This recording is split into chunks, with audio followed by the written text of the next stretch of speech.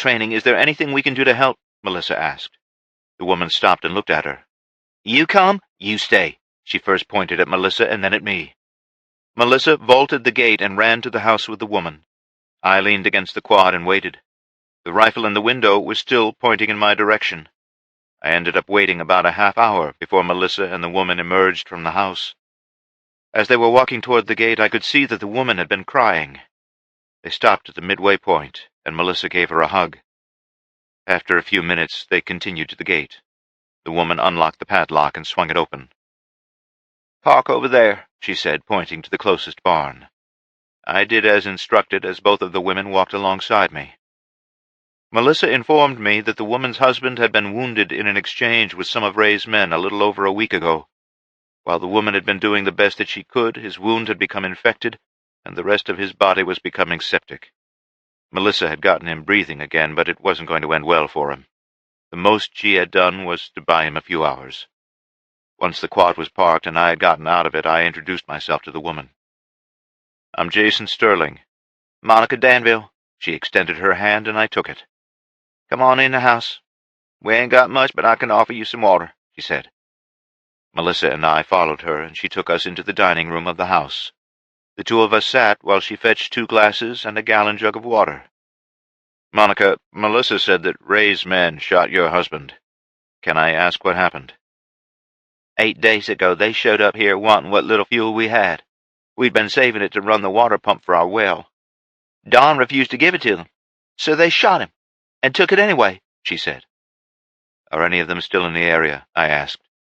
"Not that I know of, but I haven't left here. They took all of the fuel that everyone had. It couldn't have been more than 50 gallons, but they had to have it." "Do you know where they were headed?" "North, that's all I know." "How many of you are here?" I asked. "Just the 4 of us, me, Don, and the 2 kids. He's 6 and she's 12. She pointed to the 2 kids sitting in the living room. "We used to have some help, but when the food ran out, they left," she replied. "Why didn't you and your family leave? I know that this is your ranch, but there is nothing here," Melissa asked. "Go where? Go to Vegas and be slaves? Hope some community will take pity on us and let us live with them? It's bad around here," Monica replied. I leaned forward in the chair and looked at Melissa. I could see the anguish in her eyes for this family. I felt it too. "Is there anyone in this town that we could do some trading with?" I asked. "Not anymore," was her simple reply. "Okay, you 2 stay here. I'll be right back," I said as I pushed myself away from the table. I went out to the quad and opened the backpack that held our food supplies. I took 3/4 of what we had and set it aside, then reclosed the pack. Taking the armload back in the house, I put it all on the table. Melissa nodded in approval, and Monica sat wide-eyed. "If you conserve this, it should last you for a little while. It's not much, and I don't know what's in the cans. Could be dog food for all I know." "We can't take this, Jason. We have nothing to trade for it," Monica said. "I'm not asking for a trade. This is a gift. I just need you and your family to hang on for a little longer. I'm going to send some help your way." "There has to be something that I can do. This is too much," she replied. She was trying to hold back tears. "Monica, if you want to trade for this, then the only thing that I want is to sleep in your barn for a few hours until dark. After that, Melissa and I will be moving on." "You don't have to sleep in the barn. We have a spare room. Use that," she insisted. Thursday, August 17th, 2017. The Ranch. After Jill talked to Braden, she went and found Doc. He had set up an infirmary in one of the smaller side caves. That's where she found him.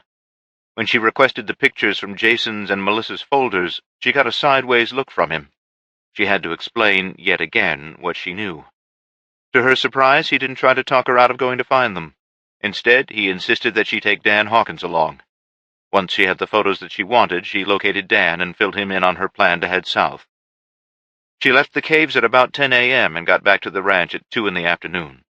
She immediately had Alex take his horse and 2 others back to the cave. One was for Braden, who was planning on going straight to Elko. The other was for Dan. After checking in on her prisoners in the barn, she went to the security shack where her father had set up his command center. "I know why they left those 2 strikers here," Bill said before she was all the way into the room. "Yeah?" They've been stripped of all their ammunition, and the fuel tanks are almost dry. They were here for show and nothing more. I wonder if it's the same for the equipment left behind in Elko. I hope so. Jim, Harold, Darren, and 10 of their men took off toward the city on horseback about 20 minutes before you got back. They're trying to get eyes on that van with all the jamming equipment in it, Bill said. Okay. I talked to Braden. He's going to leave the caves as soon as his horse gets there. I told him that he needed to be in the city before nightfall. I'm surprised that he said he'd do it. He pissed and moaned about it. I helped him make up his mind. I see. You still planning on leaving tonight? He asked. Not till morning. Dan wants to procure some transportation from Elko. We can cover more ground faster. Then you'll be happy to know I may have a bead on Jason's whereabouts. It's nothing concrete, and it may be nothing at all, but I thought you might want to know, he said as he pulled a state map from under the laptop and unfolded it. Jill was immediately hovering over his shoulder. What do you know? She asked. I've been listening in on the communications from Vegas to their units in the northern part of the state. They are using relay stations to extend their range. Well, one of them went off the air sometime last night, and they haven't been able to re-establish contact. They call it Pahut Mesa, and I found it on this map right here. Bill pointed to the spot. It's north of the ambush spot, which was here. Again, he pointed. You're right. It could be nothing, but it could also be a place to start looking. Are there any more of these relay stations on a northerly bearing from there? She asked. Yeah, this one here in Ativan. He pointed to another spot on the map. There's also one here in Atlanta, Nevada, and this one here in Manhattan, Nevada. Seems like they like to put them in very remote places, he said. If any of those mysteriously go off the air, you'll let me know? She asked. Of course. Chapter 22, Thursday, August 17th, 2017, Southern Nevada. Melissa and I spent the rest of the day napping in the Danville's spare bedroom. She was up every hour or so to check on Don Danville, and each time she returned to the room, it was looking worse and worse for the man. The sepsis had gone too far, and his organs were shutting down fast. Her best guess was that he wouldn't make it much past nightfall. It was 8:42 p.m. when the two of us were awoken by the crying from downstairs. Melissa rushed out of the room, and I followed her a couple of seconds later. I already knew what I was going to find when I walked into the living room. Monica Danville was kneeling next to the couch and had her torso draped over the top of her dead husband. Both kids were being held by Melissa. All of them were sobbing. Not wanting to intrude, I stayed back. Melissa had things under control and was comforting the family, so I decided to step outside for some fresh air. The smell of death was heavy in the house. I walked to the barn where the quad was sitting and started unstrapping all of our equipment. I already knew that the quad wasn't going to be leaving here, not with us on it anyway. The barn door was open, and I was setting everything just inside. I'd just pulled the last rifle from it when I heard the sound of motorcycles approaching. There was no gate on the opposite side from where we entered, and 4 Harley-Davidson motorcycles pulled into the drive. I quickly ducked into the barn and found a spot to watch them from. They stopped between the house and the barn and shut the big bikes down. In the dwindling light, I could see that all of them were wearing tiger-striped camouflage pants. Ray's men had picked a really bad time to return to the scene of the crime. I slipped the AK-47 that was in my hands off of safety and started to work my way toward the barn door, when I heard the screen door of the house creak open. There were some cat calls from the men as they began to dismount their bikes. I peeked around the door frame and could see Melissa standing on the porch. Her right hand was behind her butt. "What do you want?" she said evenly. "Come to see what else you had here that we might want," the lead man said as he took a couple of steps toward her. His right hand was on the butt of his holstered pistol. "We wanted to see the lady of the house, but I think you do just fine." His comment was greeted with laughter from the other 3. "Is that so?" Melissa asked calmly. "That's so, baby." More laughter as all 4 now began to move toward her. As soon as one put a boot on the first step, 4 shots rang out so fast that it sounded like an automatic weapon. I stepped out of the barn and leveled the AK, but it was already over. Melissa stood between 2 of the men who were lying on the ground, clutching at leg wounds. She shot one in the head, turned and shot the other without any remorse or hesitation. The other two were already dead. "Jesus, Melissa, that was some serious John Wayne shit," I said, quickly moving toward her. "Who's John Wayne?" she asked. "Never mind. Collect anything useful and see how much fuel is in those bikes," I said, then went into the house to speak to Monica. The body of her husband had been covered with a sheet. She and both of the kids were sitting in the middle of the floor. "Monica," I asked. "Yes?" "Were those the men that killed your husband?" "Yeah," she said, looking at the floor. "Well, they won't be hurting anyone else. Now, I've got a bit of a problem, though." She looked up at me, question in her eyes. "Somebody is probably going to come looking for those men. You can't be here when that happens." "Where will we go? The kids can't walk all that far." "You're going to take the quad and all of the fuel that we can get out of those bikes. Pack the food that we gave you and whatever water you can. If you take anything else, pack light, and that quad should get you pretty far from here." "I don't have anywhere to go." Her voice trailed off. "Okay, before the world fell apart, did you guys go camping or hunting, anything like that?" I asked. She looked up at me. "We used to go hunting." "Where?" "Over near College Peak." "I don't have the first clue where that is. How far is it from here?" "It's 45, maybe 50 miles west of here." "Can you hide out up there for a while?" "Yeah. If I had some ammo for the rifle, I could even hunt. We got antelope and deer up there every time we went," she said. "You talking about the rifle that's in the upstairs window?" "Yes." "Go get it, and let's see what we can do about getting you guys out of here." Thursday, August 17th, 2017. The Ranch. It was almost 6 o'clock in the evening when Braden showed up at the back gate of the ranch. Jill couldn't believe her eyes when he walked into the shack where she and her father had been talking. "You're supposed to be going to Elko," she said. "I know, and I'm going. I just needed a couple of things from here first. You want to help me?" he asked. "Braden, we are on a very tight timeline here. You can't be dicking around here. They're waiting for you," she said. "After you left the caves, I got to thinking about something Jason said in one of the classes he had me sit in on." He ignored her rebuke. "He told the class, when you're in unfamiliar territory and you're doing something that you probably shouldn't be doing, act like you own the place." He went on to give some examples of things he did when you guys were dealing with Marvin and his gang. "What?" The agitation in her voice wasn't missed by Braden. "You've got me doing something that could get me in some pretty deep shit, Jill. I'm headed into a town that is held by an enemy force, and you want me to act the part of some super spy. This is so far out of my comfort zone that it might as well be a trip to Mars. So I'm going to do as Jason said. I'm going to go in there and act like I own the place." "Have you lost your mind?" "If this is what going stark raving mad is like, then yes. I need your help with a couple of things before I head out, though." "Like what?" she asked. He spent the next 10 minutes giving her a list of what he needed and a short briefing of what his plan was. "Braden, this plan of yours is so absurd it might just work," Jill finally said. "Well, let's pray it does. Now, I need you to get the members of Squad 3-2 moving. Tell them to hustle. When they are in position, it's imperative that they give me 30 minutes after I get past the checkpoint." "Is all of the gear still in the underground?" he asked, moving toward the door. "Yeah, get what you need for this little charade of yours. I'll go get 3-2 out of here," she replied.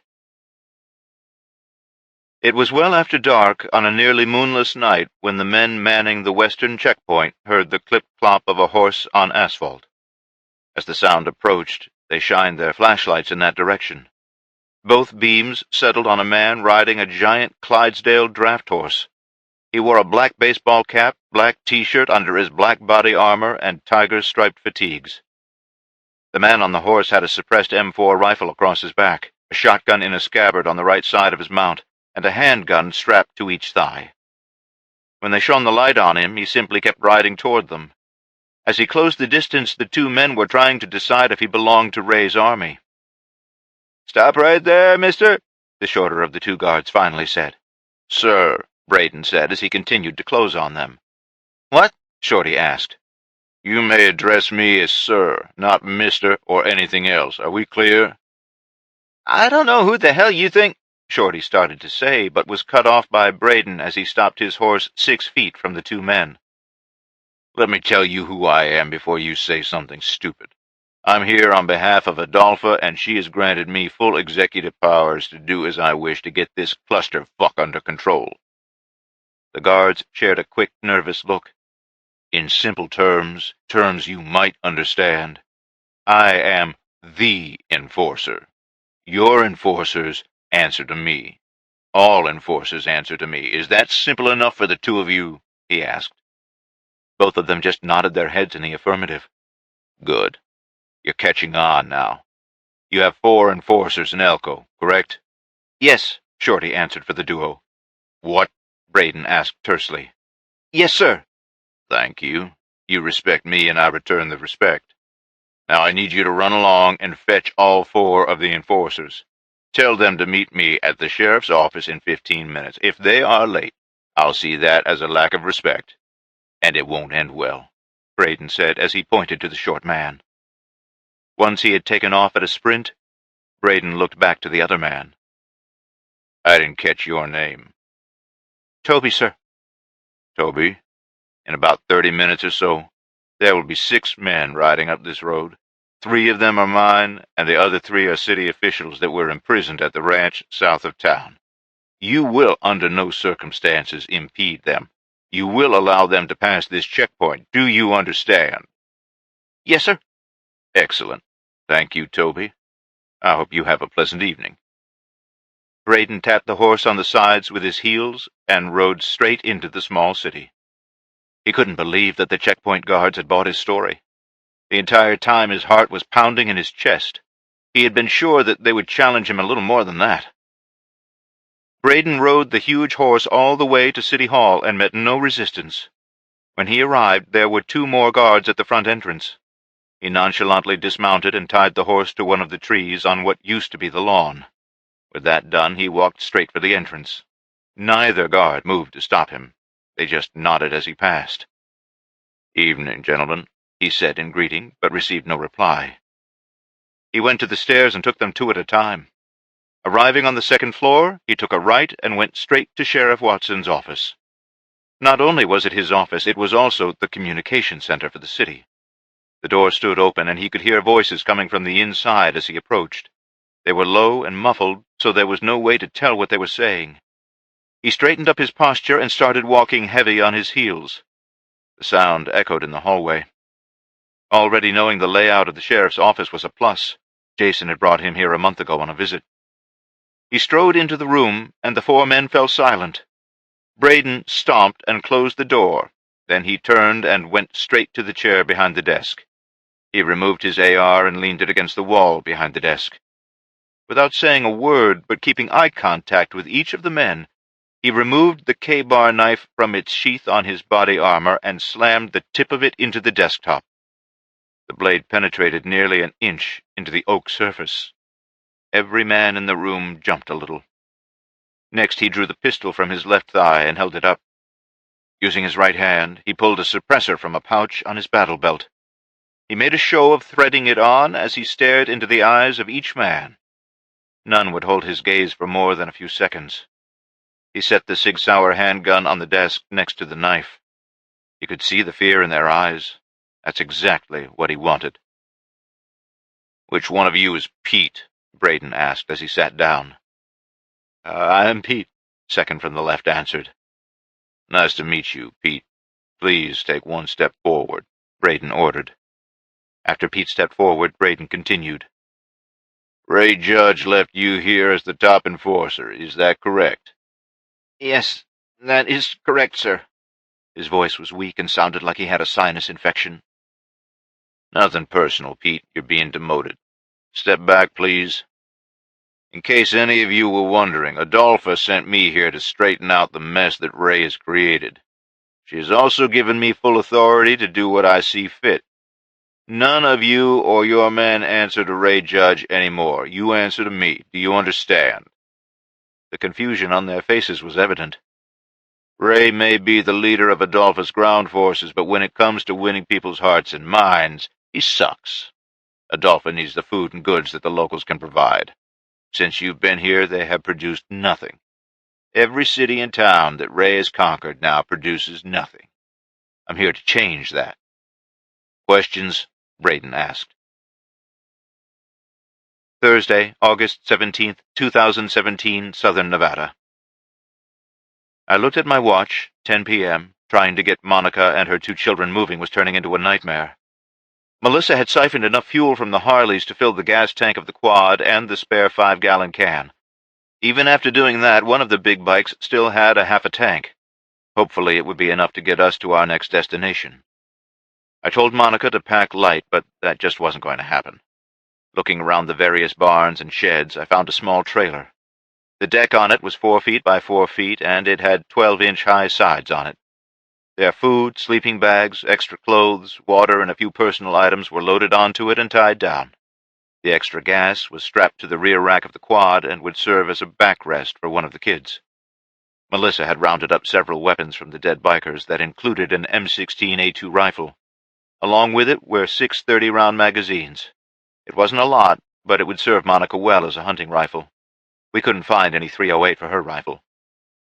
Between all of the weapons that the bikers had and the ones we took from the communications relay, I had some decisions to make. The 4 bikers were all armed with identical weapons, which told me they had put a little thought into it. The M16A2 was a fine rifle, and it had a couple of advantages over the AK-47 that I was currently carrying.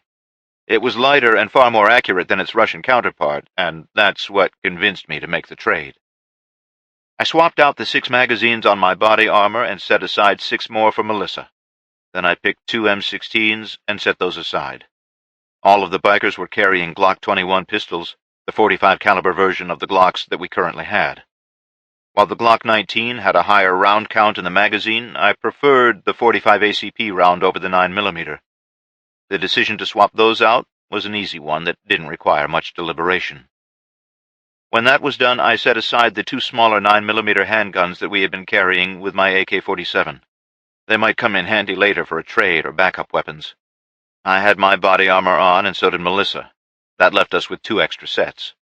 They weren't particularly heavy in their current stripped-down form, so I decided to put them with the backpack. They could be used for trade, too.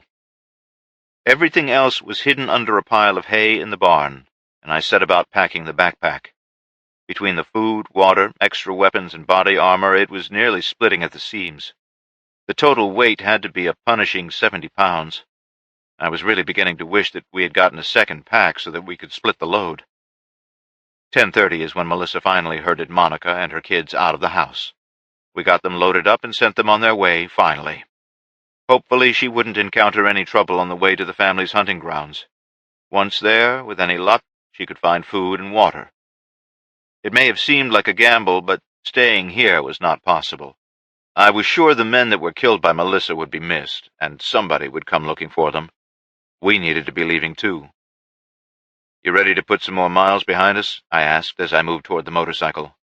"More than ready," she said as she shouldered our considerably heavier backpack. I put the sling for my rifle over my head and carried the AK across my back, and then swung my leg over the seat. It had been years since I had ridden anything like this. Melissa waited until I had stabilized the bike before she swung her leg over. Once she was settled, I fired the bike up and eased out of the driveway. Our route would take us through the abandoned town of Rachel, across Highway 375 and north on Moore Dirt Road.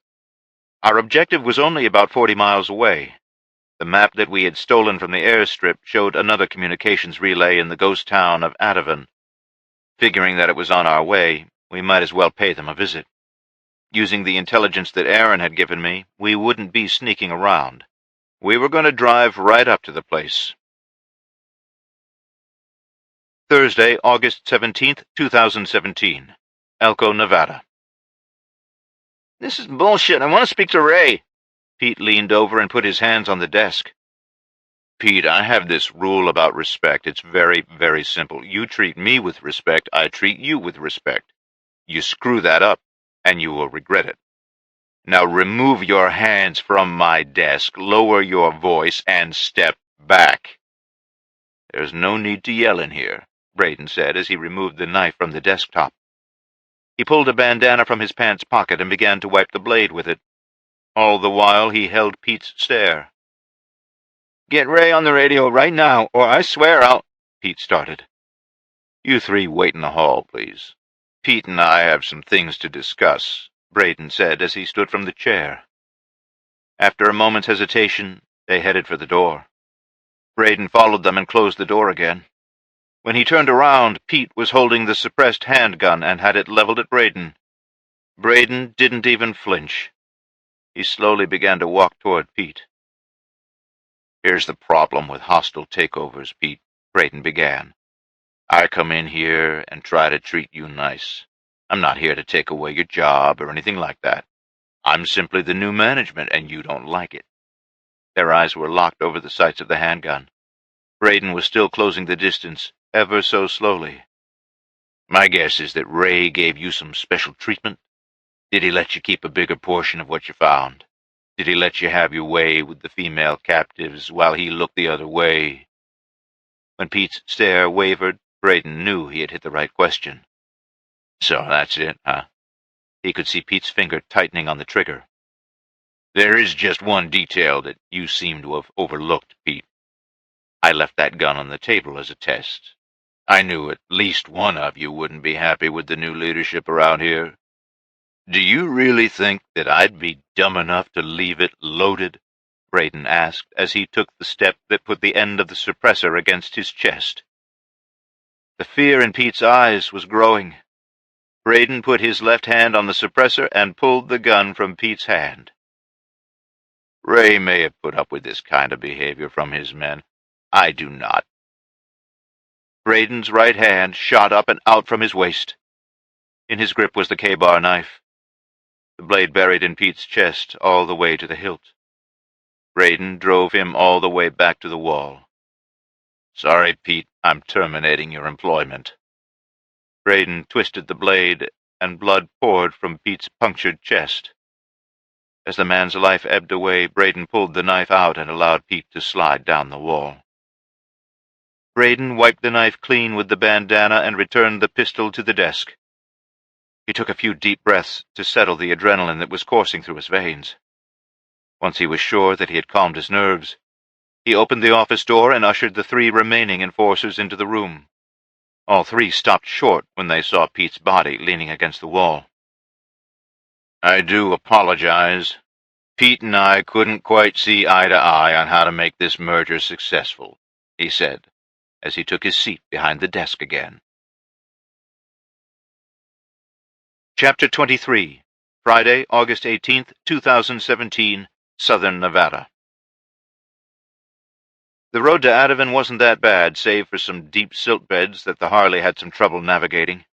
We finally rode into the camp a little after 1 in the morning and parked right by the communications truck.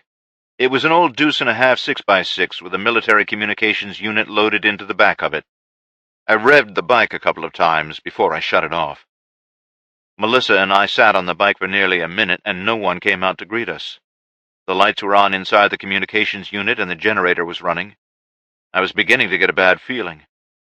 I stabilized the motorcycle while Melissa dismounted, and then I climbed off. Still no one to welcome us. Melissa could apparently feel it too. Her M16 was at the low ready, and the safety was off. I removed mine from my back, also holding at the low ready. I gave Melissa the hand signal to move toward the comms unit. There was a set of metal stairs that led up to the wide-open door, and light was spilling out onto the ground. I moved so that I could see inside without climbing the steps. There was one man slouching down in an office chair. His arms hung lifelessly on either side. He had a single bullet wound to his forehead. The exit wound removed the better part of the top and back of his head. I signaled Melissa to move toward one of the few remaining structures in the old ghost town. It was a run-down house from the looks of it, and the front door was wide open. As I got closer, I could see a foot just inside the doorway. Again, I moved to one side to give me a better view. The body was face down on the floor. A large, dark stain covered most of the person's back. I edged closer and found 2 more bodies lying further into the room. I covered Melissa as she moved in to check for signs of life. All 3 were very dead, shot multiple times. Melissa came back to the doorway and spoke quietly. "The bodies are still warm and the blood hasn't coagulated yet. This happened just before we got here," she reported. "This guy here," she pointed to the closest body, "has powder burns around the bullet holes.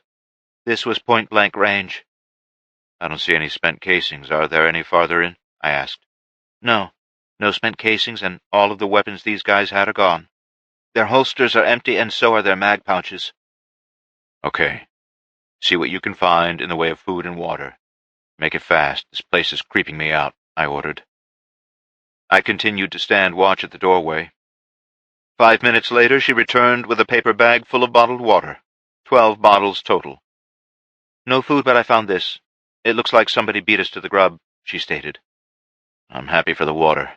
Let's get whatever fuel we can from the generator and get the hell out of here, I said.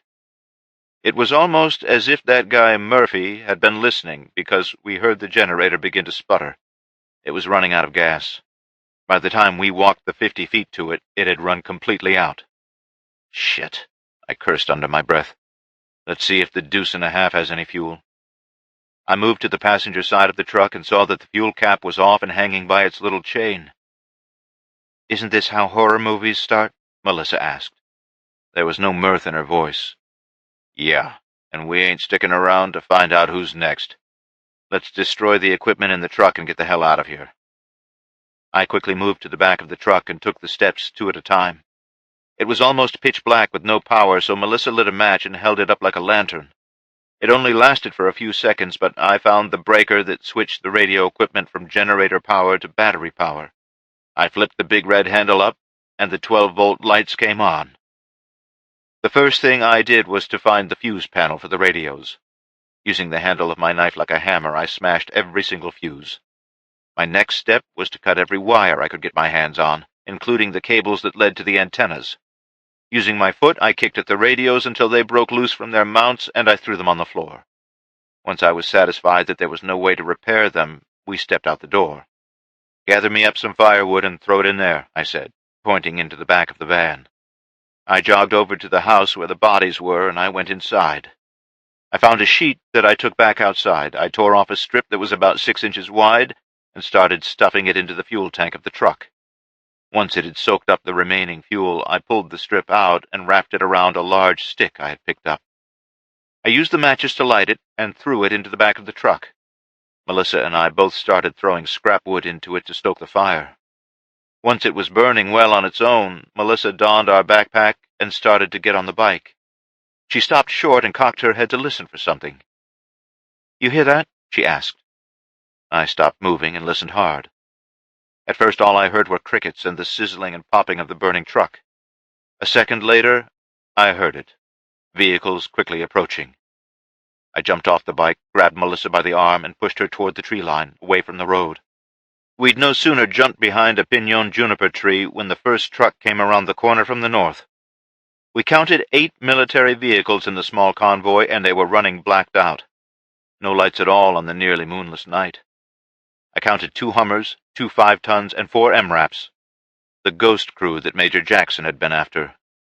They had come from the north and were headed south, past the burning communications truck. They didn't slow at all. In fact, they were speeding up. It was almost like they expected it to be burning. Friday, August 18th, 2017, Elko. So where are we? Braden asked, putting his feet up on the corner of the desk. Ah, yes, I remember now. You answer to me. Ray is out of the picture. If you wish to continue in my good graces, and if you wish to be looked upon favorably by Adolpha, you will simply say, yes, sir, and we can move forward. What do you say, gentlemen? The 3 men were very quick to answer in the affirmative. Excellent. When the 3 men arrive from the ranch, I want you to extend them every courtesy and assist them in transitioning back into their roles around here. We're going to get this city working again, Braden said with some excitement in his voice. Right on time, there was a knock at the office door. The 3 enforcers standing in front of Braden jumped at the sound. Braden stood and walked to the door. He swung it open and allowed the members of Squad 3-2, Mayor Calvert, Sheriff Watson, and Harold Anders into the room. He made a show of shaking their hands and greeting all of them. Mr. Mayor, now that you have had a few hours to review our agreement, may I assume you are still on board with helping me out? Braden asked. Yeah, of course, sir, Jim stammered. That's great news. I realize that the hour is late, and there is not much you can do tonight. I'll let you gentlemen get some rest in your own beds, and we can get a fresh start in the morning. Is that acceptable? Yes. I just have one question. I'm sure you will have a lot of questions, Mayor, he chuckled. What can I help you with? Are you sure this is going to work? I'm quite positive of it, Mayor. The heavy-handed tactics that Ray Judge liked to use were very unproductive. I'm of the school of thought that says we need to coexist. Unfortunately, not everyone is from that same school. He paused to look at Pete's body. Pete, for example, was incapable of making a change in his life. Sad, really. All he had to do was get along with everyone. Braden looked at the other enforcers. You fellas aren't going to have any problems helping the mayor and his team, are you? No, sir. We're all for this merger, as you call it. It will be very beneficial for everyone, one of the enforcers answered. The other two nodded emphatically. You see, Mayor, this is so much better than being at each other's throats. The city is yours again. You are in charge. These three men will be your go-to people for whatever you need. Per our earlier discussion, I expect you to take responsibility for the security of your city. I also expect you to get your people back to work tending the crops and the herds. That's your end of the bargain. My enforcers will abide by your decisions so long as they are in line with my objectives. Are we still clear on this agreement? Braden asked Mayor Calvert. Yes, we're clear on the agreement. Good. The only thing that I want done before I leave tonight is to have all of the armored vehicles moved to the secure parking area behind this building. I'll have my men stay behind to man the radio in this office and provide security for the armor. Sometime tomorrow that responsibility will fall on you, Sheriff. Can you handle that?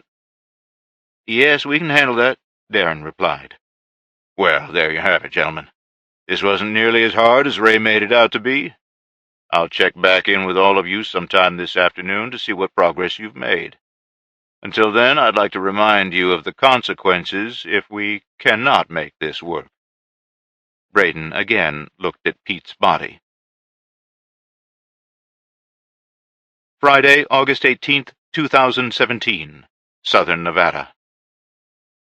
After the small convoy rolled out of sight and we could no longer hear them, we cautiously made our way back to the motorcycle. The only light in the area was the burning truck, and it caused the shadows all around us to dance with a life of their own. The whole situation was eerie. Who the hell was that? Ray's men? Melissa asked. If that were Ray's men, we'd be in the middle of a gunfight. I think it was the ghost crew that Major Jackson has been after. I think they beat us here and killed all of Ray's men, I answered. If that's the case, we're on the same side. Why didn't they stop and give us a ride? I don't know. If I had to guess, they want to remain anonymous. I really want to know if they were watching us the entire time we've been here, I said, throwing my leg over the Harley again. Melissa didn't say anything. She just got on the bike behind me. I started it up and pulled out to the main road and turned north again. The convoy had gone south. According to the gas gauge, we were going to be on foot again before we reached our next stop. Duckwater was about 65 miles due north of our current position. The bike might get us halfway there. It was imperative that we keep moving now. We had destroyed 2 of Ray's communications relays and taken out one of his patrols. It wouldn't be hard for anyone to figure out which direction we were heading. As much as I wanted to get home, I was going to have to change up what we were doing. I'd been thinking about it for a while now, and the only plan that I could come up with would be a gamble at best. I knew that Melissa wouldn't like it, but I didn't really see any other choice. Duckwater had been friendly before, and I was really hoping they still would be. There was only one way to find out. Friday, August 18th, 2017. The Ranch. Jill, wake up, her father, Bill, urged. She was sound asleep on the downstairs couch in her house. Jill, he said louder, shaking her foot. She finally stirred. Yeah, what's the matter? She asked groggily. A patrol of Rays has failed to check in, and another relay station has gone off the air. Where? She asked, trying to shake off the cobwebs. The patrol went to Rachel, Nevada, and never checked in. They have been trying to raise them for a few hours now, with no luck. The relay station was located at or near Ativan, Bill replied. Where are those places in relation to the last relay station that went offline? Damn near due north. What's north of Adavan? She asked. Duckwater. How far between the two? As the crow flies, about 60 miles. As soon as we can get some wheels, that's where Dan and I will head first. Hopefully we can catch them there. Jill, you can't be positive that it's Jason and Melissa. There could be any number of explanations for what's happening, Bill said quietly. You've said it 1,000,000 times, Dad. You don't believe in coincidences, and neither do I. I have to tell myself they are still alive and trying to get back here. I have to try and find them, she said, as she pushed herself up off the couch. I refuse to believe they are dead. I get it, Jill. But all we have to go on is second-hand information at best, and there are some strange things happening down that way right now. What's the word from Elko? Jill asked, ignoring her father and walking toward the kitchen.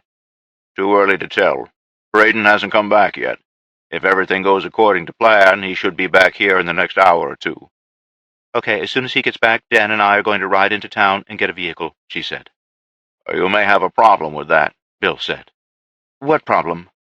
Our fuel tanks are empty. They were completely drained by Ray's men. The only thing we have left is propane. Then we will get gas in Elko. My guess is they took all of their fuel, too. I was talking to that guy, Don, while he was sleeping. He told me they were taking every drop of fuel they could find, and leaving behind any vehicle that they couldn't find fuel for. That jibes with the 2 empty strikers sitting in our parking lot. Damn it, Jill blurted out. Fine. We'll be leaving as soon as humanly possible on horseback, then. Find Dan and tell him to get his shit together and be ready to leave when Braden gets back, she snapped. Bill stared at his daughter for a moment. He knew how headstrong she could be, and trying to argue with her would be like trying to argue with a brick wall. She got herself a glass of water and downed it like a shot of whiskey. Slamming the empty glass on the counter, she pushed her way past her father and headed downstairs into the underground to get her gear. Saturday, August 19th, 2017, Southern Nevada. My initial plan told me that we would make it another 30 or so miles on the gas that was left in the Harley. I was way off. The road that took us up and over the top of the mountain range was akin to a jeep trail, if not a little worse. We'd made it about 15 miles in 2 hours before the big street bike gave up the fight. On foot again, we followed the road until we dropped down into the valley. The sun was just beginning to crest the ridge to our east, bringing the heat with it. While we still held the high ground, we stopped and spent a half-hour watching the valley below us. There was a huge dry lake bed that we needed to cross with Highway 6 on the other side of it. Near the edge of the massive playa, we spotted 2 areas with trees growing. These weren't indigenous pinon juniper trees, but looked to be big oak or elm trees. It wasn't that odd to see them in the middle of the desert. They were normally indicative of water and ranch houses. We didn't see any signs of life from our vantage point, but we were still a few miles away. Even with what lay ahead of us and the heat of the day fast approaching, we elected to keep moving. After everything that had transpired in the last couple of days, Ray's men were sure to pick up our trail. The farther we could get from Adavan, the better. Melissa and I were once again silent as we concentrated on the task of moving forward.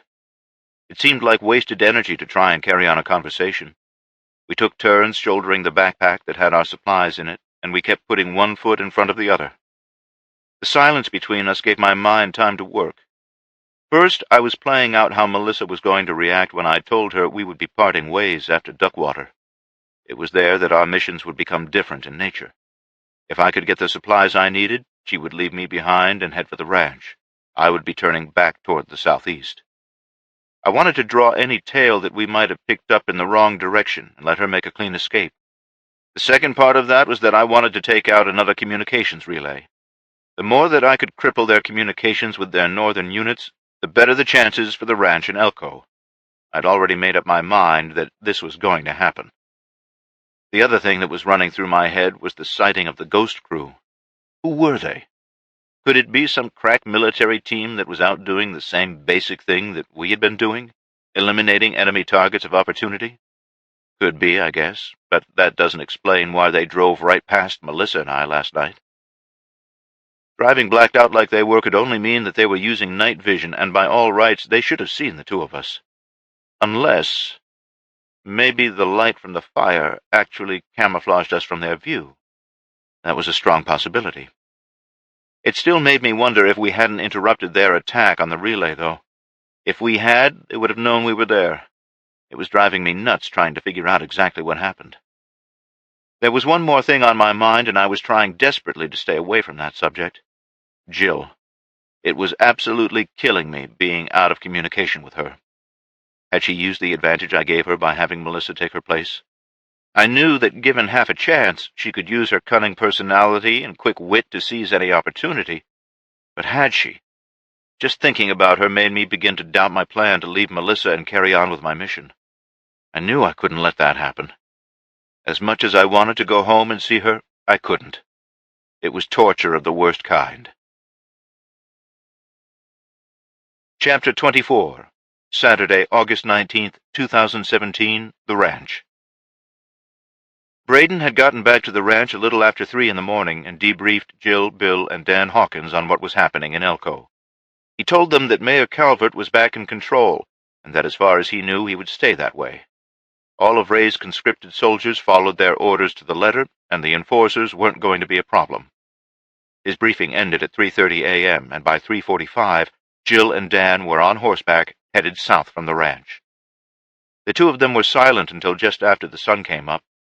Dan let her lead the way, and he followed a couple of lengths behind her.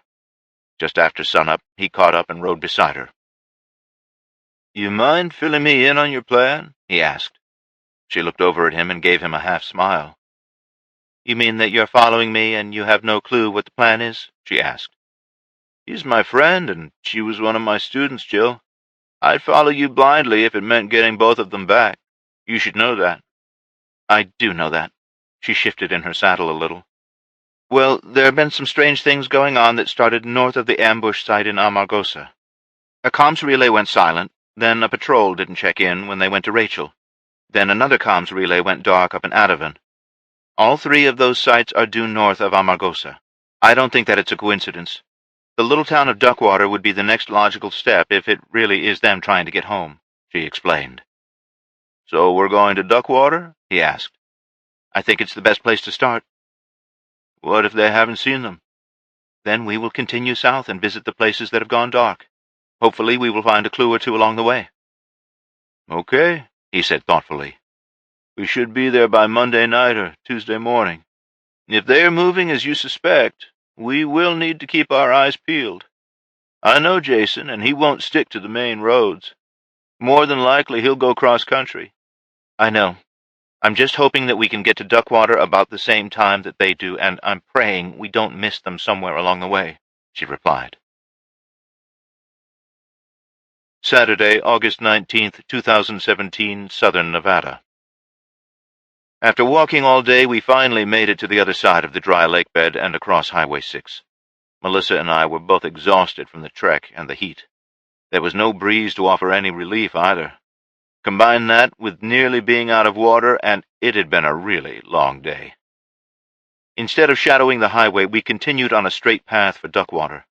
Our hope was to make it at least a part of the way up the mountain range before full nightfall. If we could get a decent night's rest, we should make it to the tiny town late the next afternoon.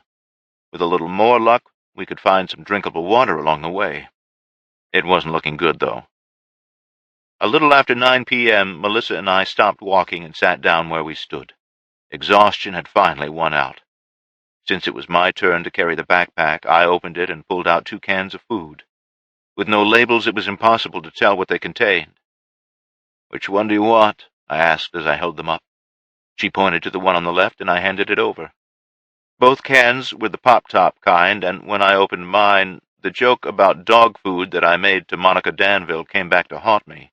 That's exactly what it was. By the look on Melissa's face, she'd gotten the same thing. It didn't seem to faze her, though. She stuck her fingers in the can, pulled out some, and put it in her mouth. I was so hungry that I didn't care either. Both of us cleaned the cans out, and we were still hungry. After washing it down with a sip of water, both of us stretched out on our backs. "Pizza," Melissa said. "What?" "I miss pizza the most. Nothing fancy, just a good old pepperoni and cheese pizza." "Well, when we get home, I'll ask Megan if she could make something like that," I replied. "That would be nice," she said ruefully. "I saw you limping today. Are you okay?" "Yeah, just overdoing it on the leg," I said. If you need me to take the pack and some of your gear, I can handle it. No, that won't be necessary. Listen, though. I sat back up and looked in her direction. After Duckwater, we're going to be altering our plan a little. Oh? My hope is that we can get some transportation and some supplies. If we can, I'm going to send you north to the ranch. This caused her to sit up also. What? Where are you going? She asked. I'm going to head back south, probably Caliente, and then on to Vegas. You're not going without me, she protested. Yes, Melissa, I am. I need you to get back to the ranch and see who's in control. If Ray's men are still in charge, keep going north. You'll find help up in Idaho. No way! I'm not leaving you behind. You will. If we are back in control of the ranch, I need you to tell them about the upcoming attack that Wesson has planned in Vegas. I need you to muster up the cavalry and send them in my direction. This is going to be the one shot that we get at taking out Adolfo, I told her. Why can't you come? Why are you heading down there alone? She questioned. I need to do some recon. If the cavalry is coming, I don't need them rushing in there blind. If I can get there a day or two ahead of them, I can put together a strategy. Then send me. I can do the scouting, and you can go back to the ranch, she pled. I let out a sigh. No, Melissa, I need you to head north. It's nothing personal, but this is just one of those things that I have to do myself. I can't trust it to anyone else. But, Jason, she started. There is no but about this, Melissa. Why, though? I'm the guy in charge. If, somehow, we manage to pull this off, then you guys get to be the heroes who freed all of the prisoners and beat back Adolpha and her reign of terror. If it fails, then the blame falls squarely on my shoulders. As a leader, that's how it works. I cannot and will not ask anyone else to take on that responsibility. There's time, though. Both of us can go to the ranch and get help. Then we can take a forward scout party down to Vegas, she tried to reason. One thing I've discovered, Melissa, there is never enough time.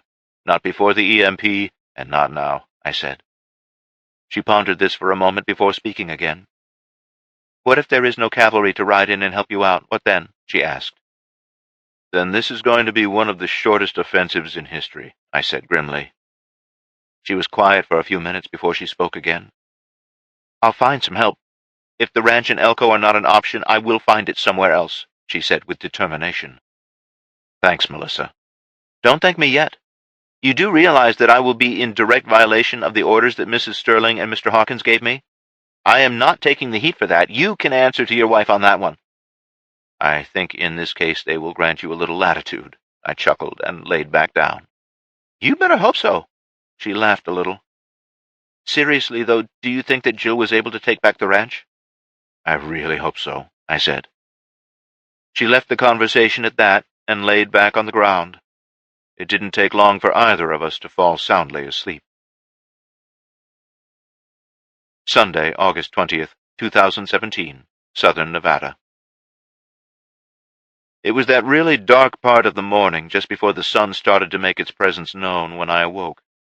Every muscle and joint in my body ached from sleeping on the cold ground and all of the exertion of the last few days. I just laid there for a few minutes, trying to summon the strength to sit up. I heard Melissa moving around and turned my head to see her upright already. She had her boots and socks off, rubbing her feet. I watched her for another minute or two, and it struck me just how tough she really was. I had no idea how many miles we had walked, and she had done it all without a single complaint. She had shouldered her share of the load, more than her share, really. I know that she had to be just as sore and tired as I was. The heat of the day was the toughest part to deal with. The lack of water was running a very close second place. Both of us were dirty, really dirty. I hadn't shaved since I can't remember when, and all of that stubble was beginning to itch. Both of us stank so badly of body odor that we had actually become used to it. Sweat stains were very visible on our shirts, and they were beginning to chafe a little. When Melissa started to put her footwear back on, I groaned my way into the sitting position. All that did was make the aches worse. With no warning, my right thigh muscle began to contract and spasm in real protest. I quickly began to try and massage the impeding cramp away. After nearly 5 full minutes of vigorously rubbing my thigh, it began to relax a little. Instead of sitting there, waiting for it to cramp up again, I got to my feet and did a few basic stretches. That seemed to help. Melissa picked up the backpack and put her arms through the straps. After adjusting it a little, she picked up her rifle. Satisfied that I'd worked out my thigh muscle, I picked mine up and slung it. "We ready?" I asked. "Yep." "Lead the way, then," I replied. She turned and started us out on a heading that would take us up and over the top of the mountain range and straight into Duckwater. Once we got moving and had our pace set, we covered quite a bit of ground before the sun crested the horizon. At 10 a.m., we finally made the ridge, and we could see the small town about 10 miles ahead of us. Closer than that, though, were several green patches. Out here, that could only mean one thing: water. Melissa steered us on a course that would take us directly to it, and by 2 p.m. we arrived.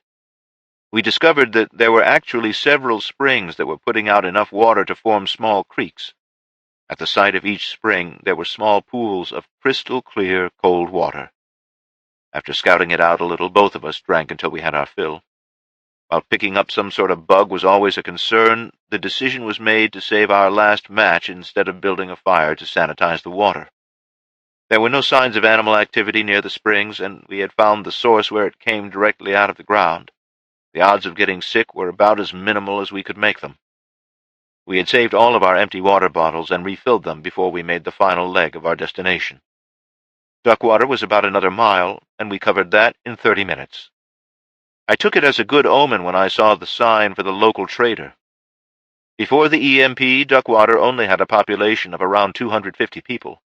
This was one of those rare places where the pulse didn't really affect them, and the population remained steady. If anything, the town may have actually grown slightly. It may have been located in the middle of the central Nevada desert, but with local water sources and a vigorous ranching and farming community, they did pretty well for themselves. The place reminded me of an old western town, right down to the hitching post and water troughs in front of the local businesses. There was a tailor's shop, a barber shop, a blacksmith, a trader, a hotel, and even a bar right there on Main Street. Duckwater had become a stopping point for people who were traveling across the state, and they seemed to be doing pretty well. One thing that I did take notice of was the lack of men in tiger-striped uniforms. There were none, and there seemed to be a lack of any security at all. We were able to stroll right up the street without anyone taking any notice. Sure, we got a few strange looks, but nobody seemed to care. We were nearly to the trader's storefront when a man wearing a badge stepped off the opposite sidewalk and made his way toward us. Melissa and I saw him at the same time, and we stopped walking in the shade of the storefront awning. He didn't seem to be in any hurry, but he was certainly eyeing us. He wore a weathered felt cowboy hat, blue jeans, cowboy boots, and a short-sleeved button-up shirt. "How you folks doing today?" he asked as he got closer. "We're fine, Sheriff," I replied. "Folks look like you've been on the road a spell. You passing through or planning on staying?" "We're just passing through.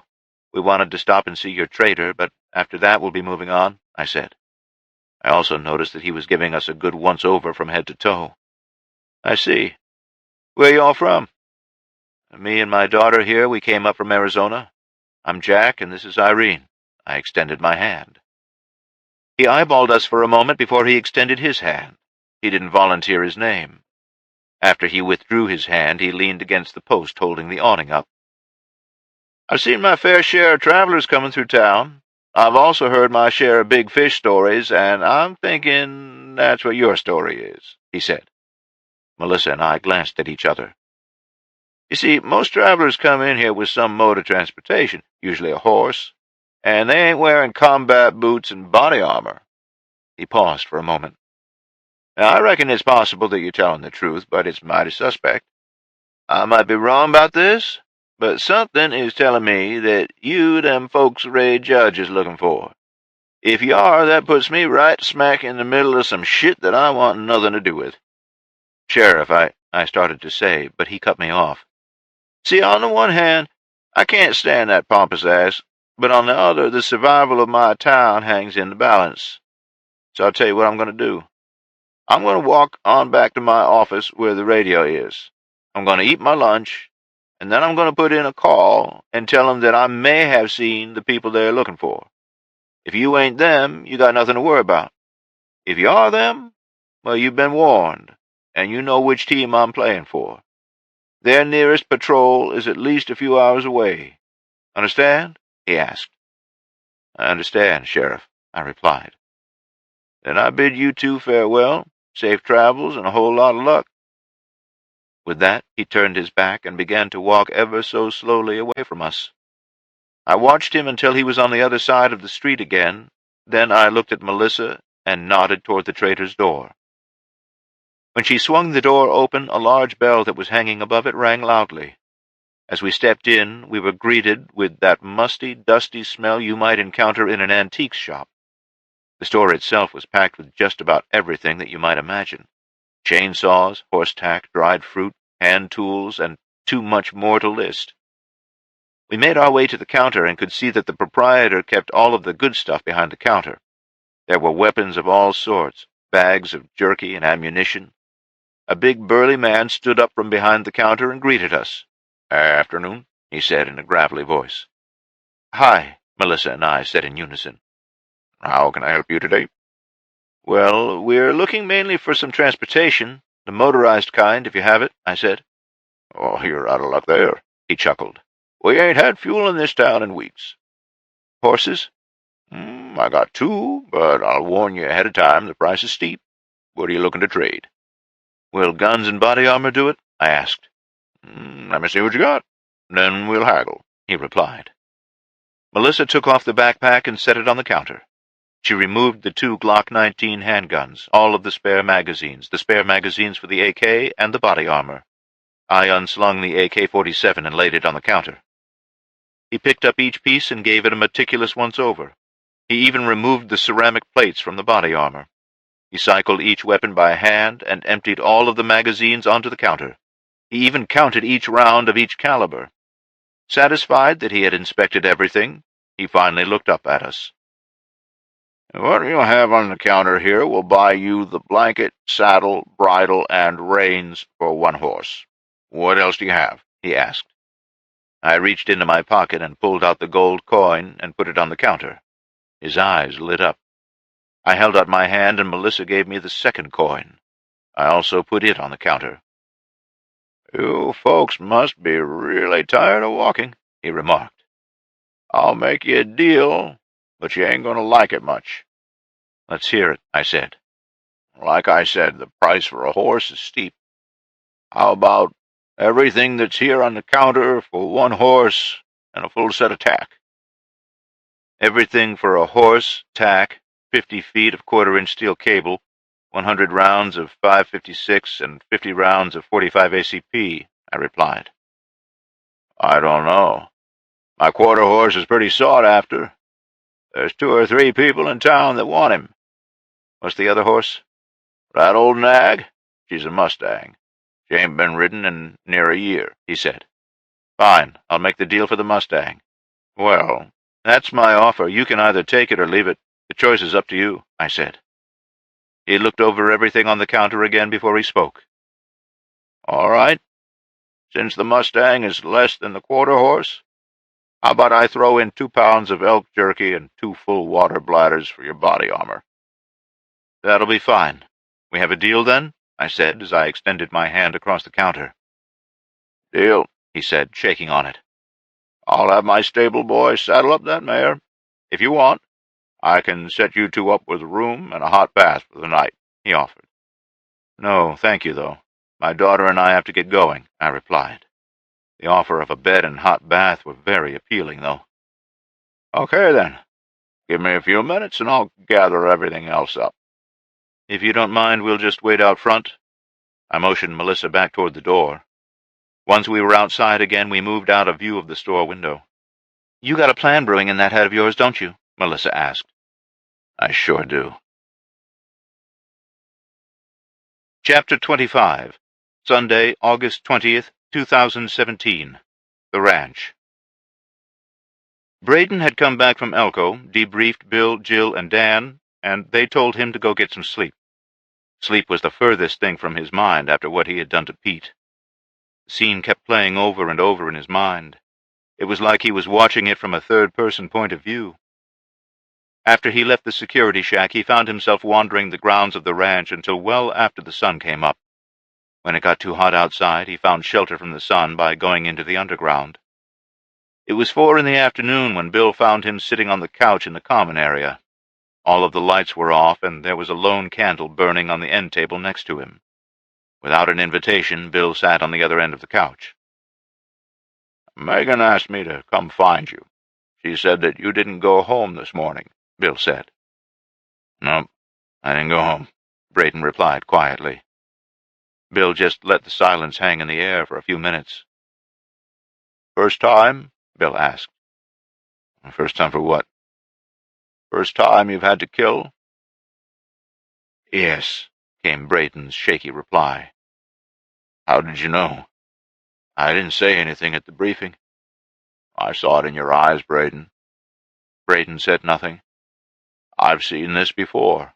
Too many times to count," Bill said. How do I deal with this, Bill? That man Pete, I killed him in cold blood." "There's no easy answer. I could tell you that we are at war and these things happen. I could tell you that the survival of the ranch depended on what you did. I could tell you all sorts of other things to try and make you feel better. None of them will do anything but confuse your brain and make it even harder." "How does Jason deal with it? I know he's killed people." "The truth is, it's different for everyone. Jason is able to compartmentalize it and put it away. I know that it's not something he talks about, not even to Jill. I know that it bothers him, though." "How do you know that?" Braden asked, looking at Bill. "Nightmares. Jill has told me that sometimes he wakes up in the middle of the night, soaked in sweat and a bit combative until he regains his senses." "I didn't know that." "Nobody does. Let me give you the official line, Braden. I don't know the circumstances that you were put in, and I don't know the context of why you killed that man. I do know that there was a reason for it, though. Something inside you crossed over an imaginary line, and you took a life. You have to live with that now. You can never go back to the way things were before. You can spend all of your time sitting here in the dark wondering what happened. You can replay it over and over again, or you can move forward. The choice is up to you," Bill continued. "Now let me give you the unofficial part of it. Up till now, you have been very lucky to not have been put into a position where you had to kill someone. Very lucky. We live in a world now where every damn day we have on this rock is a gift. There are people out there who wouldn't think twice about killing all of us. Sometimes you have to meet deadly force with deadly force. Sometimes it's a choice we get to make. Other times they make the choice for us. The end result is always the same, at least for those of us who still have some moral fortitude. We've taken a life, and we are the ones who have to deal with the consequences. It's not an easy thing to live with, but it's what we have to do.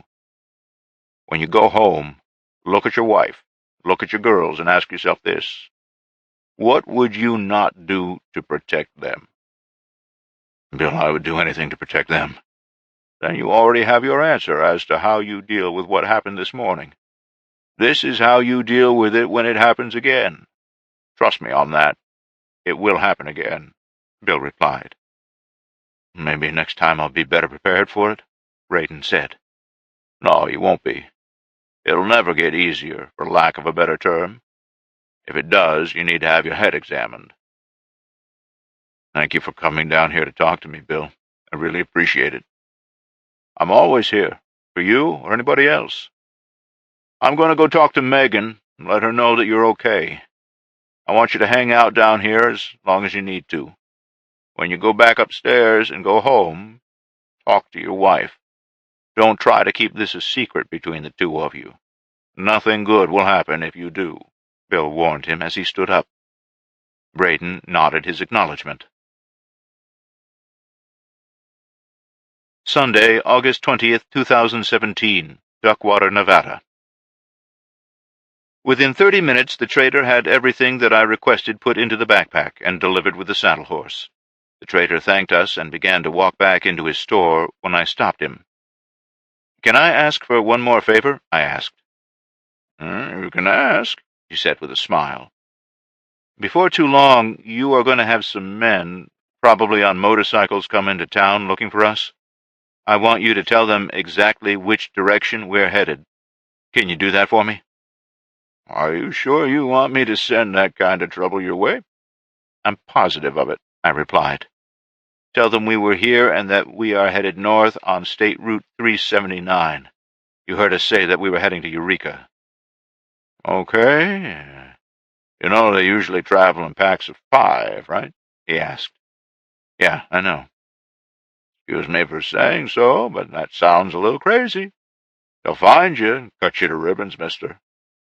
I really hope they find us, and it's going to take a whole lot more than 5 of them. I nudged the horse in the sides and left the traders standing in the middle of the street. Melissa was riding behind me, holding on to the back of the saddle seat with both hands. As we neared the end of Main Street, I saw the sheriff step off of the curb and begin to approach us. He held up his hand to signal me to stop. I pulled on the reins a little, and the mare slowed to a stop. "Sheriff," I greeted him. "Jack, Irene, I just wanted you to know I made that radio call. Ray's goon squad will be here tomorrow, around noon." "Thank you for the warning, Sheriff. If you wouldn't mind, let them know which way we're headed," I said. "I'll do just that," he replied, and took a couple of steps back to let us pass. "Thank you, Sheriff. I'll remember this." I again nudged the mare's sides and began moving again. He tipped his hat and went back onto the sidewalk. Monday, August 21st, 2017. 35 miles south of the ranch. "I was hoping that we'd make better distance being on horses and all," Jill said from atop her horse. She glanced at her watch, 9:37 a.m. They had only made about 35 miles that first day before the horses needed a break for the night. "They get tired, just like us," Dan said, patting his red sorrel horse on the withers. "They get ridden a lot, but that's mostly short distance and duration." "I know, Dan. I'm just frustrated and bitchy." "Well, don't let it get to you too much. At least we are finally moving in the right direction. I'll have to take back what I said about being in Duckwater Monday or Tuesday. Looks like it's probably going to be Wednesday before we pull in there." "That's kind of what I'm thinking. I just hope that we don't miss them."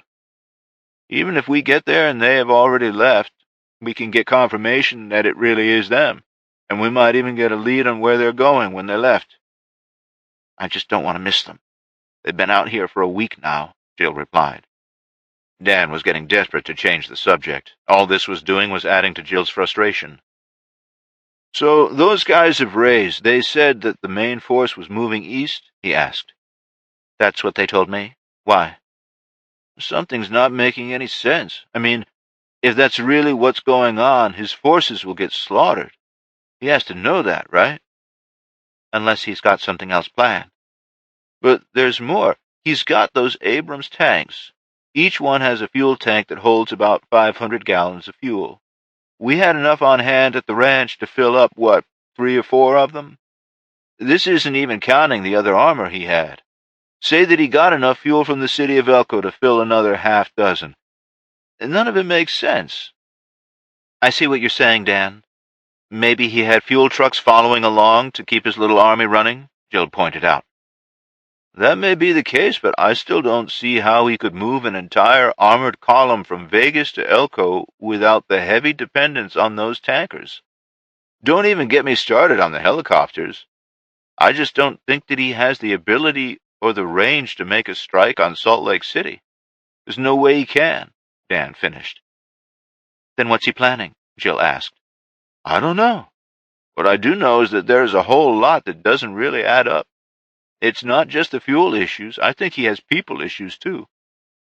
"Well, if he didn't have people issues before, we opened a real can of worms for him," Jill chuckled.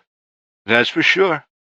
I think the problem has been there all along. You just stirred the pot a little.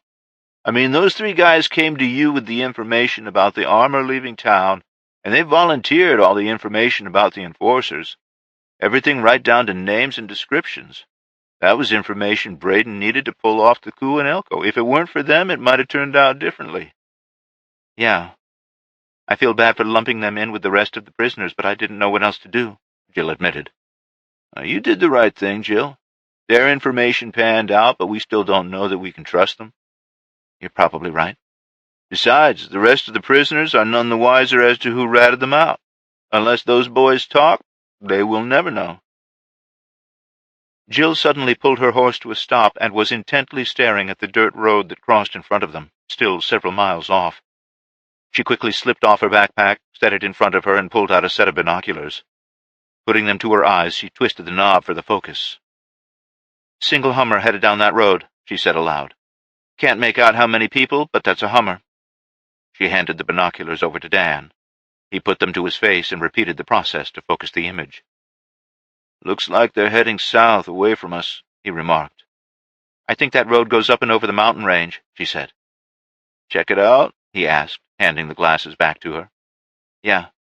They're coming from somewhere, and there isn't much on the other side of those mountains," she said, as she put the binoculars away and re-shouldered her pack.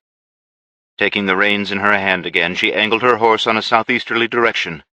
That would take them away from the rapidly departing Hummer and toward where they originated from. Monday, August 21st, 2017. 5 miles north of Duckwater. "Crap, this cable is a little smaller diameter than I wanted.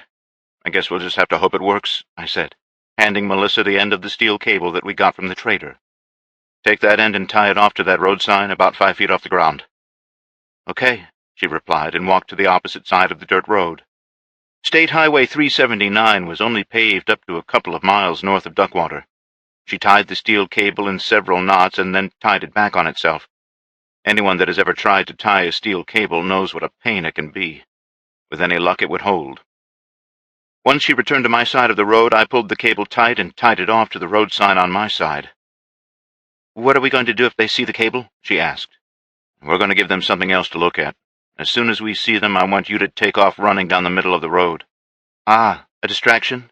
"Yeah. Hopefully they will be too intent on catching up to you to see the cable across the road. I'll set up in that sagebrush right over there and pick off any that dodge our little trap," I said. I looked back to the little gully where our horse was tied up to make sure that she couldn't be seen from the road. Satisfied that she was well hidden, I looked back to Melissa. All we can do now is wait. We didn't have to wait very long, either. We'd finished setting up the trap a little after noon, and by 12:45 we could see and hear the motorcycles leaving Duckwater. I ran to my position and lay down in the tall sagebrush. I had a great view of the road, but was nearly invisible from it. Melissa took off at a sprint right down the middle of the road. As the dirt bikes drew nearer, I knew that they had spotted her when I heard them pour the power on. There was only one problem. One of the bikes was hanging back a little, letting the other 4 take the lead. They would hit the cable a few seconds before he would. There was a possibility he could avoid the trap. The first 4 dirt bikes blew past me, 2 in the front and 2 very closely behind them. With their speed and the distance to the cable, I knew they wouldn't be able to stop in time. I had just shifted my gaze to the 5th bike when I heard the other bikes lock up their brakes. The 5th bike was far enough back that he saw the other bikes try to avoid the trap. He immediately applied the brakes and almost wrecked when the tires started to slide on the gravel. I'm not sure how he kept it from going down. I could hear the crashing of the other bikes, and I chose that moment to squeeze the trigger of the M16. My aim was true, and the bullet struck him in the center of the chest. The impact threw him from the bike, and he rolled across the ground before coming to rest in the ditch opposite of my position. I fired twice more before I turned my attention to the other bikers. The sight was straight out of a horror film. The 2 lead riders had been decapitated, and their bikes had piled up in the middle of the road. The 2 that were right behind them had crashed into the bikes and bodies of the first riders. Both of them were writhing on the ground, and one was screaming in pain as I cautiously approached the scene. I could see that the cable had snapped with the first impact, and it had nearly yanked one of the signposts out of the ground. The blood and gore on the ground made it look like someone had slaughtered a cow on the spot. None of the men were wearing helmets, and I could see that one of the 2 men that I thought was still alive had actually had most of his skull crushed on impact with the ground. He was dead, his body just didn't know it yet. The 4th man's legs were twisted at grotesque angles. There was a rapidly expanding puddle of blood coming from his right thigh. The shattered bone must have severed the femoral artery. He, too, was dead and didn't know it yet. A breathless Melissa came trotting back up, and she drew her pistol to shoot the man with the shattered legs. I waved her off. "Don't waste a bullet. He'll be dead in a couple of minutes," I said. Go check that one back there. I pointed over my shoulder with my thumb. On it. She jogged past me to check on the fifth biker. I knelt down next to the biker with the shattered legs. His screaming had settled to a mournful moan as the life drained from his body. "Where's Ray Judge?" I asked. "Screw you!" "You're the one who's screwed. Again, where's Ray at?" His answer was a mouthful of spit on the ground. "Fine, whatever," I said, and reached over to remove the pistol from the holster on his belt. He tried to push my hand away, but lacked any real strength. I stood back up and turned my attention to the dirt bikes. The first two had collided with each other before hitting the ground, and both of them were pretty mangled. The second two had collided with the first set, and they too were messed up. Melissa was pushing the fifth one toward me. It looked like it was in pretty good shape. "I think this one's okay. Brake lever is broken off, but everything else looks good," she said as she got close. She leaned the big bike against the road sign and took off the backpack that she had gotten from the fifth man. Sticking out the top of it was the stock of a shotgun. She put the pack on the ground, and the two of us spent the next 30 minutes gathering up all of the gear the bikers had with them. They were equipped much like the bikers Melissa had killed in Rachel. M16A2 rifles, Glock 21 handguns, and plenty of spare mags for them. One of the men had a small toolkit in his pack, and it came in handy. We scavenged parts from one of the destroyed bikes to fix the broken brake lever on the bike that Melissa would be taking. The old 600cc Yamaha XT600 was a little big for Melissa, but she assured me that she could handle it. She said that she had grown up riding her big brother's bikes. I don't know where they got this bike, but it looked like it had been well cared for and barely ridden. The fuel tank was capable of holding just under 3 gallons of gas, and it was half full. We had gotten fuel from the other bikes and topped it off. That might be enough fuel to get her back to the ranch. We dragged the wrecked dirt bikes off to the side of the road and unceremoniously lined up the 5 bodies next to them. There was no way we were going to carry all of the guns, so we hid them in the culvert that ran under the road. Melissa pulled the remaining half-dozen cans of food from her pack and placed them in mine. She explained that she wouldn't need it. She'd be home in 24 hours. The other thing she put in my pack was a half-dozen road flares that had come out of one of the bikers' packs. "You afraid my horse is going to break down?" I joked. "No," she laughed. "You just never know when a good flare will come in handy." "You say so," I replied. She kept a quarter of the jerky that the trader had given us, and the last thing we divided up was the drinking water. Again, she gave me the lion's share of it, 8 of the 12 bottles.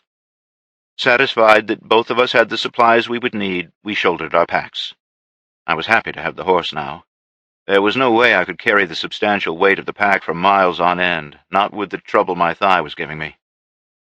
"Okay, Melissa, I want you to listen close." I paused and readjusted my pack. "As soon as you can get off this road and run that thing cross-country, do it. I know it has a headlight, but I don't want you riding after dark.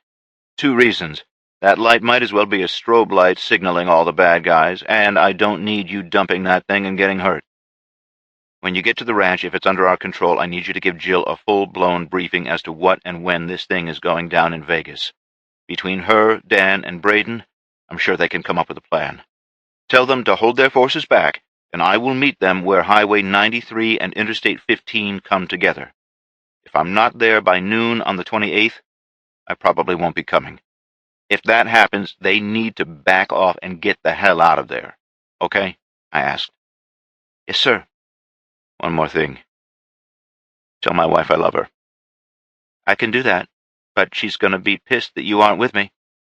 "Tell her it was a direct order, and tell—" My voice trailed off as I spotted the dust cloud from a vehicle several miles off coming from the north. She turned to look in that direction. Whoever it was, they were hauling ass toward us. "Get on that bike and get it fired up. That sand wash where the horse was tied up runs north-south. Go," I ordered. "Where are you going?" she asked, moving toward the bike. "I'm heading east." I put my foot in the stirrup and climbed up into the saddle. Melissa stood on the right side of the big dirt bike and used her left foot to kickstart it. She took a look back at me. "Go!" I shouted. She pushed the bike as hard and fast as she could for about 20 feet, and then jumped on the back of it. She put it in gear and let out the clutch, followed by plenty of throttle. She dropped down into the sand wash and started picking up speed quickly. The approaching vehicle was less than a mile away now. I could see even from that far away it was a Hummer. I kicked the buckskin mare in the sides, and she took off like a shot. I knew that she couldn't keep this pace for a long period of time, but I needed to put as much distance as I could between me and the road as quickly as possible. I was headed straight for the mountain range and was gaining elevation fast. I looked over my shoulder and saw that the Hummer had stopped at the site of the ambush. There was a man standing next to the rig looking at me with a pair of binoculars. Then the unthinkable happened. Monday, August 21st, 2017. The ranch. Braden hadn't gone home until about 10 p.m. the night before. He took Bill's advice and stayed up till nearly 6 a.m. talking with his wife Megan. Between her talk and the one that Bill had given him earlier in the day, he was feeling a little better by the time he went to bed a bit after 7 a.m. Megan was still awake and sitting at the dining room table. There wasn't any coffee to be had. She'd been promised that there would be a supply delivery from Elko today. Coffee was high on the list of stuff they were to bring. She was lost in her thoughts when Bill came through the front door. "Morning, Megan. How's Braden?" was the first thing out of his mouth. "I think he's doing a little better. He finally went to sleep about 7 this morning." This caused Bill to look at his watch before he sat at the long table. According to the watch face, it was 1:12 in the afternoon. "I hate to wake him up, but I really need him right now." "Everything okay?" she asked. "Yes and no," was his cryptic answer. "I intercepted a communication regarding Jason and Melissa, and I've been talking to Ray's men that are locked up in the barn." "Braden's exhausted, Bill. Can't it wait a few more hours?" "I'm sorry, but no. This is information that he really needs to have." Bill paused for a moment. "Megan, you do realize that if Jason and Jill don't make it back, that leaves Braden in charge, right?" "I don't see how that's possible. He doesn't want to be in charge of anything. You can't make him do it if he doesn't want to," she replied. "This is going to come out all wrong, Megan." He paused again, as if he were searching for the right words. "He's the son of Jack Sterling. As long as there is a Sterling alive, it was Jack's wish for them to run this ranch, not just in the good times, but the bad as well. He needs to get past his emotional baggage and step up." "He's terrified, Bill. He's scared to run this place. He doesn't want to screw it up. That's how people die." "I get it, Megan, I really do, but he has a responsibility here. This ranch and the people that live here need him to be the leader that he is." "You can't convince him that he's a leader." "He is, though. What he did, getting all of you from Kansas to the ranch alive, was nothing short of miraculous. The fact that he did it without having to kill is almost a statistical impossibility. He's a critical thinker, like his dad. Jason's more of the impulsive side of the same coin. That's why Jack wanted them together to run this place. One thinks, the other acts. They balance each other, and if Jason doesn't make it back, we're going to need Braden's cool demeanor in charge around here." "You're going to have a pretty tough time selling him on that."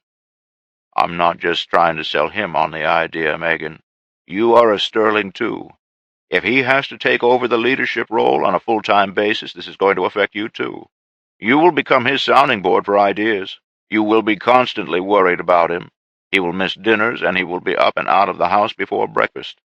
He's going to need you in ways he never has before."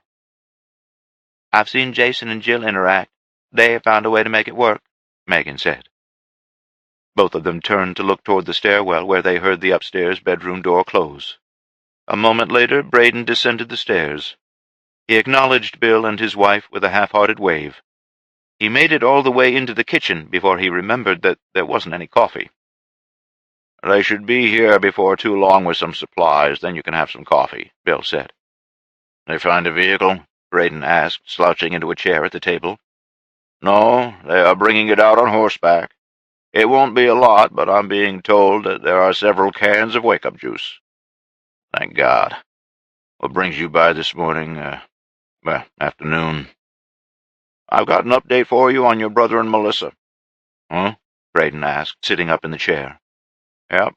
I intercepted a radio call from the sheriff of Duckwater. I found it when I was playing back the tapes from yesterday," Bill explained. "It would seem that two individuals matching their descriptions were seen in town. They visited the trader and then left on horseback, headed north." "Really?" "Yeah, really. Here's the kicker. They gave their names as Jack and Irene. No last names."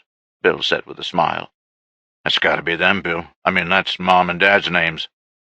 The bad news is that the sheriff was calling one of Ray's patrols. If it was Jason and Melissa, they have about a day's head start on Ray's men. Do we have anything that we can send south? Have the teams been located yet? We could send them that way. Teams 1 and 3 have been located and are holding up in Elko. They've got fuel, but it's only enough for a one-way trip.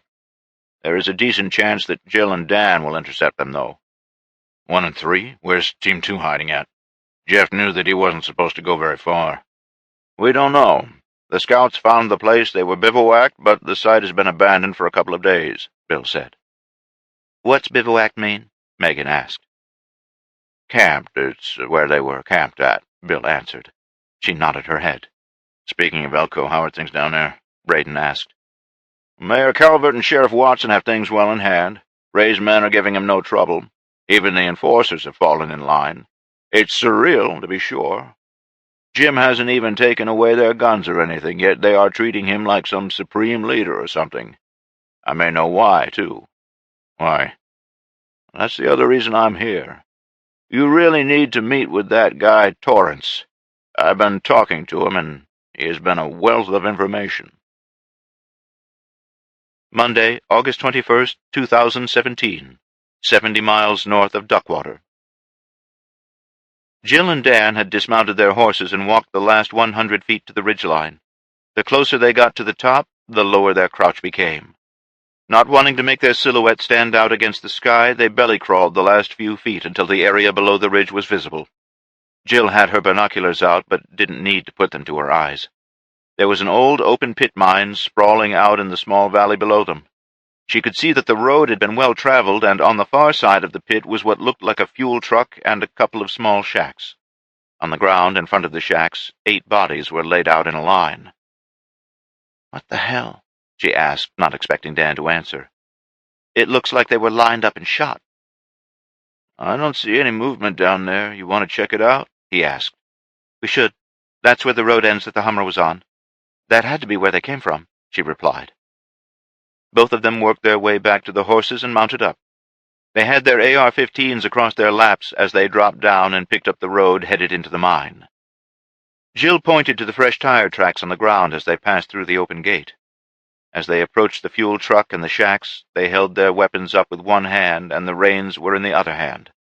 Stopping just short, they dismounted and cautiously walked the rest of the way. The evidence that the 8 men on the ground had been executed was overwhelming. Each had their hands bound behind their backs, and all 8 had a single gunshot wound to the back of the head. All 8 were wearing the uniforms of Ray Judge's army. Everything of use had been taken from the shacks, and the fuel truck had been shot to hell.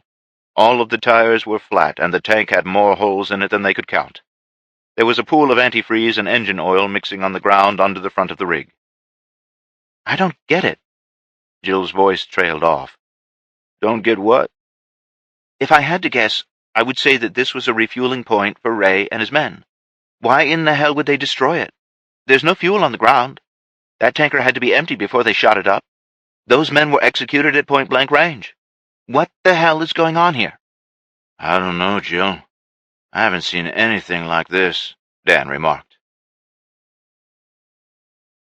Chapter 26, Monday, August 21st, 2017, 5 miles north of Duckwater. I couldn't believe what I was seeing. The Hummer turned off the road and was giving pursuit cross-country. Nothing was slowing them down. I hunched over the front of the saddle and kicked the mare harder. I didn't think she had any more speed, but she proved me wrong. The small mountain range ahead of me was getting steeper, so I angled her more toward the south and headed for a wide ravine that would take us over the top. She stumbled once, and I thought for sure that both of us were going to go down, but she recovered without missing a beat. An instant later, I heard the sound of a bullet snapping through the air past me. Risking another look over my shoulder, I could see someone firing wildly out the passenger side window of the Hummer. They had gained to about a quarter mile behind me. As I raced toward the ridge, I knew we were going to have to slow down. Not knowing what was on top or the other side, I had no choice. More bullets sizzled past me. I reined the mare in for the last 50 feet of the rocky hillside, guided her past several large boulders, and we crested the ridge to find a wide-open mesa. I urged her forward, and again she broke into a full gallop. I stood slightly in the stirrups to take some of the stress off of her back and knees. Doing this, she managed to gain a little more speed. The mesa was roughly a half-mile across at its widest point and 3 or 4 miles in length. There wasn't much sagebrush. Instead, it was covered in cheatgrass. The tall grass was moving in waves across the windswept mesa. It was good because it allowed the horse to run flat out as fast as she could go. It was bad because our pursuers could do the same. When the Hummer finally cleared the rocky hillside and broke onto the mesa, I was almost halfway across. Again, there were bullets cracking and sizzling through the air all around me. We were almost to the far edge when I got hit. The bullet hit me square between the shoulder blades, almost the same exact place Marvin's bullet had hit. There was nothing in the backpack that offered any protection. Even at this range, the impact nearly knocked me from the saddle. I slumped forward and grabbed onto the saddle horn with both hands in an attempt to keep from falling off of the speeding horse. The air had been forced from my lungs, and I was gasping for air. Both of my arms were tingling and about half numb. I was worried that the mare would charge blindly over the edge of the mesa at full speed. There wasn't really anything I could do to stop her. The reins had slipped from my hand, and while they were tied together, they had slipped too far up her neck for me to grab. As we neared the edge, she slowed slightly and altered her course on her own. Struggling to look up over her head, I could see a fairly wide game trail leading over the edge. She slowed even more when we began our descent. It was steep, too steep for the Hummer. There still wasn't any cover until we reached the boulder-strewn floor of the narrow canyon. Nothing but 18-inch-high cheatgrass. Due to the angle of the canyon and its slight curvature to the south, we were out of sight before they reached the rim. I was bouncing almost uncontrollably in the saddle and nearly fell off twice before we reached the floor of the canyon. The mare suddenly did what's known as a rodeo stop. That's basically where she comes to a sliding stop. This time I did roll forward out of the saddle and hit the ground hard on my back. The mare sidestepped, trying to avoid me, and she clipped the side of my head with her front hoof. Slightly dazed, I rolled to my side and could see why she stopped. There had been a recent rock slide that left boulders 10 feet high across the trail. It effectively cut off our escape. I was fumbling with the straps on my backpack, trying to loosen them so I could free myself from it, when a blast of wind and sand hit me in the face. The wind blowing up the canyon was pretty stiff. I finally released the strap on my right shoulder and rolled onto my stomach, out of the pack. I tried to stand, but my legs felt like rubber, and I ended up on my knees, leaning against a large rock for support. After a few deep breaths, I tried standing again. I was shaky, but upright. I moved back to my pack to grab my rifle, but it was nowhere to be found. I risked a peek up the canyon and could see it lying on the trail about halfway up the side of the hill with a broken sling. That's when I saw the 4 men running down the trail. I was cornered. "Shit," I muttered aloud. The mare just looked at me. I know, should have never split up," I said to her. She just looked at me with her big brown eyes. I drew my pistol and leaned around the rock. The nearest man was still out of range, but maybe I could slow them down a little, I thought. I fired a full magazine in their general direction and watched all of them dive to the ground. The rounds weren't even coming close to hitting them, but it was enough to give them pause. I reloaded the pistol with my half-numb hands and reholstered it. Leaning back against the rock, I started trying to come up with a plan. Again, I was assaulted by the wind and blowing dust. "Come on, asshole, this was your brilliant plan. Think," I said to myself. I looked at the rock slide again. We weren't getting out that way. The only way out was back the way we came. More wind and dust. I peeked around the corner of the rock again and could see that the men were moving again. They were off of the trail and working their way along the canyon wall, the knee-deep cheatgrass blowing in waves around them. A few more minutes, and they would have the angle to pick me off with a well-placed shot. I looked back at my horse, nothing there to help me. My eyes went to the backpack on the ground, and one of the road flares was hanging out of the hole caused by the bullet that hit me in the back. That's when the idea hit me right in the face like a cast-iron pan. I grabbed the backpack and yanked it open. I pulled out one of the flares, pulled the safety cap off, flipped it around, and lit it. The bright red flame was blinding even in the daylight. Through the pain that was coming from my back, I threw it as hard as I could. When it landed, the grass almost instantly burst into flames. Grabbing another flare, I repeated the process of lighting it and hurling it as far as I could back up the trail. The effect was almost instant. In less than 30 seconds, the flames were racing away from me, growing exponentially and headed toward my enemy. I remembered one of my friends who was a wildland firefighter telling me that cheatgrass was like burning gasoline when it caught fire. It moved incredibly fast and could put off some very intense flames and heat. Add in some wind for good measure, and it could easily outrun a man on foot. Within a minute, I could hear the screams of terror over the roar of the flames. The wind in the canyon intensified as the raging fire began to draw in as much air as it could get. All of the smoke was being pulled away from me, but it was still making my horse uneasy. I grabbed her reins and pulled her head close to me to calm her down. It only took about 3 minutes for the flame front to burst out of the canyon and begin to race across the top of the mesa. From my position, I could see the thick black smoke rising up from about where they left the Hummer. I could also see the 4 burning mounds that were once human beings. I let myself slide down the rock that had been supporting me. I wiped the sweat from my forehead and came away with a large blood smear on the sleeve of my shirt. The stinging from my scalp was instant. What I thought had been sweat running down the side of my face was blood. When the horse clipped the side of my head, she had left a laceration about 2 inches long. It was really superficial, but face and head wounds had a tendency to bleed a lot.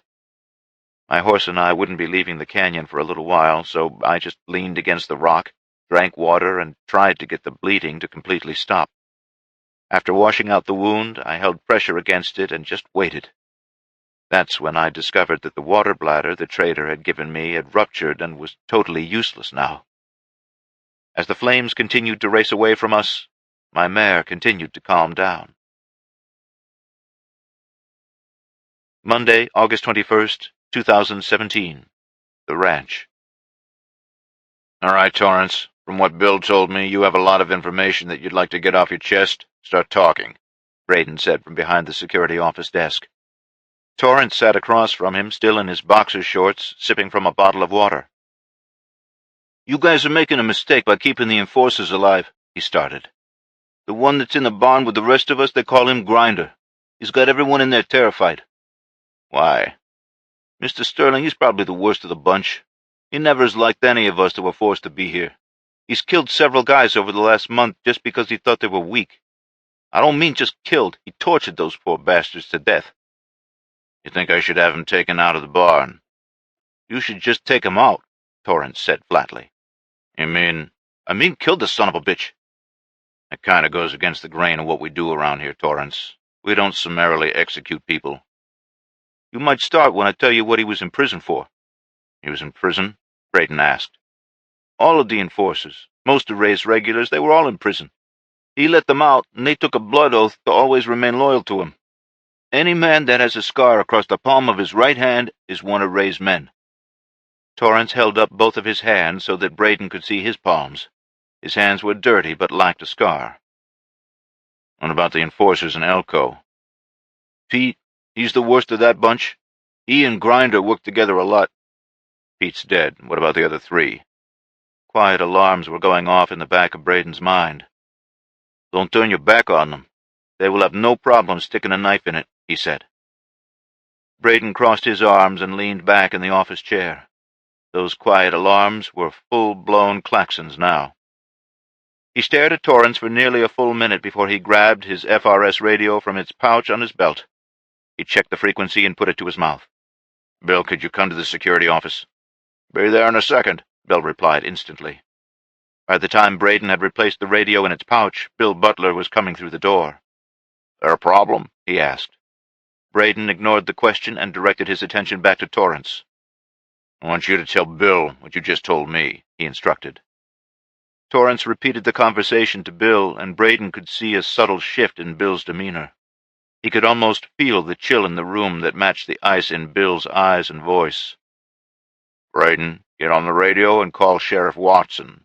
Now, Bill said, never taking his eyes off Torrance. Bill, we're under radio silence. Do it now, he growled. Tell the sheriff to round those 3 men up and bring them out here immediately. Braden did as he was told and picked up the radio mic. Within a minute, he had Sheriff Watson on the radio, and he relayed Bill's orders to have the 3 enforcers arrested and brought to the ranch.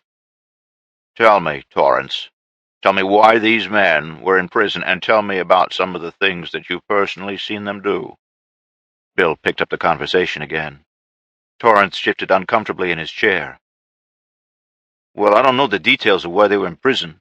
I've heard that they were the worst of the worst. Murder, assault, kidnapping, and things like that. I've personally seen them kill people." "You didn't intervene?"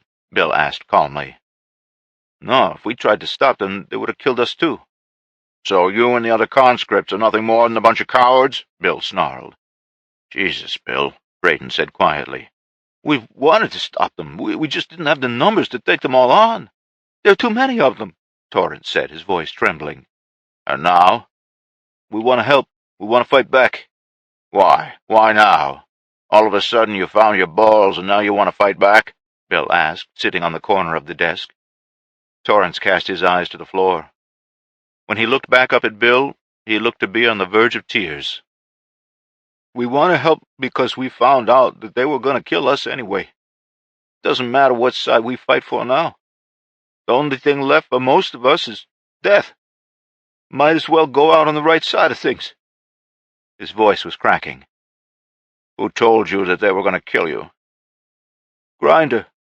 He keeps trying to get the other prisoners to rise up, to attack the guards, but they won't do it.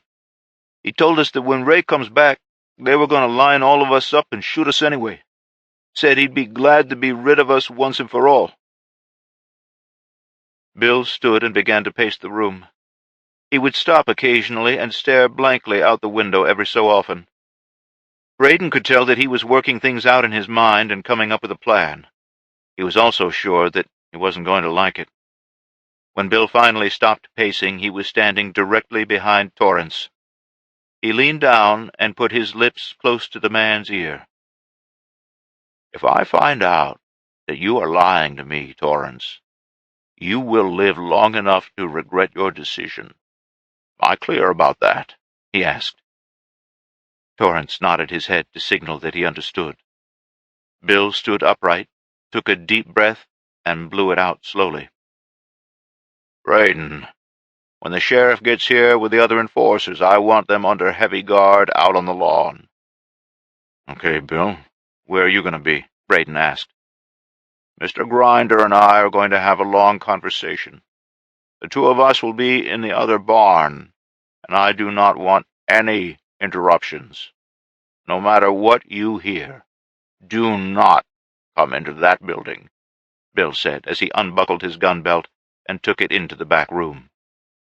Braden heard the weapons locker close, and Bill returned to the office. "No interruptions," he said again, and headed for the door.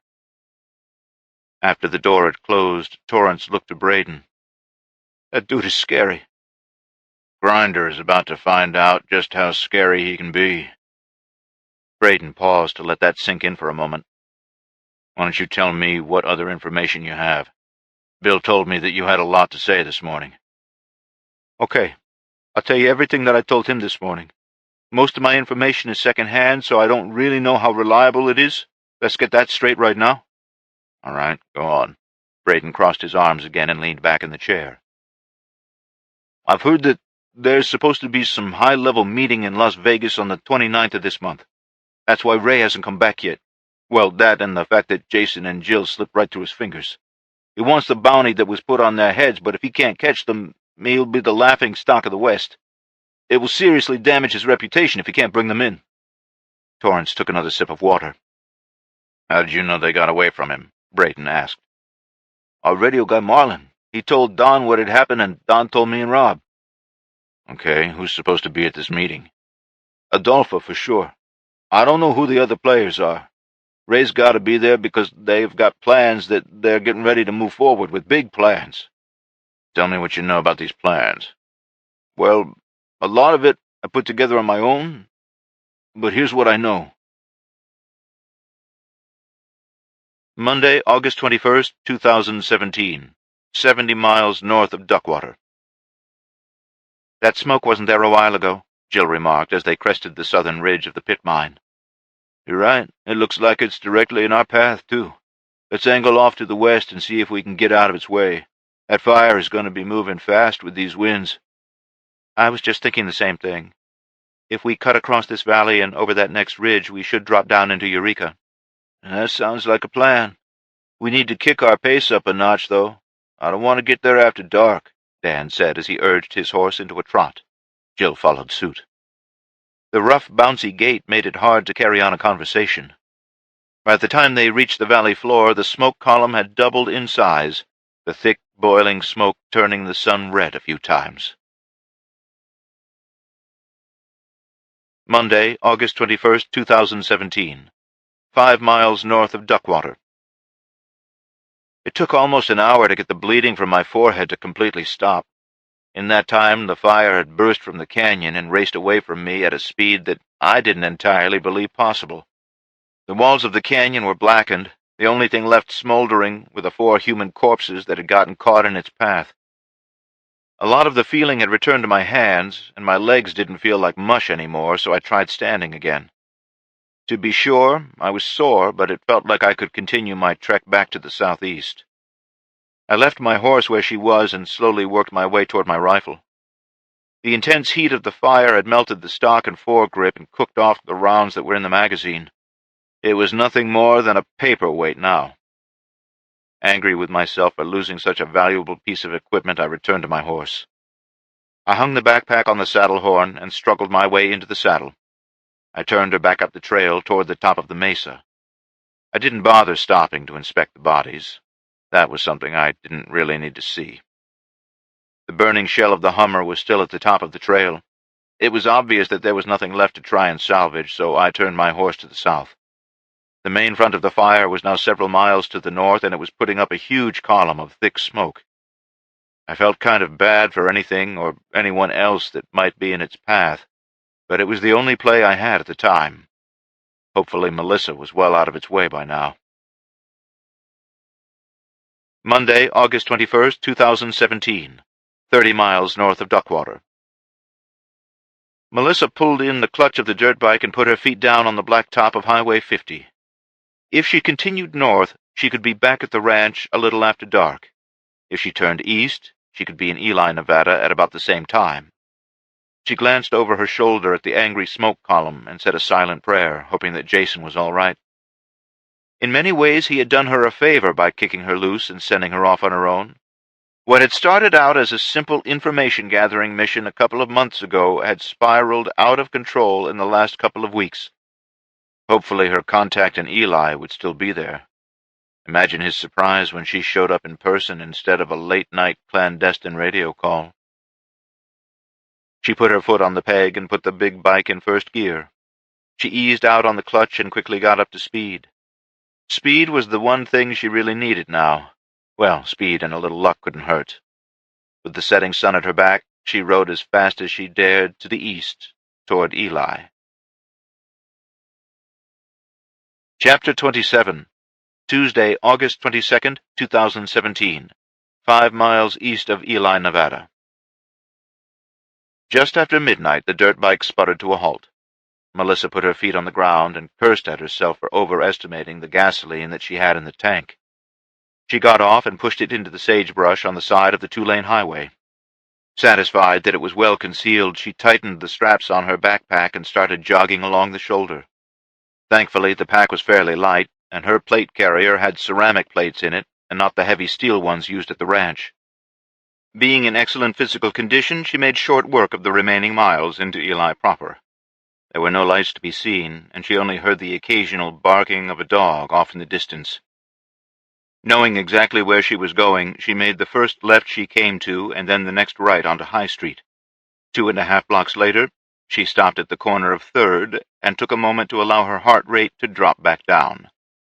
She eyeballed the red brick house on the corner and could see no signs that anyone was awake. She was about to change that. She slipped between the house and the garage and made her way toward the back door. She put her hand on the doorknob and listened intently for a moment. Still no indication that anyone was awake. She slowly twisted the knob and found the door unlocked. "Thank God," she muttered under her breath.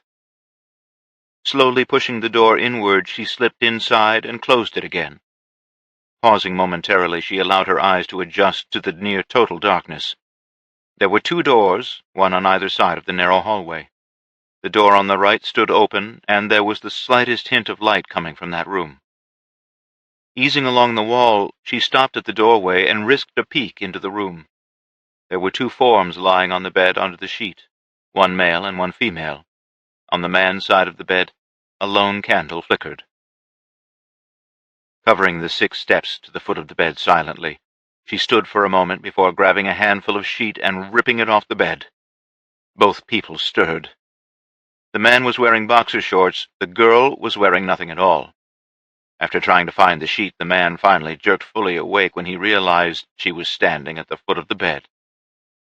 "What the— Jesus, Mel!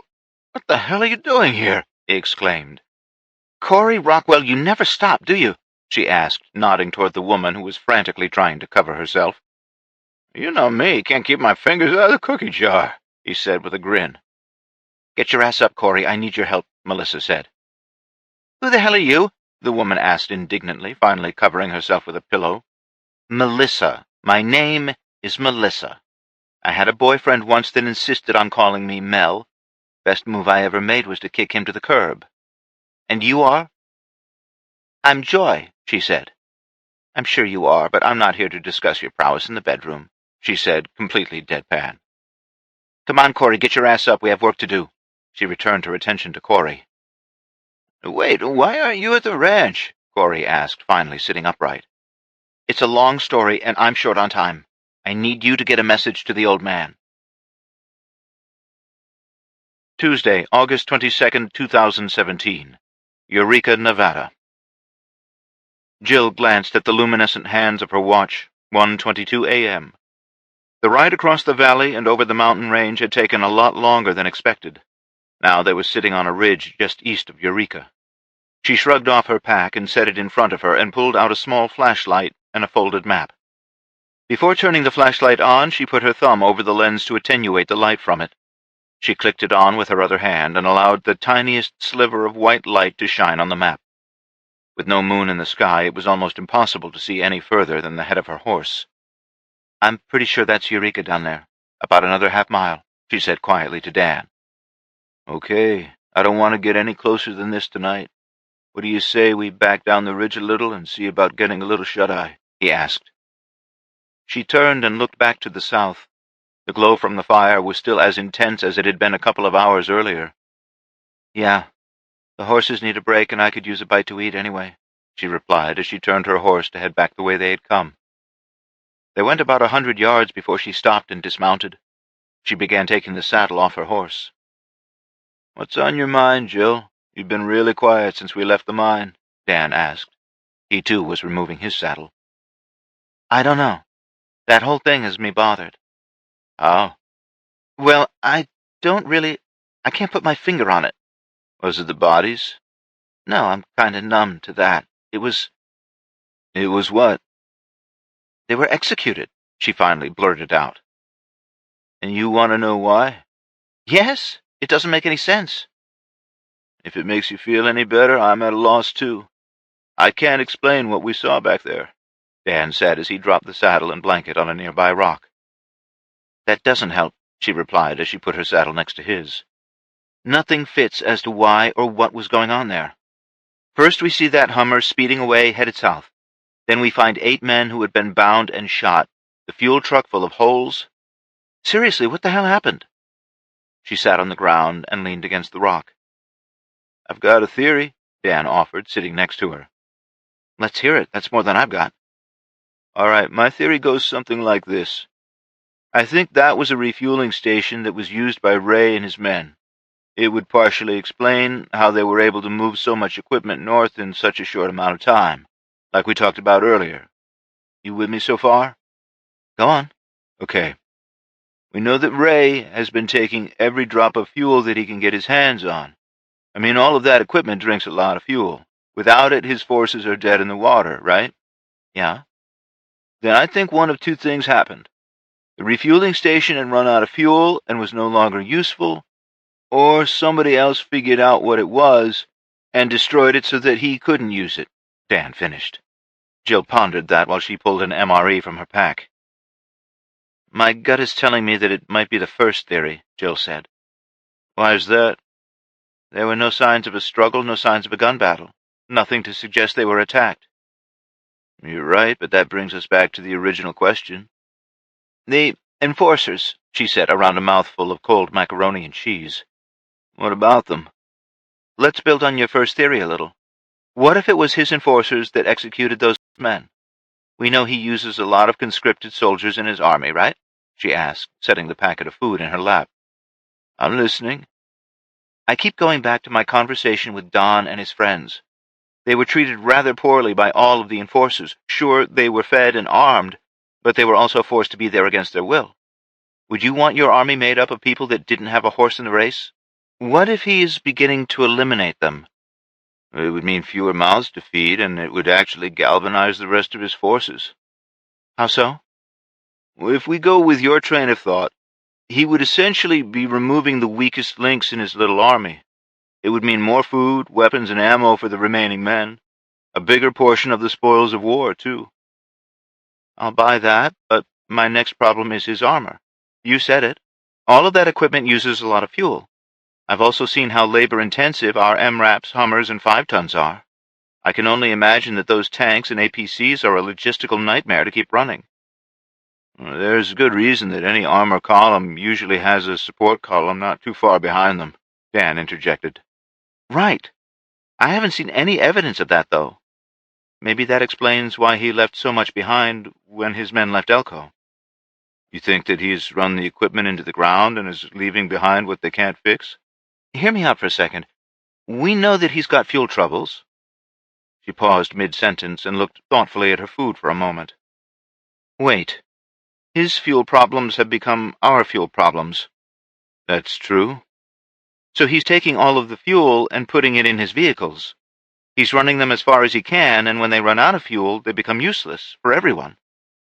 I'd be willing to bet that he has taken all of the fuel between I-80 and Vegas. In essence, even if someone wanted to mount a counteroffensive, there would be no way to cross the state because there is no fuel. Exactly. Tuesday, August 22nd, 2017. Ely, Nevada. Melissa was sitting at the dining room table, writing as quickly as she could on the notepad that Corey had given her. He had gone into the room across from the bedroom to warm up the old radio set. Joy had taken a seat at the table opposite of Melissa after she had put on a bathrobe. When she was done writing, she put the pencil down and picked up the pad. Leaning back in her chair, she reread what she wrote. Positive that she had all of the details, she put the pad back on the table face down. How do you know Corey? Joy asked. Corey? We went to school together. That's it. You went to school together. We dated for a couple of months after high school. Oh? Yeah. I ditched him because I couldn't deal with his carpentry problems. What do you mean? He built stuff? No, he'd nail anything that wasn't already nailed down. Do yourself a favor, Joy. Don't expect a whole lot of commitment from Corey. You'll be disappointed every time. You mean? I mean that if you're looking to get laid, he's your man. If you're looking for someone to have your back in a fight, he's your man.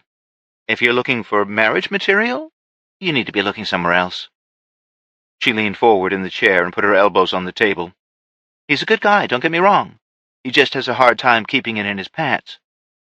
What's in my pants? Corey asked as he came out of the hallway, still wearing his boxer shorts. Trouble, Melissa quipped. Are you ready to send this message yet? Yeah, he said as he took the notepad that she offered him. He read it over and then looked at Melissa. Seriously? Yes, seriously.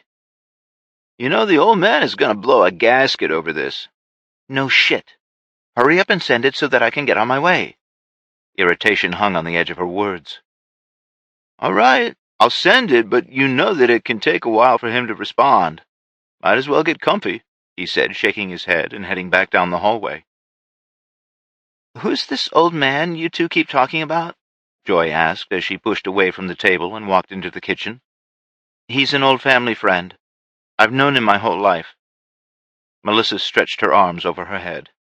When she caught a whiff of the odor from her armpits, she quickly put her arms back down. Jesus, I need a shower. We have hot running water. If you'd like, you can use the shower in the bedroom. Joy said as she turned on the sink faucet and began to fill a coffee percolator. "Joy, if you're making coffee, you just became my new best friend." Tuesday, August 22nd, 2017. West of Lund, Nevada. After finally leaving the ravine the day before, I stayed on an easterly course until I got to the top of the next mountain range. Once I had my bearings, I turned the Mustang mare slightly south and continued on toward Lund, Nevada. After the sun had set, I let the horse have her head, and she followed another game trail that intersected Highway 6. That was about 1 a.m. By 2 a.m., I had found a pretty well-concealed rancher's pond and decided it would be a good place to camp for the rest of the night.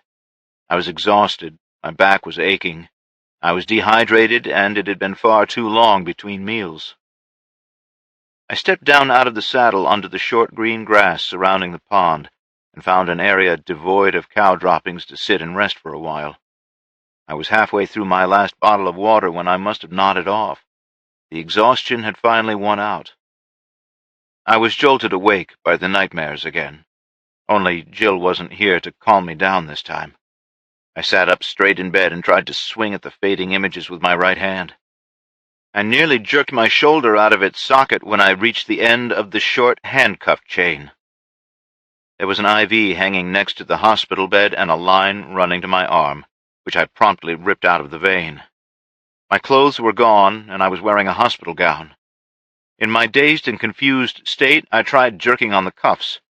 The part of the cuff that was around my wrist only got tighter, and the railing of the hospital bed showed no signs of relenting.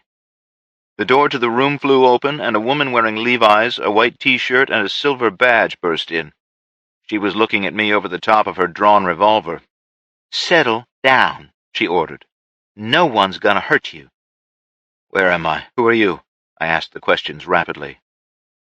"I'm Sheriff Wagner, and you are in the Lund Infirmary," she replied as she took 2 steps into the room to allow the nurse that was behind her to pass. "What?" "How about you lay back on that bed and allow the nurse to check you over? We don't need any trouble, and I hope you're not going to give me any." "No trouble," I replied as I laid back down. "How did I get here?" "We'll get to that in a minute. Let Nurse Finley do her job, and then we can have a nice, long chat," she said, holstering her handgun. I didn't have the energy to argue, so I just let the nurse do her thing. She checked the cut on my forehead, then she proceeded to run a set of vital signs. She seemed content that my blood pressure and heart rate were all in the normal range. She checked both of my pupils, and then palpated my back where I had been shot. She was asking me basic questions the entire time. When she asked me what my name was, I blurted out the first thing that came to mind. "Jack Kenshaw," I answered. "All right, Jack. You're pretty beat up, but I think you'll live," she pronounced. "That's good news," I said flippantly. "I am going to put that IV back in your arm, though. You need the fluids." "Whatever. You're the nurse," I said. She cleaned the blood off of my right forearm and moved the IV tree to the other side of the bed. She hit the vein in my left arm on the first try. A minute later, and she was headed out of the room. The sheriff pulled a chair up on the right side and sat down. "Mr. Kenshaw, is it?" she asked. "Call me Jack. My father is Mr. Kenshaw." "Okay, Jack. I have a few questions for you.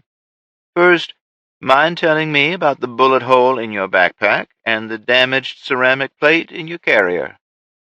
"Seems pretty self-explanatory." "Come on, Jack. I'm trying to help you. I don't need any smart-ass remarks. You look like you've been through hell and back." She paused for a second. "It's been a rough couple of weeks." "Somebody shot you in the back. That tells me one of 2 things. They got the drop on you, or you were running away. Which is it?" "Sheriff Wagner, I appreciate what you are trying to do, but trust me, you don't want the kind of trouble that's following me around. If you will just give me my clothes and horse, I'll be on my way." "Not gonna happen. You were so dehydrated that you were nearly dead when we found you 2 days ago. Anything—" "What?" I nearly yelled. "I've been here 2 days?" "We found you Tuesday afternoon. It's now Thursday. Yes, you've been here 2 days. Now tell me who was after you," she said evenly. "Son of a bitch," I muttered under my breath. Fine. You really want to know who's after me? I'll tell you. Ever heard of a guy named Ray Judge? Except I ain't running from him. I'm going to kill him. I know who he is. Is he the one who shot you? No. I just wiped out a squad of his enforcers when 4 more guys showed up in a Hummer. They chased me and my horse until they had us cornered. I started a fire that was pushed by the wind and managed to kill all 4 of them bastards, too. That's when I got shot in the back. Happy? Hold on. Are you telling me that you killed 9 of his enforcers? That's what I just said. You're the one. Her voice trailed off. What? We have 3 enforcers here in town. You're the one that's gotten them all worked up. I don't think those sorry assholes have slept a wink in the past few days. The way I heard it was that there were 2 of you, though. Listen, Sheriff, I really need to get these cuffs off, get dressed, and get the hell out of here. Preferably before they figure out I'm here. I ignored her statement about there being 2 of us. The less she knew, the better. You're safe here. Ain't nobody going to tell them anything. Ma'am, keeping me here is only going to bring trouble your way. The kind of trouble that gets a lot of people killed. I can't have that, I said. I'll make you a compromise, Mr. Kenshaw, she started. I'll take these cuffs off, and as soon as your clothes are cleaned and dried, I'll have them brought here along with your handgun. As soon as this bag of fluids has finished topping you off, you can get dressed. In return, you will stay at my place tonight. Eat a good meal, get a hot bath, and get a good night's sleep in my spare room. Tomorrow I'll have your horse brought over, and you can be on your way. We can probably even rustle up some supplies for you. Please, Sheriff, the longer I'm here—" She cut me off with a wave of her hand.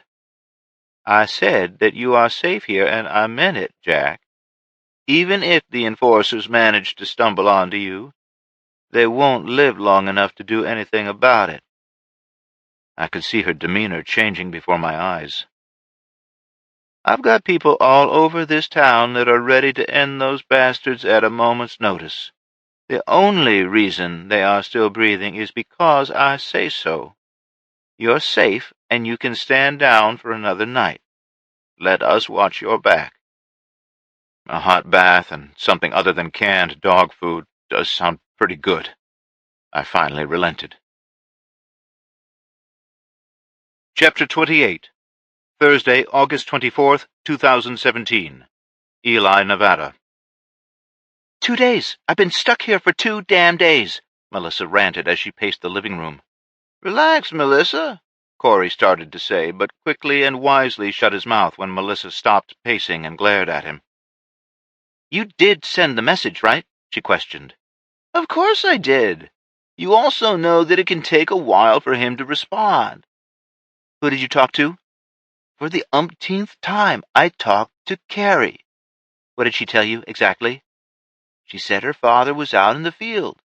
As soon as he checked in, she would pass your message on to him. She also told me to tell you to wait here for further instructions. Melissa began to pace again. I'm not waiting another day. If we haven't heard from him by tonight, I'll start walking. I have to get back to the ranch. You'll wait here. It's what you were told. Corey abruptly stopped talking when there was a loud knock at the door. You expecting company? Melissa asked. He shook his head and began to move toward the front door. Melissa had her handgun out and covered him from the corner of the hallway. Who is it? He asked. Singing telegram! Open the damn door, Corey! Came a female voice. Corey twisted the doorknob and peeked through the crack before opening it all the way. Carrie! It's always a pleasure to see you. Please, come in, he said smoothly to the tall, raven-haired woman. She stood as tall as Corey at 5'9". Her jet-black hair was pulled into a single braid on the back of her head. Keep it in your pants, party boy. I'm here on business, Carrie said, pushing her way past him. She stopped and looked at Melissa, who was reholstering her sidearm. I thought you were going to get him fixed so he would stop dry-humping every leg he came across. There was the slightest Spanish accent in her voice. I haven't found a vet that'll do it, Melissa remarked with a genuine smile. She stepped forward and gave the statuesque woman a hug. I was worried you guys weren't going to get back to me. She stepped back. That's why I'm here. My father wants you to take my horse and get back to the ranch as fast as you can. He's got orders for you once you get there." She undid the top button of her tan polo shirt and reached inside to remove a slip of paper from her bra and handed it over. Melissa unfolded the note and read it quickly. "I'll do what I can." Her voice trailed off. "My father wants it done at all costs. This has to happen this way. I don't know if I can pull it off and maintain my cover, though." "You have to keep your cover. Dad's not ready yet," Carrie said as she took a step toward Melissa. "You got this. You've been in some pretty tight spots. This should be a breeze." "Was that you guys the night we were at Ativan?" Melissa asked, staring into Carrie's almond-colored eyes. "No, that was my sister's team," she replied gently. "Did Isabella know it was us?" "She knew it was you and Jason. If you had been a little faster getting there, you would have interrupted the little surprise party they were having for the crew of the comm station. She wanted to stop and pick you two up, but she has the cover to maintain too. I'm sorry," Carrie apologized. There was a long moment of silence. They just stared at each other. "If I take your horse, how are you getting back?" "I'm not. I have to stay here and coordinate the ground offensive," Carrie said. This time she reached her hand out and stroked the side of Melissa's face. "Demasiado tiempo ha pasado, mi amante," she spoke softly. "Mucho tiempo. Te he echado de menos." Melissa spoke in flawless Spanish. "Please, be careful." "I always am. Let's finish the mission, and then you and I can get on with our lives, together." Carrie's voice had taken on a husky, almost raspy tone. The two women were only inches apart now. "Te quiero mucho, señora," Melissa said, standing on her toes to give the taller woman a passionate kiss. Corey quickly evacuated the room and joined Joy in the kitchen. When he heard his bedroom door shut, he looked at Joy in open-mouthed shock. She simply smiled back. "What the hell just happened?" he asked. "I don't speak Spanish." "Carrie said too much time has passed, my lover. Then Melissa said, a long time. I missed you. Then she said, I love you so much, lady," Joy nonchalantly replied. Thursday, August 24th, 2017. Duckwater, Nevada. "Yeah, I saw this guy and his daughter 4 days ago. They came in just before I closed up the shop for the day. Wanted to trade. Guy had some good stuff, so we worked out a deal," the burly man said. Jill picked up the Polaroid picture of Jason off the counter and tucked it back in her sleeve pocket. "Can I ask what he traded for?" she politely asked the trader. "I try not to make it a habit of disclosing what people bring in here to trade. Keeps things nice and neat, if you know what I mean." "Please, sir, I'll make it worth your while, and we'll keep it between the three of us," she said as she pulled a gold coin from her pocket. She glanced at Dan, and he nodded his approval. The trader eyed the coin on the counter for a second before he picked it up. "That's a pretty hefty price to put on some information. This man, did he do you wrong?" he asked as he put the coin back on the counter. "No, it's nothing like that. He's my husband, and the young lady with him is a very close family friend. We thought they had been killed a couple of weeks ago, and we came to retrieve their bodies if we could. They are on the run from some pretty bad people. We are trying to find them so that we can bring them back home with us," Jill said. The trader eyed both her and Dan. There were a few seconds of silence before Jill put another gold coin on the counter. "Please, we really need whatever information you have." "Go lock the door and pull the blinds," he finally said to Dan. Once Dan had returned to the counter, the trader produced 2 gold coins from his pocket that were identical to the ones already on the counter. "He gave me those, 1 AK-47 with 6 full magazines, 2 sets of body armor, and 2 Glock 19 pistols. He wanted a horse and tack, 50 feet of 1/4-inch steel cable, 5.56 and .45 ammo." "Did you make the trade?" Dan asked. "Of course. Like I said, he had some good stuff, and it was an easy decision to make. It kind of threw me a little because I offered him the big quarter horse I have, but he wanted the little Mustang mare. It didn't really make any difference to me. I just found it odd. There was one other thing that he wanted. He said that some assholes on dirt bikes were following them. He wanted me to tell them exactly which way he was headed when he left town."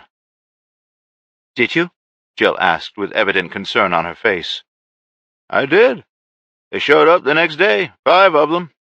They trashed my store and stole some food and water before they left in a big hurry. Seemed like they wanted this guy and his friend pretty bad. Were either of them injured when they came in here? Dan asked. The big guy was favoring his right leg pretty good, and both of them looked exhausted, but there were no obvious injuries. Dan and Jill shared a quick look. They knew that once Jason's leg started bothering him, it could slow him down considerably. Which way did they go? Jill asked. They told me they were going to follow the highway north. That was 4 days ago? Yeah. With what they paid me, I offered them a room for the night, but they declined. I filled up their water bladders and threw in some jerky. Seemed like the right thing to do. Thank you for your time and information, and thank you for taking care of my friends, Dan said as he put his hand on Jill's shoulder. She looked at him, and he nodded toward the door. She reached across the counter and shook the trader's hand. Both of them turned and headed out the door. Once outside, they were immediately assaulted by the late August heat. Both of their horses were tied up in front of the store, and they mounted up. It was only noon, and they knew the heat was only going to get worse. They turned their horses north to follow the road out of town. They were finally on the trail of Jason and Melissa. This was the only solid evidence they had gotten so far that they were really still alive. By the look of it, they were headed north, headed home. So they left here the same day that we left the ranch, right? Jill broke the silence as they neared the last building on the street. That's what he said. If we're 4 days behind them, they could very well be back at the ranch by now. It's a definite possibility. You're missing the bigger point, though, Jill. He paused when she looked at him. We know for certain that they survived the ambush down south, and as of 4 days ago, they were alive. You're right, she said with a smile. Dan was worried about the 5 bikers that were after them, but he wasn't about to say anything to Jill. Let her have a little hope is what he was thinking to himself. They followed the highway north until it turned from asphalt to dirt. They rounded a slight curve in the road when Dan pulled on the reins of his horse. Jill did the same and looked over at him. What's the matter? She asked. He had his head cocked to one side and was looking intently at the road ahead of them. He turned in his saddle and looked back the way they had come. Look at those 2 signposts. Both are bent toward the road and to the north. So? This is where I'd do it, he said to himself and climbed out of his saddle. He handed Jill the reins and began walking in the middle of the road. After a dozen yards or so, he walked to the ditch and picked up something shiny, and then he kept walking. Several times he knelt down to examine something that Jill couldn't see. When he got to the bent posts, he stopped and then started to slowly back away. He pulled the neck of his shirt up over his nose and mouth and continued to back away. Sensing something wrong, Jill kicked her horse in the sides and began to move in his direction. What's the matter? She asked. The question was no sooner out of her mouth when she smelled it. Death. The foul odor of decomposition was heavy on the slight breeze. She was off of her horse before it came to a stop, running toward the source of the stench. She skidded to a stop at the edge of a small gully on the east side of the road. Laid out side by side were 5 bodies, 2 of which were headless. Piled next to them were the mangled remains of 4 dirt bikes and empty backpacks. Her pause was only momentary. Bounding down the embankment, she quickly circled the human remains, her eyes searching for any details that might give away their identities. Dan joined her about a minute later to help with the examination. It's not them, he almost gagged from the smell. No, it's not. These were the guys chasing them. Thursday, August 24th, 2017, Lund, Nevada. As soon as the last drop of clear liquid left the IV, Sheriff Wagner stepped into the hall and hailed the nurse. Both of them came back into the room, and Nurse Finley set about removing the stint from my arm. As soon as she had left the room with the IV tree in tow, the cuff was removed from my wrist. Your clothes should be done just about any time, Sheriff Wagner reassured me. In the meantime, why don't you finish filling me in on the rest of your story? Where was I? Oh yeah, Duckwater. Anyway, I continued to tell her about my recent activities. Of course, I left out all of the details about the ranch, Melissa, and anything else that I didn't care to tell her. As far as she knew, I was picked up by Ray and his men outside of Lovelock after I left Reno. I told her that I used the ambush in the Amargosa Valley to my advantage and escaped my captors, and I'd been on the run ever since. She had asked about all of my scars. Again, I told half-truths. I felt really bad about lying to the woman. She was just trying to do her job. She seemed to be genuinely interested in helping me move on with my mission, what she knew about it anyway. When I was done bringing her up to speed, she filled in some of the details that I was missing since I stopped to rest at the pond 2 days prior. She told me about my horse that had wandered into town without me, and how they sent a search and rescue party out. Once discovered, they brought me to their clinic and kept me from dying. They had done all of this under the noses of the local enforcers. She and her little town had done basically what we had done at the ranch. They stood down and played nice to get the enforcers to relax their guard a little. I could only hope that the results had been the same for Jill and the ranch. At around 1 p.m., my clothes and the rest of my gear were brought into the room. With it was an extra set of civilian clothes: blue jeans, white t-shirt, and cowboy boots. Sheriff Wagner explained that my fatigues would stand out like a sore thumb. I thanked her, and she stepped out of the room so I could get dressed. The jeans were a perfect fit, and so were the boots. The t-shirt was a bit snug, but I could deal with it. I left it untucked and shoved my handgun into the back of my waistband. It wasn't really well concealed, but it was good enough. I was in the middle of shoving my clean fatigues into the backpack when she came back in the room. "You about ready to get out of here?" "Yes, ma'am." I shouldered the pack and winced a little when it hit my back. That was going to hurt for a while, I reminded myself. "Here, one more thing." She reached into her back pocket and pulled out a sheriff's badge. "Put that on your belt, and if anybody asks, you were out making rounds of the outlying mines and ranches. Got it?" "Okay," I said as a question. "Since the enforcers showed up, I've helped several people get through town with this tactic. Idiots apparently can't do math, otherwise they would have figured out that I've got about 20 deputies."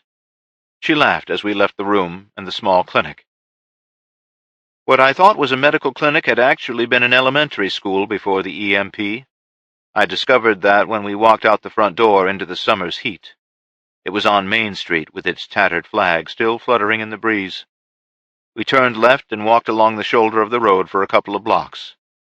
If anybody took notice of me, they didn't show it. The sheriff waved at several people who were out tending to gardens, and she received cordial waves in return.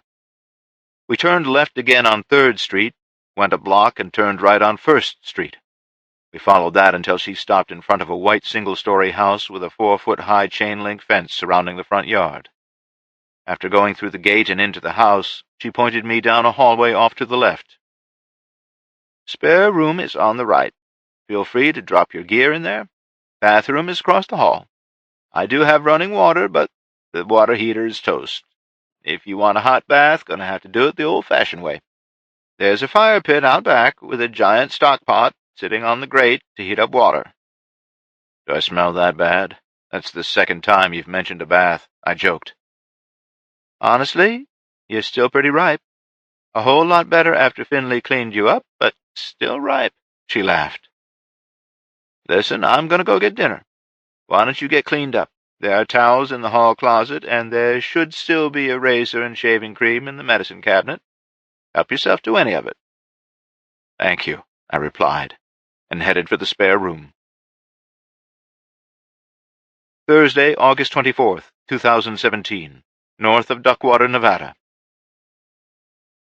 Dan and Jill had spent the better part of 2 hours walking the ambush site and doing what they could to recreate what had happened. From the evidence that they had gathered, they deduced that the broken steel cable they found had been strung across the road. 4 of the bikers had been snared in it, and the 5th one had been shot 3 times. They had discovered the spent shell casings and marks in the sandy dirt that would indicate where the sniper had been positioned. Due to the size of the disturbance on the ground, it was probably Jason on the trigger. The shiny piece of metal that Dan found in the ditch was part of a broken motorcycle handbrake. One of the bikes that had been wrecked was missing a handbrake assembly, and the rest of the broken one was found lying on top of the pile. There was evidence of a horse being tied up to a small pinon juniper tree that was also in the gully. There was no water to be found in the pile of gear, nor was there any food. They found the guns and ammo stashed in the culvert that ran under the road. As their quest for knowledge continued, they found a set of horse tracks leading off to the east, along with a set of large tire tracks. Heading north out of the gully, they found where a motorcycle had also left the scene. When they took a water break, they discussed what they had found. "There's a lot going on here that doesn't make much sense," Dan started. 5 dead bikers, 4 wrecked bikes, tire tracks and hoof prints leading east, and a dirt bike heading north. The bikers were stripped of all their useful gear, and their weapons were hidden from plain sight. This is weird." "It looks almost as if they split up," Jill remarked. "Why would they do that?" "Something changed. Something happened. I'm guessing that it happened pretty fast, too." "Why do you say that?" "The hoof prints. The horse was digging in hard when it left here. You follow the trail a few yards out, and the stride gets longer and longer. If you look at the tire prints, it's easy to see that the vehicle was under heavy acceleration, like it was giving chase. The dirt bike trail is the same way," she said. Dan looked over to where the dirt bike tracks were. From where they were sitting under the tree, he could easily see them. "You were paying attention in my tracking class," he chuckled. "That still doesn't explain why they might have split up." "The only thing I can think of is that Jason knows something that we don't." Chapter 29, Thursday, August 24th, 2017. The Ranch. When Sheriff Watson had delivered the 3 enforcers to the ranch, they were held on the lawn just as Bill had ordered. Their hands were bound tightly behind their backs, and then their elbows were bound from the back. Their boots had been removed and shackles placed on their ankles. Their knees were bound together, and they were forced to sit on their knees. Another section of rope went from their wrists to their ankles. It was long enough for them to stretch upward a little, but not long enough as to allow them to get comfortably straightened out. When exhaustion and cramping muscles had set in, they were forced to lay face down on the grass. The shackles and ropes were never removed. They were never denied water. If they were thirsty, they were given water. Sunshades had been set up to protect them from direct sunlight. Braden stood in the security shack and looked out the window. He couldn't believe that Bill had actually ordered all of this. At first he thought it was cruel. It was when Bill took a break after the first day and told him of the atrocities these men had committed that he changed his mind. Torrance was right. These were evil men. Today was day 2 of the questioning. That's what Bill called it. Braden hadn't been in the barn, but he was sure that it went a lot further than just a few questions. Seeing what the men on the grass were enduring, he didn't want to know what was really happening in the barn.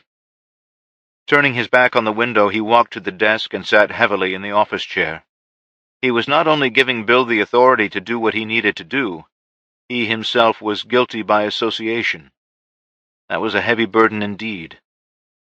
There was a knock at the door of the shack, and a moment later the younger Alex Perez walked in.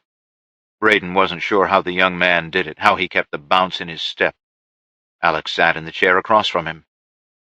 "Pretty crazy what's going on out there," he remarked. "Crazy times, Alex." "You can say that again, boss. Listen, I've been doing some thinking." "Yeah?" "Yeah, I have. A little bit ago we were talking about building those observation posts, remember?" "I remember. We seem to have gotten a little sidetracked." "Well, it seems to me that now would be a good time to get back on that little project." "We don't really have the manpower to get it done, Alex." "I beg to differ, sir. We have all of the manpower we need." "How's that? Both teams are held up in Elko. Team 2 is still MIA. Jill and Dan are out looking for Melissa and Jason. Unless you plan to use women and children, I don't see how we can do it." "I was talking to Sheriff Watson when he brought these guys out. He told me that Mayor Calvert is using his prisoners to put in observation posts and other fighting positions. We've got 18 prisoners sitting on their asses out there in the barn. We could do the same thing the mayor has done," the young man suggested. "I'm not sure that's such a good idea, Alex." "Beg your pardon, sir, why? Those men have offered no resistance whatsoever. We've given them food and water. Doc and Sam have taken care of their medical needs. All they're doing right now is consuming our resources. Don't you think they should earn their keep?" "It's not really that easy, Alex." "Yes, it is, sir. Put me in charge of the remainder of Squad 3-2.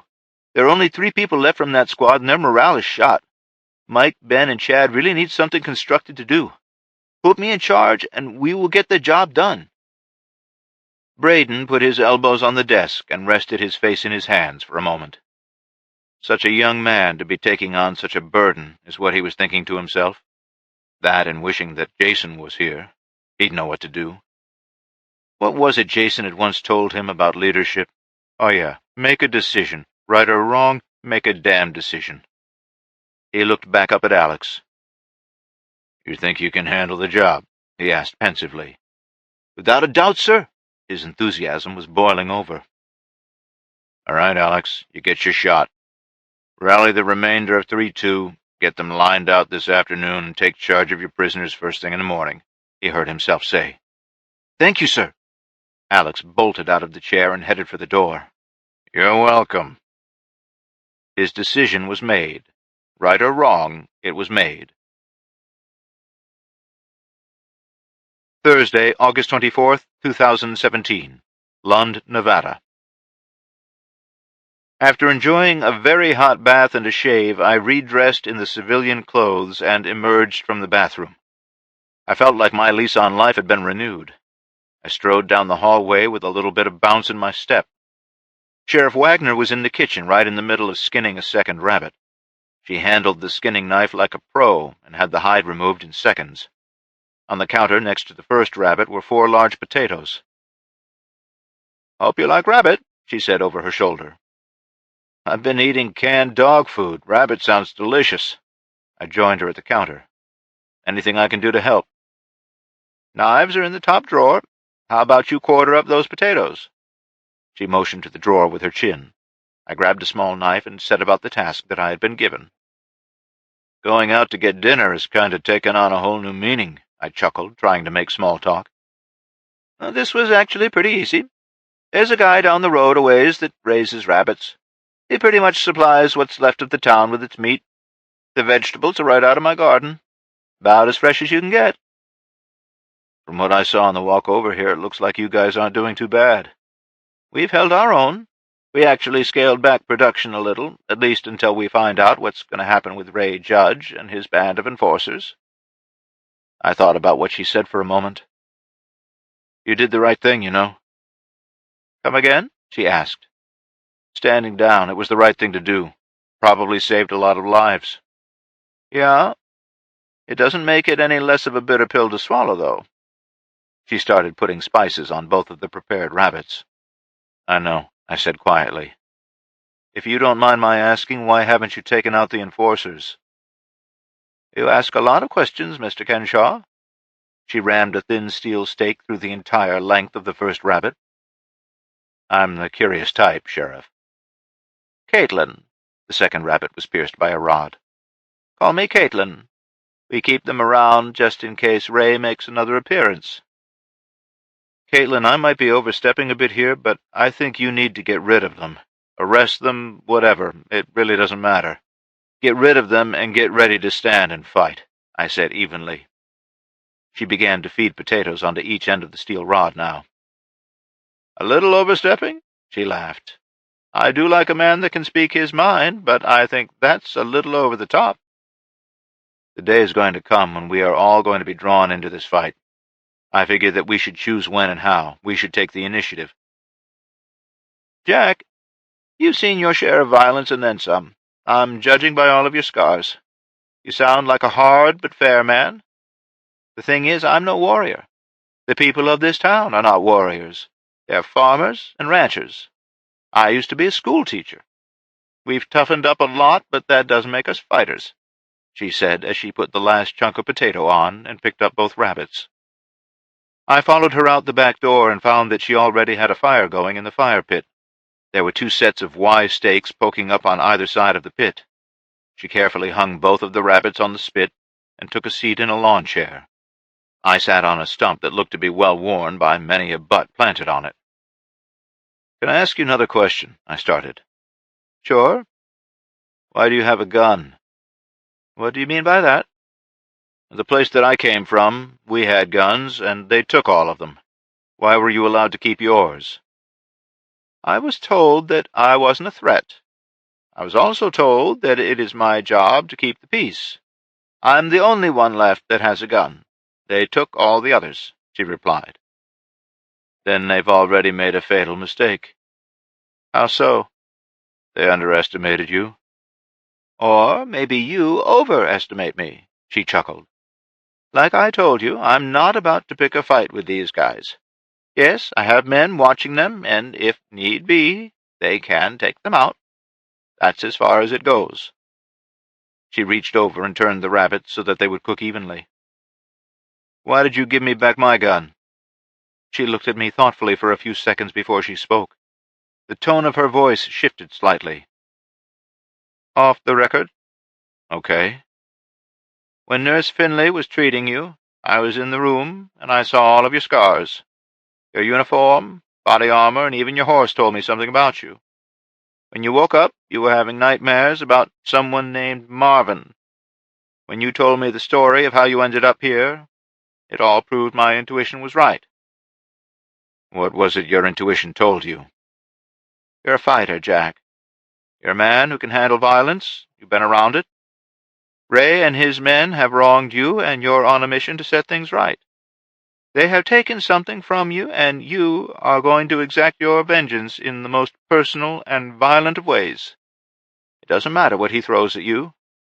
You will see the mission to its conclusion." "You gave me back my gun so that I could go after Ray?" "No, I gave you back your gun because you are the type of man who sees something wrong, and you fix it. I've told you how many enforcers are here. After dinner, I'm going to go patrol the streets, and I'd like to have your company. I'll show you the post office, the feed store, where the enforcers are staying, and all of the other sights in beautiful downtown London." Again she adjusted the rabbits over the fire. "I see." Thursday, August 24th, 2017. North of Duckwater, Nevada. After the water break and a little deliberation, Dan and Jill decided to follow the horse and tire tracks. It didn't take them long to find the burned-out Hummer or the trail that led off the other side of the mesa. Choosing to follow the game trail down the steep embankment on foot, a few things became clear. The first thing they found were the 4 badly burned bodies. Further down the trail they discovered the wrecked M16 rifle lying on the trail. There were fairly fresh boot prints around it, prints probably made after the fire had swept through. Reaching the floor of the narrow canyon, they discovered how the fire was started. "Those are the safety caps from a road flare." Dan pointed to the 2 plastic caps. "I've got hoof prints, and it looks like 1 set of boot prints." "I've got 14 spent .45 casings on the ground over here," Jill replied as she picked up the last one. "Wait, there's an empty magazine between the rocks." She stopped and looked at the dried droplets of blood that speckled the top of the rock. "Blood?" "Yeah. Lots of drops and a few smears on the rocks." "Glock 21 magazine," she said as she pulled the empty mag from the narrow space between 2 boulders. She held it up for Dan to see. Dan first looked at the magazine, and then he looked around on the ground. "I'm beginning to think that your idea of them splitting up has a little merit to it," he remarked. "How so?" "I'm only seeing 1 set of boot tracks down here. They are roughly the same size as mine. That leads me to believe that Jason was the only one down here. There's only evidence of 1 gun in the fight, apparently a Glock 21. The way I see it, he started the fire using a couple of road flares. That's one hell of a force multiplier, and it seemed to work in his favor." "I still don't know why they would split up, though." Jill's voice trailed off. "Doesn't really matter now, but if I had to hazard a guess, I'd say he sent Melissa back to the ranch for help." "Help? With this?" Jill questioned, waving her hands at the surrounding canyon. "I wouldn't think so. Come on, let's get back to the horses." Dan started back up the trail, Jill right behind him. "I don't know if you saw it, but there are hoof prints leading back up this trail. I think he rode down here hoping to escape his pursuers, but instead got boxed in and had to fight." "You think he's hurt?" "Yeah, I do. I just don't know the extent. It wasn't bad enough to prevent him from leaving." "Where the hell is he going, though?" Jill asked, not expecting an answer. Dan didn't even bother trying to give her one either. They walked the last half of the canyon trail in silence. When they reached the rim, Dan showed her the hoofprints leading to the south. "I guess we've got a choice to make. Follow that trail or go back and pick up the trail of the motorcycle," he said after taking a long drink of water. Jill followed the hoofprints for a few yards before returning. "We do both. I'll follow Jason's trail, you follow Melissa's." Determination backed up Jill's words. "You sure about that?" "Yeah, I'm sure. If Jason sent Melissa back to the ranch, he had a good reason. I don't know what it was, but it had to be good. There's also a good chance that she knows where he's headed." "That's going to leave you out here alone, following a cold trail to God only knows where."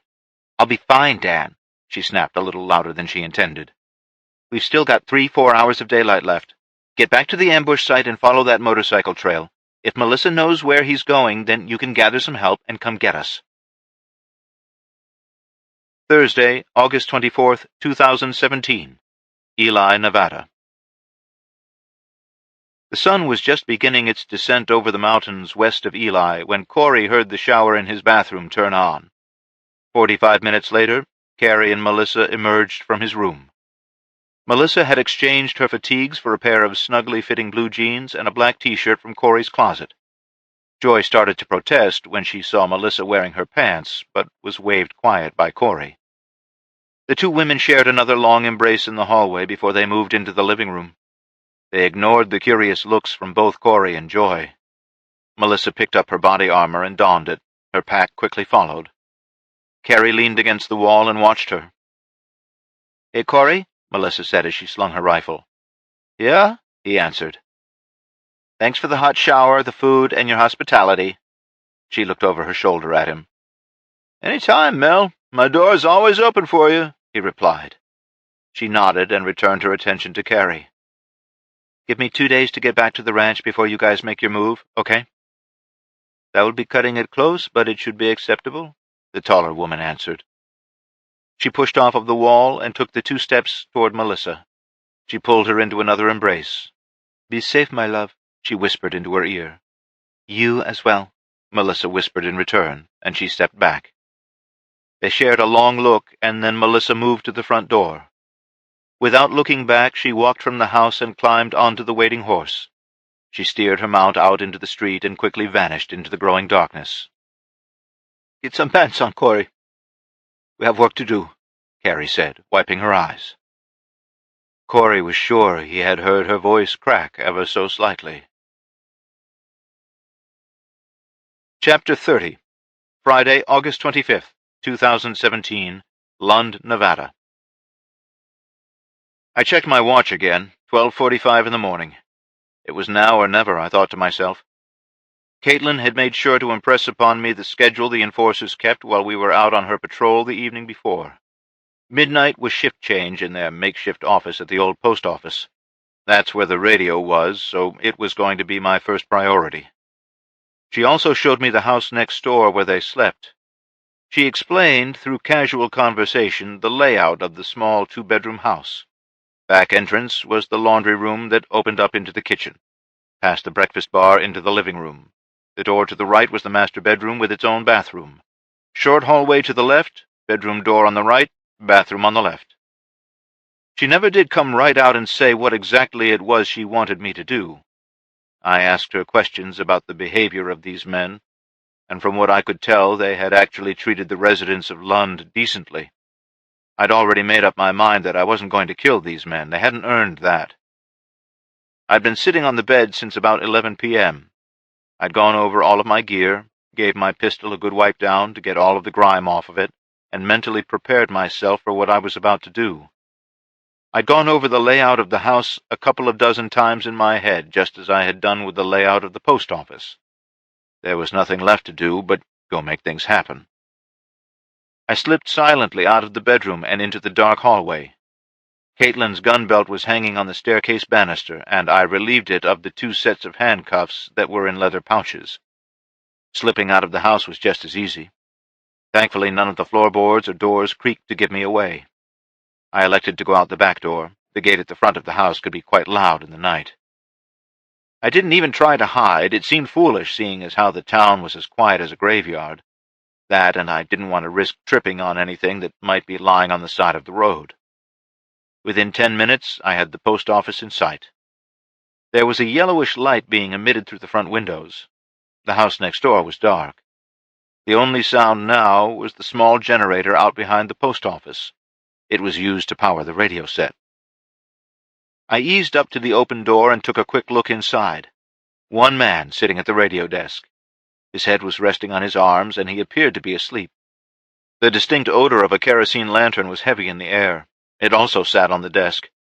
Another quick glance at the house, still dark. I cautiously stepped through the open door into the post office and heard the man at the desk start snoring. Taking my time, I eased up to the desk and turned the wick of the lantern down until the flame went out. Didn't need that thing getting knocked over and lighting the place on fire. The sleeping man snorted and lifted his head just as I took a step back. His confusion was working for me at this point. I quickly slipped my Glock from my waistband and hit him in the side of the head as hard as I could with it. He was unconscious before he hit the floor, blood pouring from the laceration the raised sights had given him. I grabbed both of his feet and quickly dragged him away from the desk. I pulled one of the handcuff sets from my back pocket and cuffed his right arm to his left ankle. It was akin to hog-tying him. Then I tore his dirty T-shirt off and made a gag out of part of it. The other part I used to tie his other hand behind his back. I didn't figure he would be waking up any time soon, but I wasn't about to make it easy on him when he did. I stepped back to the desk, set the Glock down, and slid the chair to one side. I quickly turned the lighted frequency knob and picked up the microphone. "Rogue Base, Rogue 2. You copy," I said quietly. I gave it a silent 10 count, then keyed the mic up again. "Rogue Base, Rogue 2. Emergency traffic, do you copy?" This time the reply was almost instant. "Rogue 2, please authenticate." Braden's voice was as plain as day. "Copy. Authenticate. Tango, Tango, Sierra." "Who the hell are you?" a man bellowed from the doorway. Out of pure reaction, I dropped the mic and kicked the chair as hard as I could toward the man in the doorway. It hit him in the knees. He lost his balance and toppled over the top of it. Wasting no time, I ran toward him and kicked him in the ribs like a punter kicking the game-winning field goal. I could hear the sound of his ribs breaking over the sound of breath being forced from his lungs.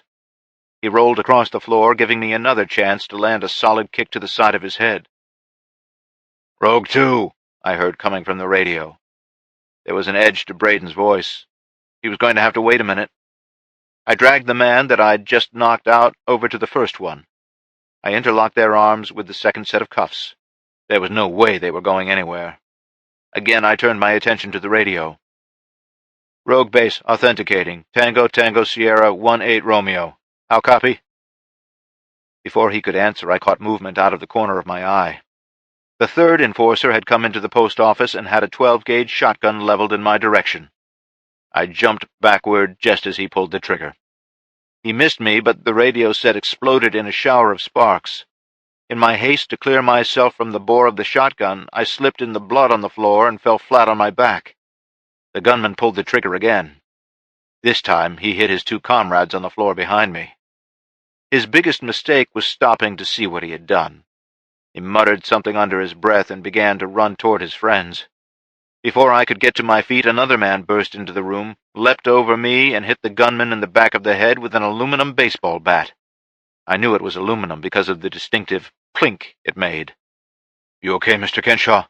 the bat-wielding man asked without turning around. "Yeah, I'm fine," I said, standing back up. The radio sparked a few more times and then stopped. So had the generator. "Damn," I muttered. Friday, August 25th, 2017. The Ranch. "It was Jason. I'd know my brother's voice anywhere, and he had the right authentication code, Bill," Braden said loudly as he paced the security office. "I understand that, Braden. Did he give his location or anything that we can use to find him?" "No. Like I told you, he was in the middle of authenticating when he was interrupted. A few seconds later, he finished the authentication code, and then the transmission stopped. I tried a dozen times to call him back, but got nothing but dead air. Braden, I need you to calm down. I need your head in the game. Can you do that?" Bill asked calmly. "Yeah," Braden finally muttered and sat back in the office chair. "Okay. What exactly did you hear when he was interrupted the first time?" "I heard somebody yell, 'Who the hell are you?' That's all." "Man or woman?" "Man." "You said that there were a few seconds before he got back to you, right?" "Yes, he sounded a little winded this time. He gave me his code, and then the radio went dead. I kept calling, but got nothing." "It sounds like he got surprised by the first threat. He neutralized that one, and something else happened." Bill paused for a moment. "If I know your brother, Braden, he's fine, but something happened to the radio he was using." "I hope you're right, Bill. I really hope you're right." He stood and walked out of the shack. Friday, August 25th, 2017. Lund, Nevada. It was obvious the radio set was wrecked beyond repair. The 12-gauge slug fired by the enforcer had seen to that. When it was done shorting out the internal circuits, it shorted out the generator and killed it too. That wasn't the only dead thing in the room either. All 3 enforcers were dead in a pile on the floor. The second slug from the shotgun had killed both men that I had bound on the floor, and the baseball bat hit from Deputy Kearns had killed the third one. So much for my grand plan, I thought to myself as I left the post office. As I walked through the cool night air, I could feel the adrenaline begin to leave my body. My hands were trembling, and my knees felt a little weak. It was hard to hear anything but the steady ringing in my ears from the 2 shotgun blasts in a confined space. All the way back to the sheriff's house, I was replaying events in my head. I knew what went wrong. I had gotten over-anxious to use the radio. I should have taken out the other enforcers first. Stupid amateur mistake. I slipped back into the dark house as quietly as I had left it. Once I was back in my room, I lit the candle next to the bed and sat on the edge of it. I removed the Glock from my waistband and put it on the nightstand. My pants and t-shirt both had blood on them from the fall on the floor. I guess I was pretty lucky that it wasn't my blood. I stripped down to my shorts and piled the clothes next to the bed. I was about to blow the candle out when I heard the bedroom door open. Caitlin was standing there wearing an almost see-through white t-shirt and not much else. Her hair was down, and there was no mistaking the look in her eyes or the way that she moved toward me. "Is it done?" she asked quietly from halfway across the room. "Yeah, it's done, and I'm going to bed," I replied. "How about some company?" she asked, still walking toward me. "I'm fine, Sheriff. I just need some sleep." I tried to let her down gently. "Are you sure?"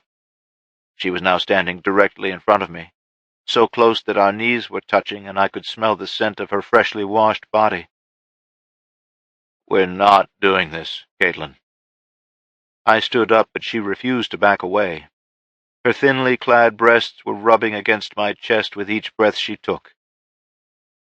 "Jack," she started, but stopped when I put my hands on her shoulders and gently pushed her back a step. I said, "No, we're not going there," I repeated. This time she pulled the shirt off over her head to reveal her naked body. "Please," she started to move forward again. I sidestepped so that I was no longer between her and the bed. "Caitlin, I've had a long day. There are things you don't know about me, and I've told you no. I meant it. Now either you can leave this room or I will. The choice is yours," I said as I pointed toward the door. She stood there long enough that I thought I was going to have to repeat myself. She finally bent down and picked up her t-shirt. "Well, if you change your mind." I waved her silent with my hand. "Go put on some clothes and meet me at the dinner table in a few minutes," I said. She simply nodded and left the room. I closed the door behind her. "Really?" I questioned quietly as I looked up at the ceiling. I shook my head and set about getting redressed in my fatigues. 15 minutes later, I was sitting at her dining room table. She joined me. This time, she was wearing a pair of sweatpants and sweatshirt. She couldn't make eye contact with me. I almost felt bad for her. Almost. "First things first, Caitlin. You are a very, very attractive woman. If I weren't a married man, that might have gone a whole lot differently," I started. She made eye contact this time, and they were filled with confusion. "But—" "Let me finish, please.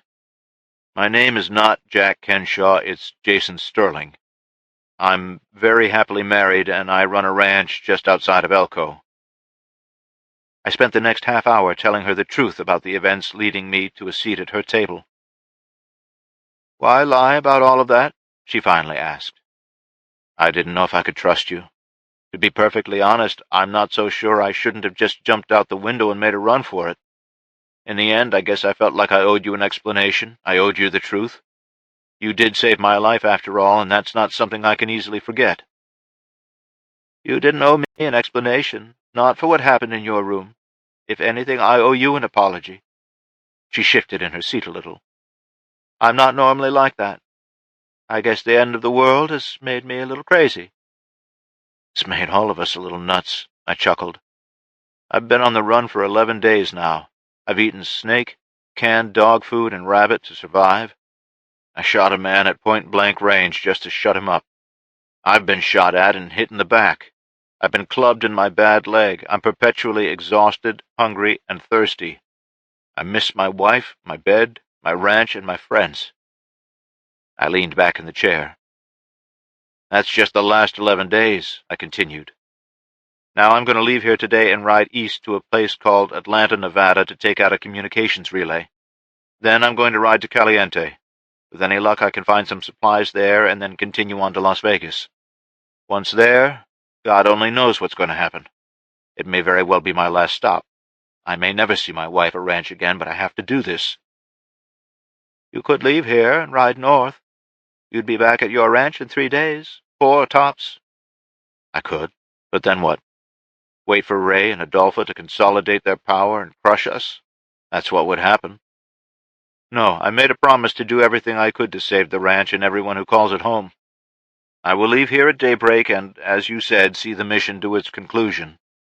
I paused for a moment. "You are going to have to make some decisions, too." "Like?" "You have 3 dead enforcers in your post office. Ray or any of the other enforcers will be none too pleased with that." "We will just dispose of the bodies and tell Ray that they left." "You could do that. Ray could also kill everyone here as a form of retribution." "He wouldn't." "Oh, yes, he would. You said that the end of the world has made you a little crazy, right? Well, it sent him so far over the edge that there's no coming back from it. He's batshit crazy and has the body count to prove it." "We didn't kill those men. You did," she blurted out. "Doesn't matter. Ray will kill you for giving me safe harbor." "Then what are we supposed to do?" "You don't stand a chance here in this town. There aren't enough of you, and you don't have the weapons or training to take him on. There is nobody out there that can come to your rescue. If you stay here, you're on your own. Plain and simple. You'll die here. Is that what you want?" "Of course not," she said defensively. "Then get out. Take everyone you can, and get out of here before he comes back." "And? Where are we supposed to go?" "Go to Elko." "Jason, these people won't leave their homes, their ranches. They're too set in their ways. I could get both of my deputies, and we could go with you to Las Vegas. We could help you beat Ray." "No offense. You'll only end up dead if you do that. No, go to Elko. You'll be safer there. Those that won't leave, that's on them." "Safer? How's that supposed to make me feel better? You said that Ray had control of Elko, too. How's that safer?" "I was able to use the radio before it got blown away. My brother answered my call. That tells me that they are back in control of the ranch, and it's a safe bet that Elko has been retaken, too. If you go to Elko, you will have some safety in numbers. I know Mayor Calvert. If he's back at the helm, he's digging in for a fight. That's just the kind of guy he is," I said. That was met with silence from Caitlin. I took my eyes off of her and looked at my watch. 4:12 a.m. I was stuck. She didn't want to make the leap and run north. I had to continue my mission. It felt so wrong just to leave the fate of the people of Lund just hanging in the balance.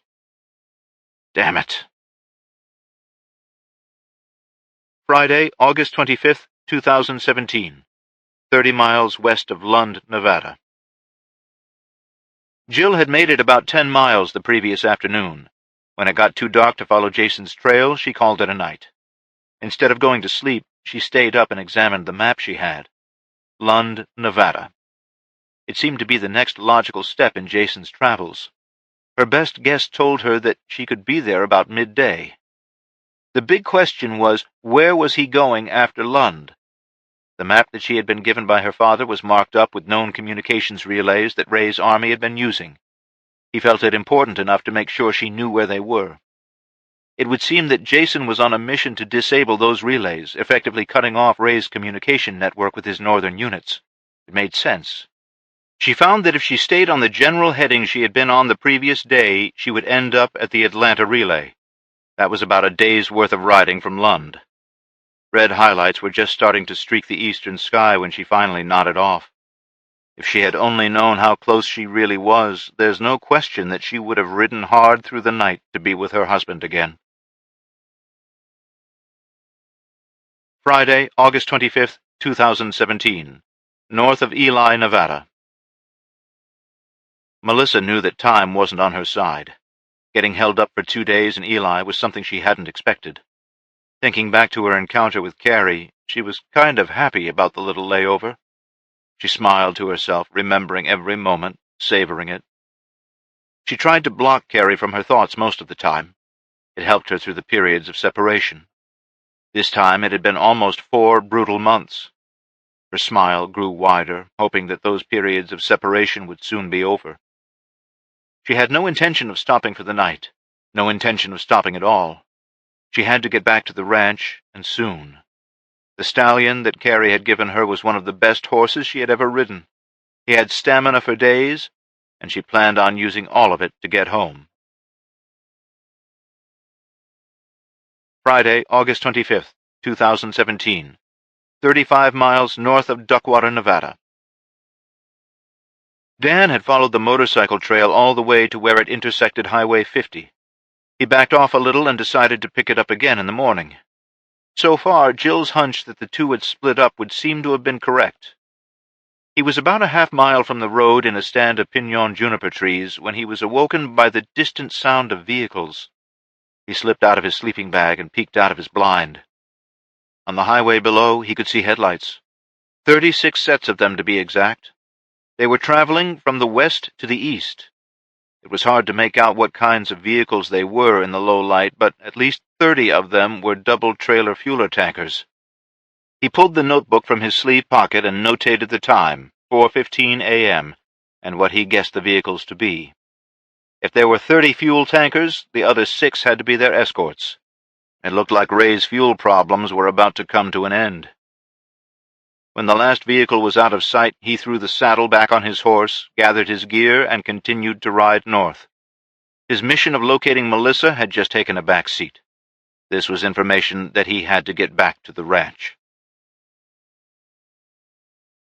Chapter 31. Friday, August 25th, 2017. Lund, Nevada. I'd left Lund a little after 7 that morning. I wanted to get out of there at first light, but I'd spent nearly 2 hours trying to convince Caitlin to go north. She promised that she would talk to the townspeople, but whatever they decided she would abide by. I had to accept that. Before I left, she had filled a set of saddlebags with food and water. Deputy Kearns also came by and gave me one of the rifles they had found in the enforcer's house. It was just a plain Jane AR-15, but it would accept the magazines and ammo I already had. I thanked them for all of their hospitality and got on my way. The little bit of rest, hot food, and the hot bath went a long way toward improving my morale, but I was glad to be moving again. I'd made it halfway to Atlanta, and it was only 2 in the afternoon. I was about 2 miles from where I was going to cross Highway 93 when I spotted the convoy. 8 vehicles, evenly spaced, were coming from the south and headed north. I had been traveling in a sand wash, and I was reasonably sure they hadn't seen me. I quickly dismounted and ran up the side of the wash. Poking my head up just above the brush, I could make out 2 Hummers, 2 5-tons, and 4 6-wheel drive MRAPs. This had to be the ghost crew. The only thing north of my location would have been the town of Ely. By the looks of it, they were in a hurry. I watched them until they were out of sight and was just about to go back to my horse when I heard more vehicles. Looking back to the south, there was a second convoy. This one was made up of the same exact vehicles. "What the hell?" I muttered aloud. Now the wheels in my mind were really turning. Were there 2 ghost crews? Were these Ray's people? Either way, I didn't really want to stick around and find out. I had places to be, and I really wanted to be there before dark. Once the second convoy was out of sight, I waited a few more minutes before I climbed back into the saddle. Not wanting to waste any more time or get caught in the open, I urged the Mustang into a gallop and got across the highway as quickly as possible. Friday, August 25th, 2017, Lund, Nevada. Jill was pissed. She'd overslept by a couple of hours, and that put her behind schedule. She wanted to be in Lund by noon, and that wasn't going to happen now. It was 1:45 in the afternoon when she finally rode into town. She was surprised to find a crowd just beginning to break up on Main Street. She dismounted and led her horse through the sea of townspeople. Many would just look at her with mild curiosity and then continue walking. When she spotted the 2 men and a woman wearing badges, she started in their direction. The tall brunette broke away from the 2 men and started in her direction. "Afternoon," she greeted Jill when she got closer. "Hello, Sheriff," Jill replied after looking at the woman's badge. "You look a little lost. Can I help you?" "I hope so."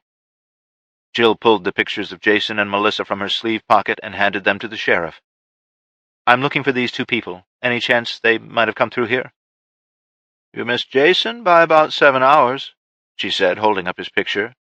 Jill was sure her heart skipped a beat. "He was here?" "Yeah. He pulled out bright and early this morning. You must be Jill, right?" "Where was he going?" She ignored the question. "He said he was going to Atlanta, about 40 miles east of here." Jill grabbed the pictures from the sheriff's hand and started to climb back into the saddle. "Thank you, Sheriff." "Hold on, Jill." Caitlin grabbed the reins just under the bridle. "Wait, please." "What is it, Sheriff? I need to go. I've got to catch up to him." "He'll be gone by the time you get there. You're too far behind him. You'll run this poor horse to death if you try to catch him that way." "How'd you know my name?" Jill asked, realizing that the sheriff had used it twice now. "Come on down from there. We'll go back to my place, and I'll explain everything. I know where he's going after Atlanta. That's the only way you'll catch up to him." Friday, August 25th, 2017. The Ranch. "Do I need to send Doc into the barn with his medical kit, or a body bag?" Braden asked Bill when he sat in the chair across from him. Even though he was technically off shift and he should have gotten some sleep, Braden couldn't bring himself to be out of the shack, away from the radio. "Neither, actually," Bill chuckled. Braden just eyed him. "The thing about torturing someone for information is that it's unreliable. A good interrogator will never touch his subject. A good interrogator will get them to spill their secrets because it suits them. If you actually torture someone, there comes a point that they will tell you anything just to get you to stop." "You didn't torture that guy?" "Absolutely not." "What the hell have you been doing the last 2 days, playing 20 questions? "It's a little more complicated than that, but you can be assured that I got all of the information that I needed without laying a hand on him or the other 3. Information that has been corroborated and verified." Bill smiled. "Well, you're torturing me. What did they have to say?" "They were going to kill the conscripted soldiers as soon as Ray Judge returned. There's some high-level meeting going on at the end of this month. Judge, the warlord Adolfo, and the 5 highest members of the Mexican cartels are all supposed to be in attendance. When that's over, Judge will return with enough fuel to replenish all of the equipment that he has left lying around, and he will begin to push farther north." Bill continued. "However, he won't need or want the conscripts around anymore, so he will eliminate them in favor of his regulars. As you know, his regulars are some pretty despicable people. His endgame is to destroy any enclave that refuses to bow to his will." "Like us, Elko?" Braden asked. "Precisely. Now, he took your brother, and who he thought was Jill, because they were valuable targets of opportunity. The cover story was that he wanted the gold that Adolfo had put on their heads. Truth is that he's the one that initiated the bounties. He's not going to pay himself, right? No, he wanted Jason and Jill so that he could make an example out of them. Everyone has heard about what went down here last October, and in many ways, Jason and Jill are idolized by quite a few people. If he could destroy that image, people would be a little easier to control. Destroy their heroes, destroy their hope. That's kind of backfired, what with Jason and Melissa getting away and all. It has. And apparently those two have left a wide swath of dead bodies and destroyed equipment in their wake. One dead enforcer and a destroyed communications shack in an airfield north of the Amargosa Valley. 4 dead enforcers in Rachel, Nevada. 4 dead and a destroyed comms unit in Ativan, Nevada. 5 more dead outside of Duckwater, and 4 more found burned to death in a canyon a couple of miles away. 18 dead. The astonishment in Braden's voice didn't go unnoticed by Bill. Your brother is on the warpath, and the best part about it is that Judge can't seem to get out ahead of him. He's stuck in Vegas until after this meeting. Go back to the part about him returning with fuel for his equipment. Where's he getting this fuel from? Okay. He's supposedly trying to work out a deal with the cartels. The fuel is their down payment on his ability to deliver everything all the way to the Canadian border. What? You heard me. He is planning on pushing all the way to Canada and giving the cartels first dibs on the resources. In return, he gets to be the supreme leader of what was the Western United States. Are you frickin' kidding me? No, I'm not. This dude has some pretty grand plans. It's also a safe bet that he's insane. We're talking fitted white jacket in a padded room kind of insane. Sounds like it. You haven't heard the half of it, but you already know some of it without realizing it. Huh? The journals. You found the 44th journal, and you've begun to decode the other 43. I assume you know about the ARCs and the work your father was doing before the EMP. What's happening now, it's all related, Bill stated bluntly. How? Braden's voice trailed off. How do I know about the ARCs? Is that what you were going to ask? Yeah. You know that your father and I worked for the government before we retired, right? Braden nodded, unable to find any words. I was Jack's contact that he was feeding information. I was the one feeding that information back to the agency. I was the one that helped him code all of the journals. In fact, I'm the one that encouraged him to do it. I know everything. When Braden had nothing to say, Bill continued. The ARC started out as nothing more than sites to store vital information, and a place to keep top executives safe should something like another 9/11 happen. Somewhere along the line, they evolved into something sinister, something evil.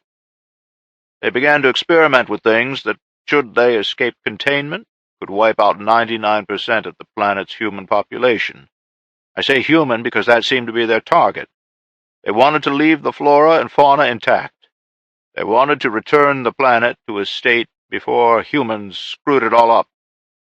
They poured hundreds of billions of dollars into the construction of the ARCs. It wasn't just construction that ate up their funds. They paid a lot of people a lot of money to look the other way when they wanted something that wasn't quite legal. After they got what they required, those same people often had horrible accidents, or decided to jump off a bridge somewhere. They eliminated those people. Your father was almost in that group. If it hadn't been for his quick thinking and even quicker talking, he'd have been dead a long time ago. As it was, I think he overstayed his welcome. One guy figured out that he was stealing money. He knew who your father really was, and he was about to blow the whistle on him.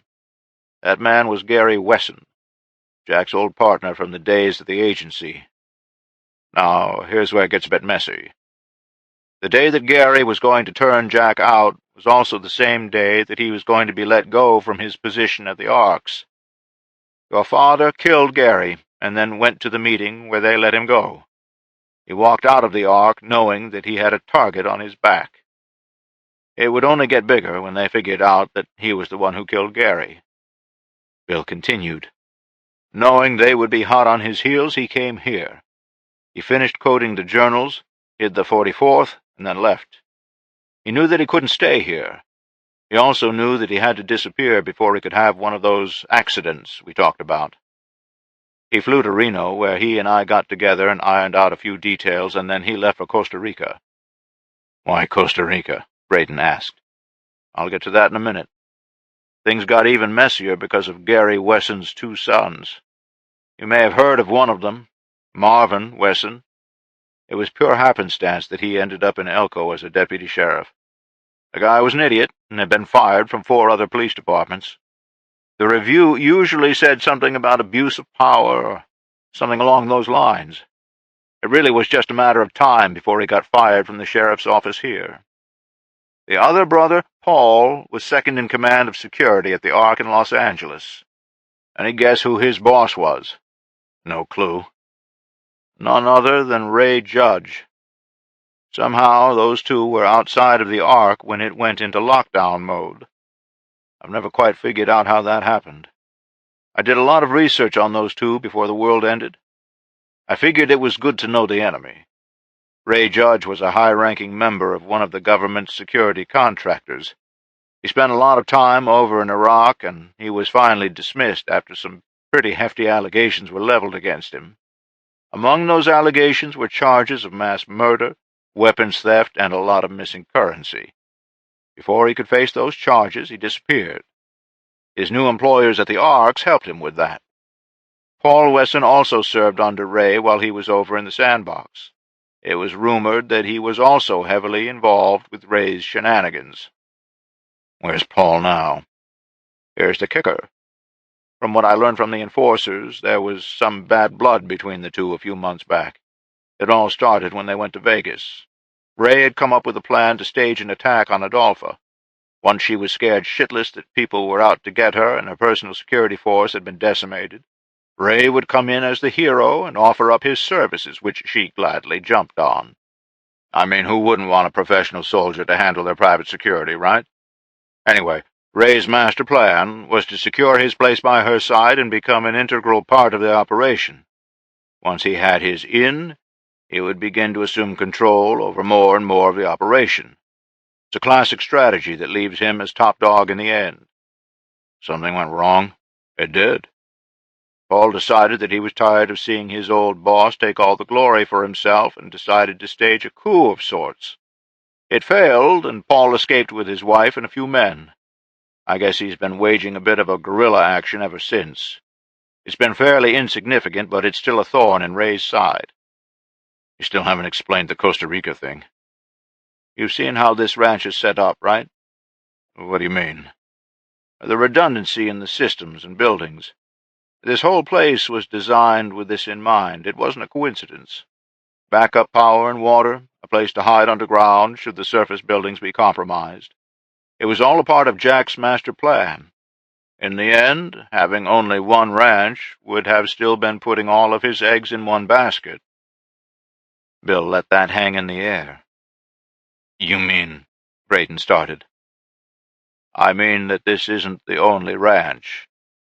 But how? It's like this, Braden. The second ranch was built in Costa Rica. Construction started as this one neared completion. It's almost an exact replica. There's 2 ranches. No, there's 3. The meeting with Bill had started a little after 2 p.m. A stunned and rattled Braden left the security office at 6:30 p.m. For 4.5 hours, Bill explained everything that he knew about the Arks and what Jack Sterling had accomplished before his death. His parting statement to Braden left the man shaken to his core. As of now, Braden, you are in charge. As of now, you have to figure out how we are going to get Jason back and how we are going to deal with Ray. You are the man in the big chair now. Friday, August 25th, 2017, Atlanta, Nevada.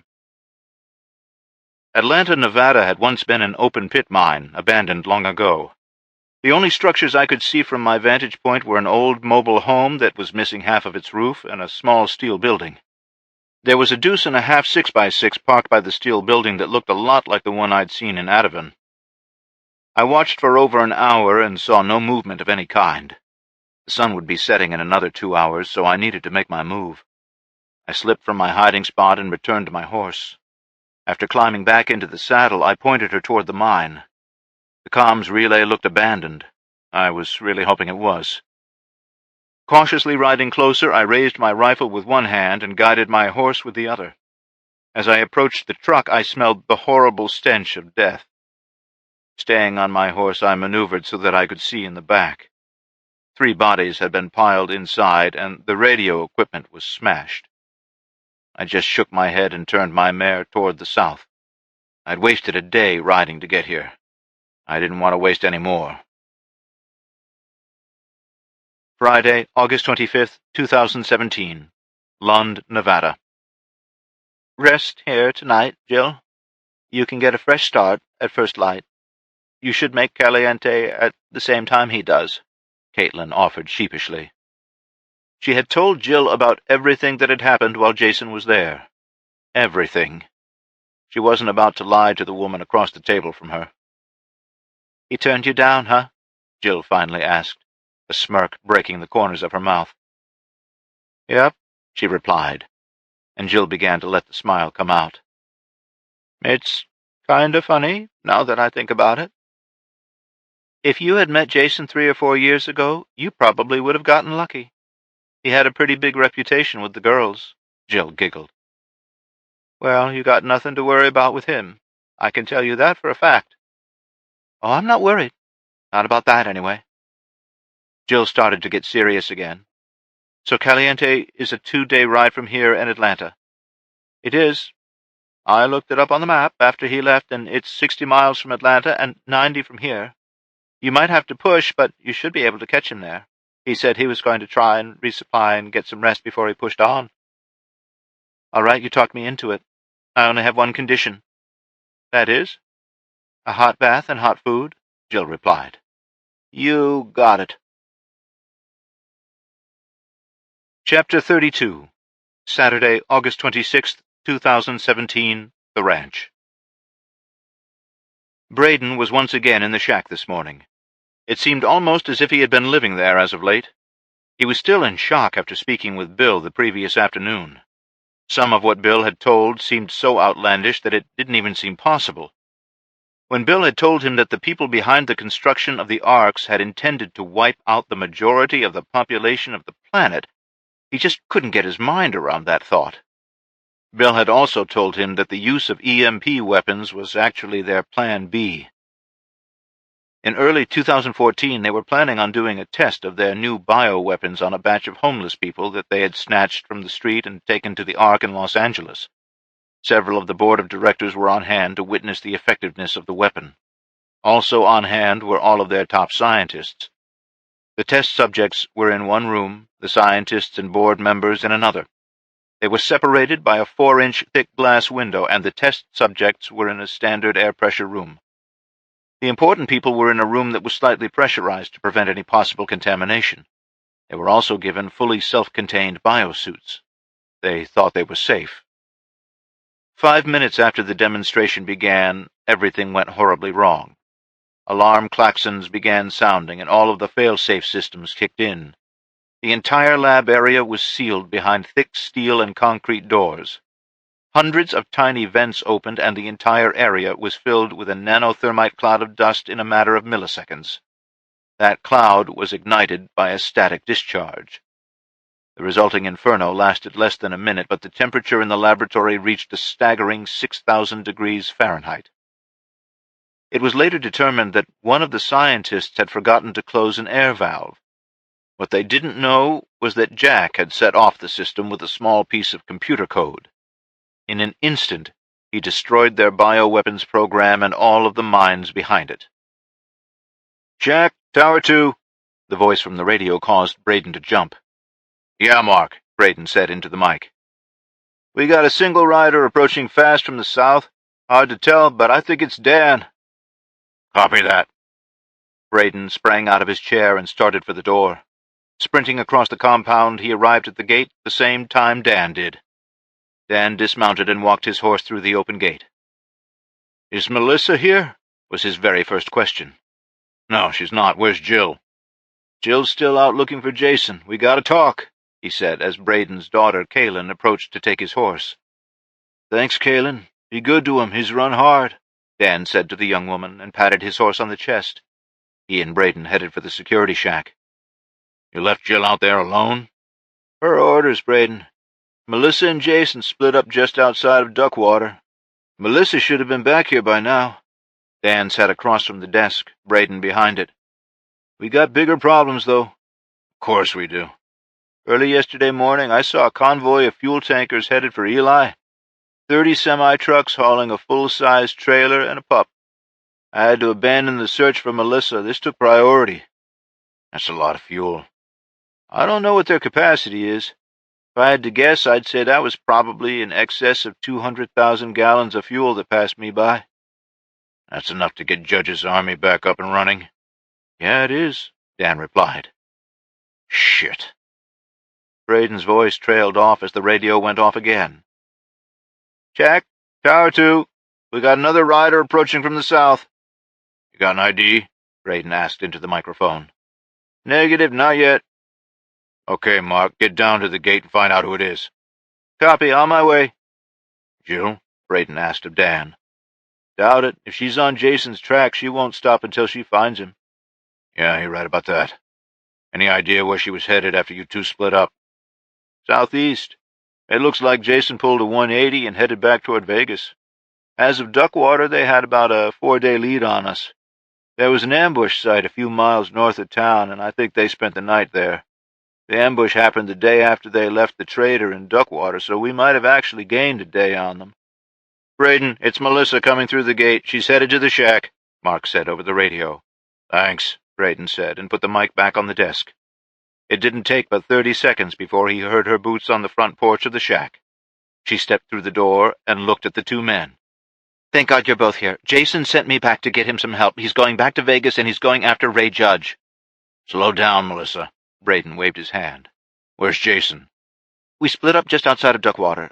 I didn't want to leave him, but it was a direct order. I have to get him some help, or he's going to barge right into Vegas by himself. When was that? Dan asked, the former sheriff's deputy in him kicking in. Couple days ago, Dan. What the hell does it matter? He's probably already in Vegas. He's counting on me to get him help, she said loudly. All right, Melissa, I get it. Dan stood and walked past her to close the door that she had left open. As he walked by on his return, he took a deep breath before he sat down. Something stunk, and it sure wasn't Melissa. I don't know what the hell we're going to do. Even if I send everyone we have out on horseback right now, it'll take a week to get there, Braden said. Braden, send teams 1 and 3 to Wells. Tell them to hit Highway 93, and they will find a staging area about 10 miles south of Wells. That's where Ray is staging his fuel tankers. They aren't very well guarded yet. You need to get the teams out there before they get their shit together. How do you know this? Dan asked. All sorts of alarms were going off now. Melissa looked at him for a moment before she spoke. He could see her mind racing. The trader in Duckwater told us that they had been through there. That's the big reason Jason wanted me back here, she answered. I had to get this information to you. Okay. What else did Jason need? Dan asked, electing to play the game. That's it. I just need to get him all the help I can. He told me that if I couldn't find it here, I needed to keep moving. Are you going to help him, or do I have to get back on that horse? She demanded. All right, Melissa, I need you to sit down and tell me everything that's happened since you and Jason were taken. Dan started. Did you not hear me? She shouted at Dan. Dan swiftly stood from his seat and moved in front of her. He'd had enough. Squad Leader Lang, you will stand your ass down and remember exactly who it is that you are addressing in this room, he said very slowly and very clearly. Do I make myself clear? She looked at him defiantly for a second, and then snapped to attention. Yes, sir. Good. Now, I want you to take that horse of yours to the barn. Get him food and water. Brush him out and rub him down. While you are doing that, you can be thinking about the verbal report that you will be filing in 1 hour. In that report, you will tell me everything that happened from the moment you left here until you returned. Understood? Yes, sir, she said. Dan glanced at his watch. 9 in the morning. I want you standing here at 10 a.m. sharp. Dismissed. She stole one last defiant glare before she spun on her heel and stomped out the door. She made sure to slam the door behind her. What the hell was that about? That's not like her at all. I don't know, but I'll get to the bottom of it. Something's off with her story. Dan followed her out of the shack and jogged to catch up to her. You know, Lang, I'm seeing a whole new side of you today. She just stared straight ahead, lips pursed. Why don't we start this conversation by going off the record? Is that okay with you? She nodded. All right, off the record, mind telling me where you've been? I've been trying to get here. That's bullshit, Melissa. I know what day you and Jason went your separate ways. I was in Duckwater. I talked to the trader. You left the ambush site on a dirt bike. You arrived here today on a fully equipped horse.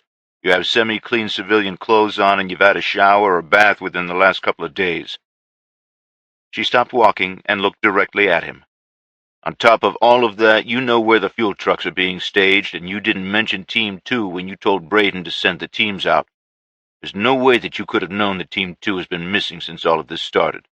No, you've been somewhere other than where you should have been, and you've gotten information that shouldn't have been readily available to you. I want to know where you've been, who you've talked to, and how you got the info that you've gotten, he continued. The look of defiance was growing in her eyes again. Melissa, it's either you tell me here and now, or I arrest you and throw you in the brig in Elko. The choice is yours. Dan, I can't. Melissa, I need to know. I've taken an oath I cannot and will not betray that.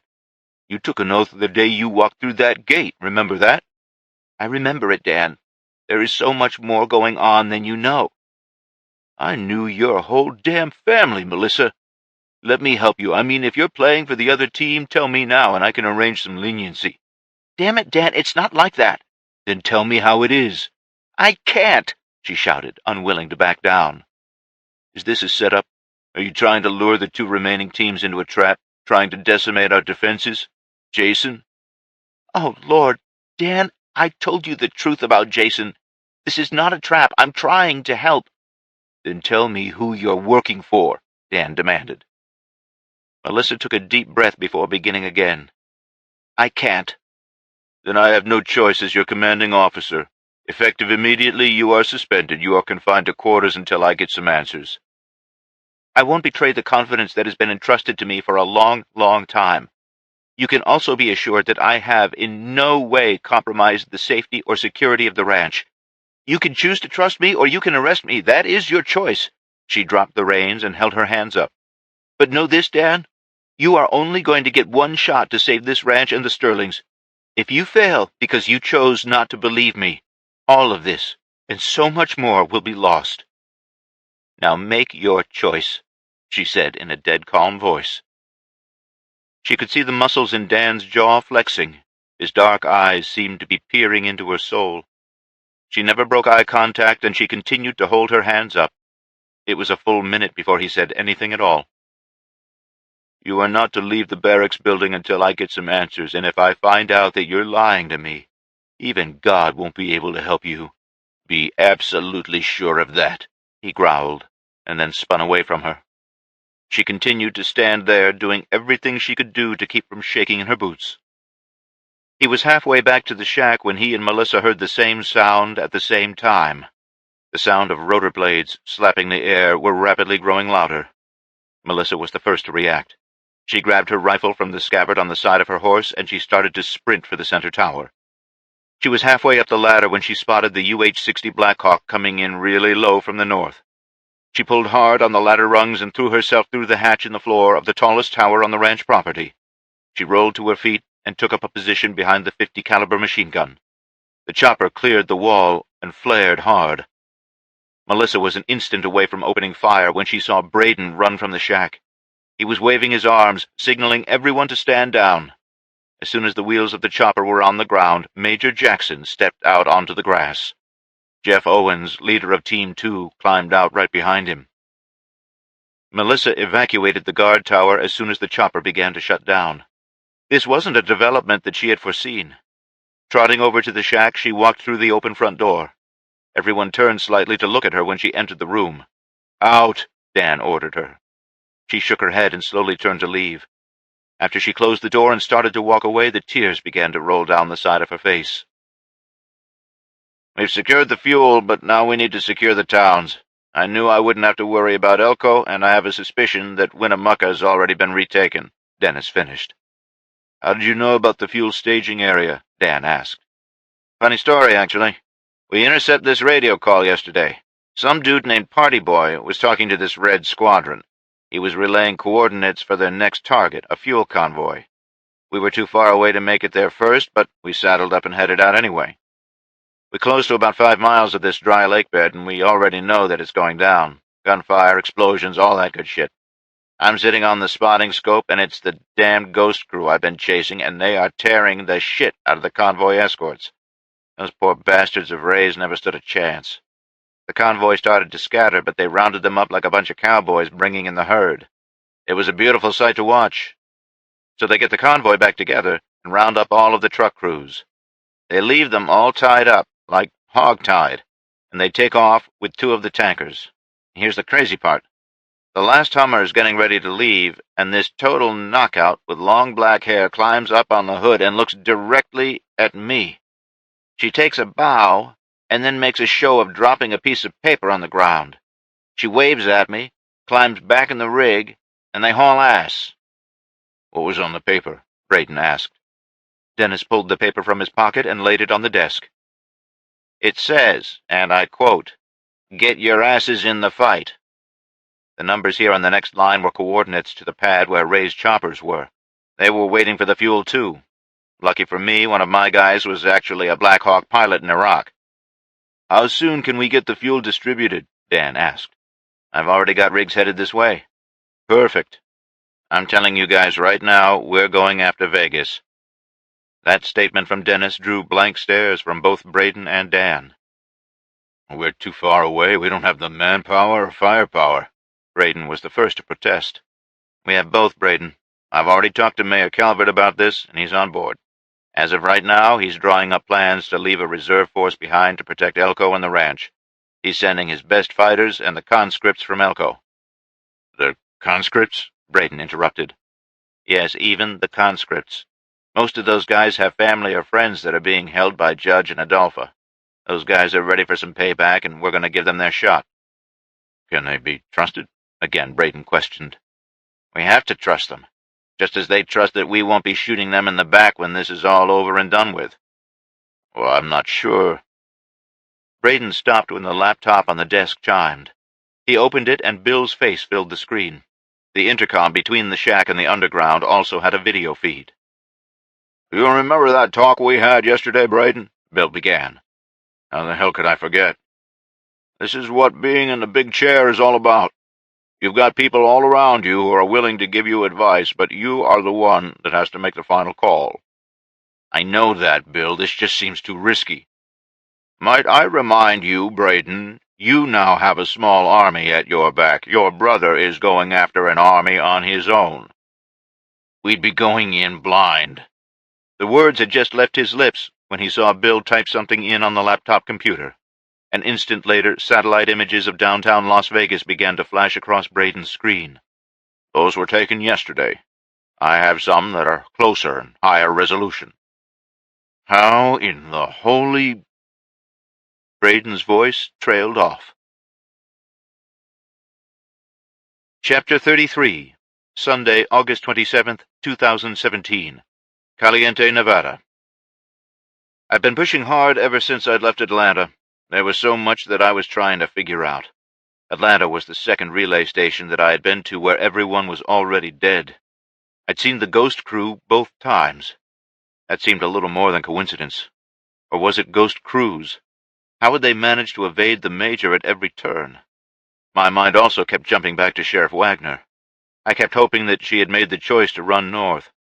If Braden was manning the radio at the ranch, that meant Jill was back in charge. I really hoped so, anyway. Had Melissa made it back? Had she been able to secure the help I was going to need? What the bloody hell was I going to do once I got to Vegas? Waltz in? Sneak in? How was I going to get my shot at Ray and Adolpha? It wasn't too late to turn around and run. No, I had to do this. I had to drop down onto Highway 93 a couple of miles north of Caliente. The canyon was fairly narrow, with a small stream running on the east side of the road. As I came over the small rise and around the slight bend in the road, I was faced with a roadblock. It appeared to be manned by 2 women wearing what looked like stolas, the female version of the toga. There had been a small shack constructed to one side of the road, and it had a large awning to protect them from the sun. Neither woman presented any weapons, but one of the women held up her hand to signal me to stop. Good morning, sir. Welcome to Blisshaven. Will you be staying with us, or are you just passing through? the attractive tall redhead asked as I drew to a stop. Where am I? I thought this was Caliente. Oh, I apologize for the confusion. This used to be Caliente. It's now known as Blisshaven, she explained with a smile. I see. I've actually been on the trail for a while, and I was hoping to stay here for a day, maybe two, to rest and resupply.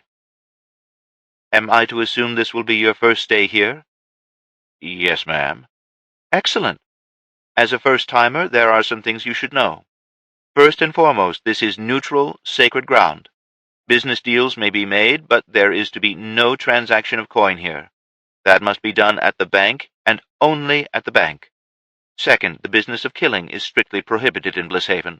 Anyone caught conducting that nefarious act will meet an unfortunate end.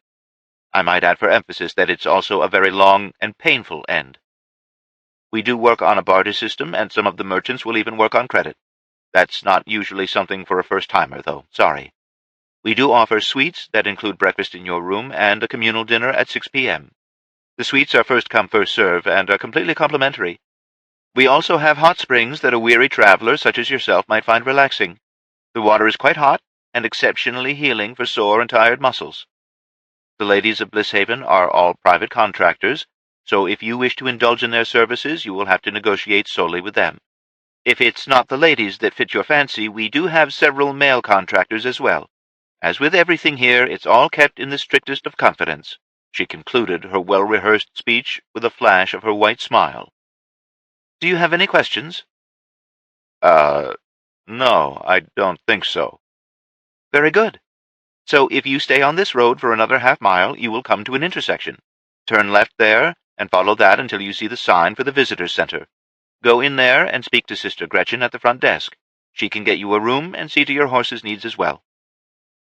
Thank you, ma'am, I replied. She stepped aside and allowed me to pass. Have a blessed day, she said cheerfully. I continued on the highway as instructed and made the first left I came to. After a short distance, I came to the ornate hand-carved sign that announced the visitor center. There was a huge expanse of manicured grass on the left side of the road and mature trees on the right. A couple 100 yards later, I was in front of the main building. There were several shaded hitching posts and water troughs for horses, so I dismounted and tied up mine. I'd been in the saddle almost non-stop for nearly 3 days, and my body felt like it. Riding a horse for pleasure and riding a horse for survival were two very, very different things. I'm sure my horse would have agreed. I freed the saddlebags and threw them over my shoulder, and then I took the AR-15 from its hanging spot on the saddle horn. Carrying it in my left hand, I walked into the visitor center. It instantly felt like I'd stepped foot on another planet. Air conditioning. There was a long counter to the right with a check-in sign hanging above the center of it. As I approached, a very tall, statuesque blonde stood from her chair. She was also wearing a stola. "Good day, my friend," she said in greeting. Hello, I was told to see Sister Gretchen about a place to stay." "That would be me, and I'd be more than happy to help you." She paused long enough to pull a ledger from behind the counter. "How many days will you be with us?" "At least 1, no more than 2. "All right, I'll put you down for 2. If you change your mind, we can always change it. How many horses?" "Just the buckskin mare tied up out front." This was surreal. It was like checking into a hotel for the weekend. "Will she require the services of a farrier?" the young lady asked. "Probably wouldn't hurt." "Any special dietary needs for you or your horse?" "No, ma'am." "Very good, then. Breakfast will be brought to your room at 8 a.m. It usually consists of a thick slice of ham, 3 scrambled eggs, and 2 slices of wheat toast. A glass of fresh squeezed orange juice and a small carafe of black coffee will come with it. Will that be for your liking?" "Yes," I replied. She giggled a little. "Dinner is in the main hall, through that door down there," she pointed. "It starts at 6 p.m., and we do offer an assortment of alcoholic beverages.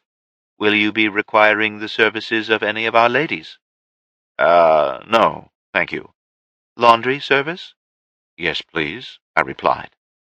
She reached under the counter again and produced a canvas bag. She handed it over to me. "Place your dirty laundry in that, and place it outside of your door. It will be taken care of tonight and returned no later than 6 a.m. Is there anything else I may be of assistance with?" No. How am I supposed to pay for this?" "All of our services are complimentary. There is no charge." "Okay," I replied hesitantly. She smiled and placed the ledger on the counter facing me. "If you would just sign on that line right there, we can complete your check-in process." She handed me the pen that she had been using. I signed my name and turned the ledger back to her. Without even looking at the signature, she closed the book and put it back in the drawer. She walked to the end of the counter and stepped around it. "Please follow me, and I'll show you to your room." I followed her down the main corridor and up a stairwell at the end. We went to the second floor, and she stopped in front of door 210. She turned the handle, pushed on the door, and stepped inside. The room before me looked to be fit for a king. "The keys are on the bathroom counter. That is the only set of keys, so please don't misplace them. If there is anything that I or one of the other sisters can get you, please feel free to ask," she said from the doorway behind me. "I think I'm good," my voice just above a whisper. This was surreal. Sister Gretchen gave a small bow and closed the door, leaving me in utter amazement. I leaned my AR against the wall and dropped the saddlebags on the floor. I was terrified to touch anything because I was filthy, and damn near everything in the room was the purest white. I stepped into the bathroom and expected to find a wash basin and a pitcher of water. It wasn't there. I turned the handle of the chrome faucet, and the water came on. I must have looked like a caveman discovering some new tool. The last 2 weeks had been a lot harder on me than I thought. Hanging behind the bathroom door was a pair of plush bathrobes, and there was an assortment of towels on the rack between the shower and the toilet. On the shelf in the shower were shaving supplies and bar soap. I quickly stripped down and took the longest, hottest shower I could stand. It was almost euphoric to wash the trail off of me. After half an hour in the shower, I toweled off and dropped my weary body on the overstuffed bed. The last thing I remember before exhaustion took over was pulling the sheet over me. For the first time in 2 weeks, I was finally able to relax. Jill arrived at the checkpoint on Highway 93 just north of Caliente a little after noon. She received the same welcome speech from the same tall redhead. A few minutes later, and she too was standing at the check-in desk of the visitor center. She wasn't so sure that she hadn't gotten a hold of some bad water or something. This all seemed like one big hallucination. What the hell was this place? She answered all of Sister Gretchen's questions and started to sign her name in the ledger. She happened to glance at the name above hers. R. Cogburn. "This man, Reuben Cogburn, is he still here?" Jill asked. "Why, yes. He checked in this morning. An acquaintance?" Jill felt her heart begin to race. "You could say that. He's my husband. I didn't realize that he got here before me," she said excitedly. "Can you tell me what room he's in?" "He's in room 210, but I cannot let you into his room. He has the only set of keys." "That's okay. I'll knock." "Knowing him, he probably forgot to lock it anyway," Jill joked as she started for the stairwell. She raced up the stairs and burst out onto the second floor. She looked at the room numbers and stopped at 210. She reached for the handle, barely able to contain her excitement any longer. She twisted it, and the door opened. He had forgotten to lock it. She threw the door open and quickly stepped inside. Jason was sprawled out on the bed and didn't move at her intrusion. She closed the door and moved to the side of the bed. She stroked the side of his face with her hand, and he still didn't wake. "Jason? Jason?" she said gently. "Jason." This time he started to react. His eyes opened but were unfocused, searching. "Jason, it's me, Jill." His eyes narrowed in on her face. There was confusion and recognition all at the same time. His hand finally came up to the side of her face. "If this is a dream, I'm going to be so pissed," I said, still not believing my eyes. Jill gave me one of the most passionate kisses that I could ever remember.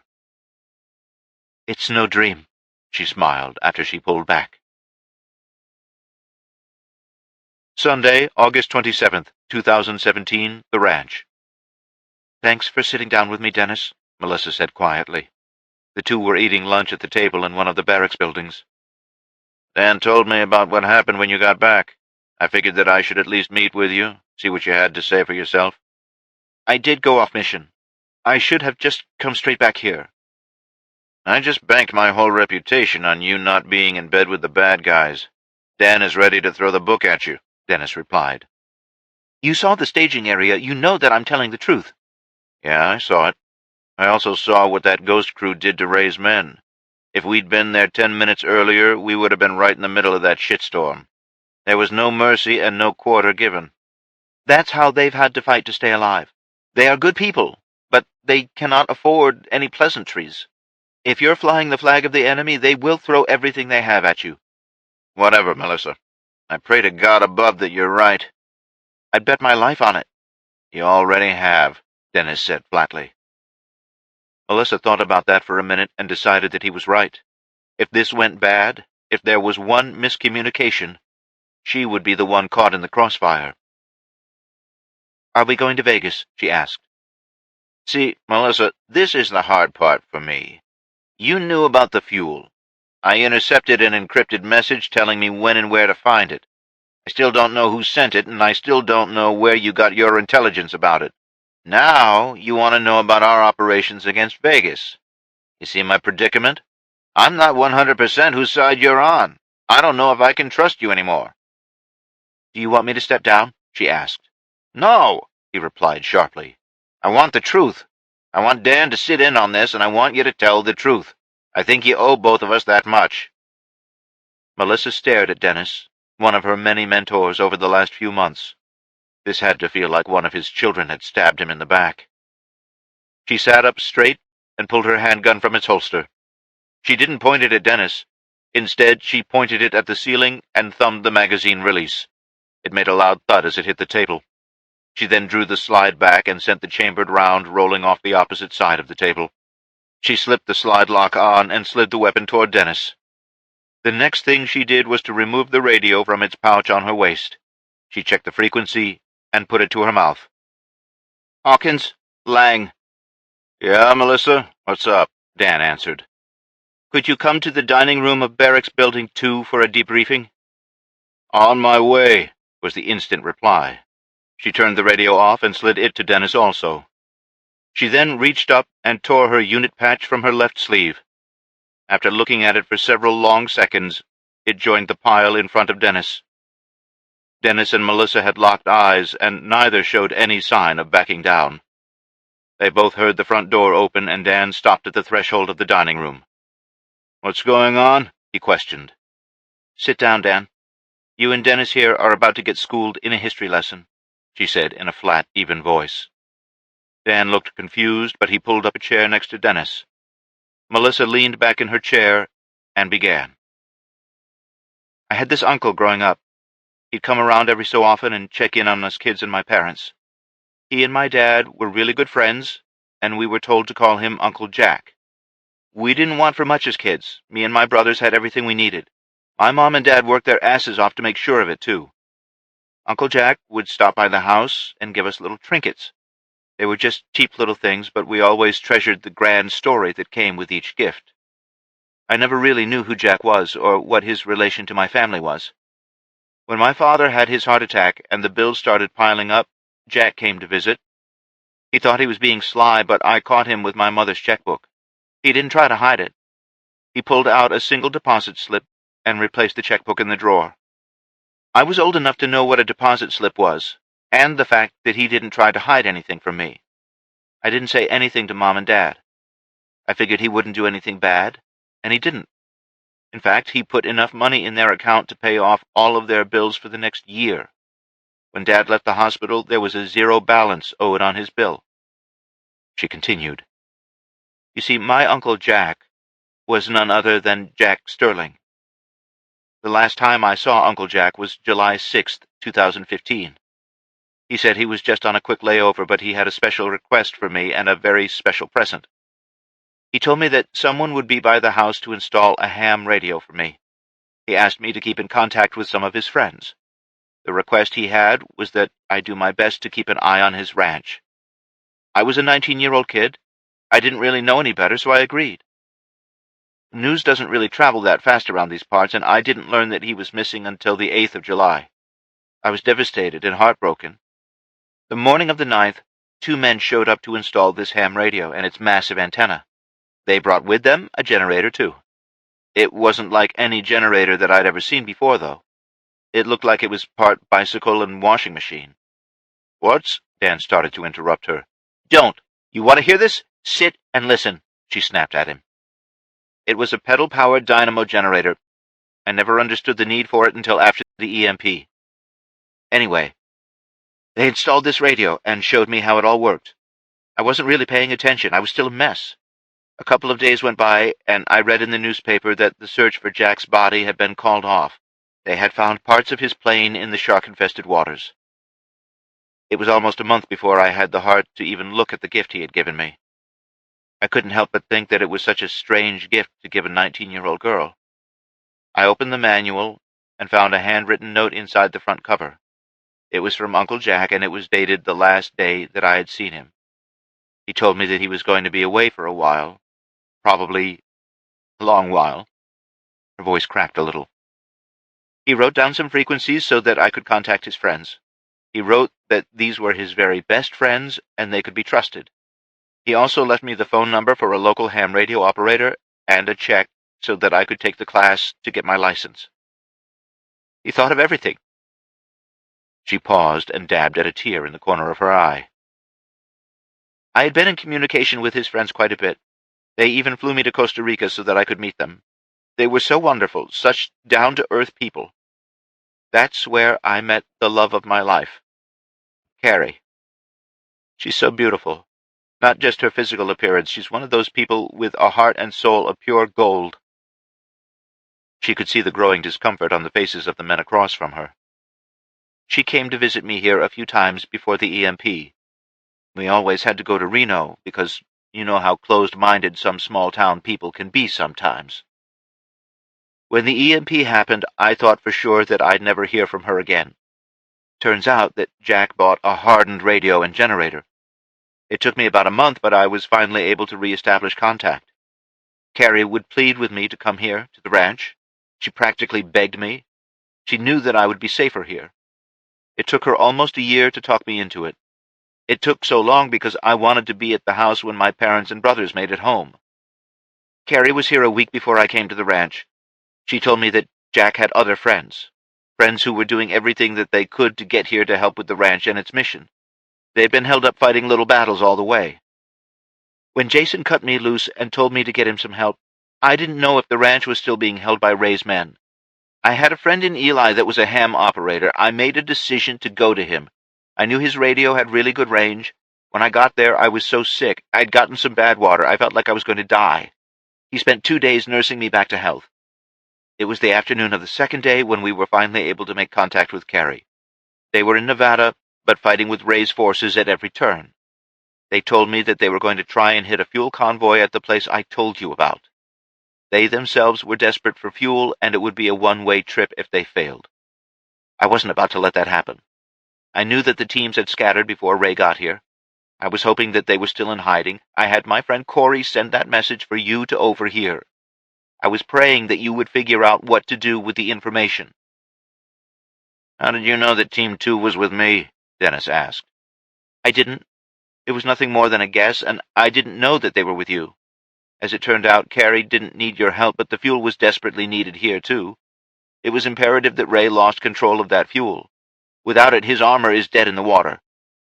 She finished her tale. "Why didn't you just tell me this to begin with?" Dan asked. "Tell you that I disobeyed a direct order? Tell you that I have mysterious contacts? Tell you that I was friends with Jack Sterling?" "Yeah. Jesus, Melissa. I thought you might have sold us out. I thought you might be trying to lure us into a trap. I didn't want to think that, but that's exactly where you were leading me." "Can you recontact your friends?" Dennis asked. "It's doubtful. Their rigs aren't equipped with the long-range ham radios. It was pure luck I caught them when I was in Eli. My friend Corey said that they were going to be headed to Vegas. They were going to go after Ray Judge. They're probably well out of range by now." Can I have the frequency that you contact them on? Yeah. Give me a piece of paper and a pen, she replied. When she had both, she wrote down the frequency and the call sign. She slipped it to Dennis. If you reach them, please let Carrie know that I'm okay. I can do that.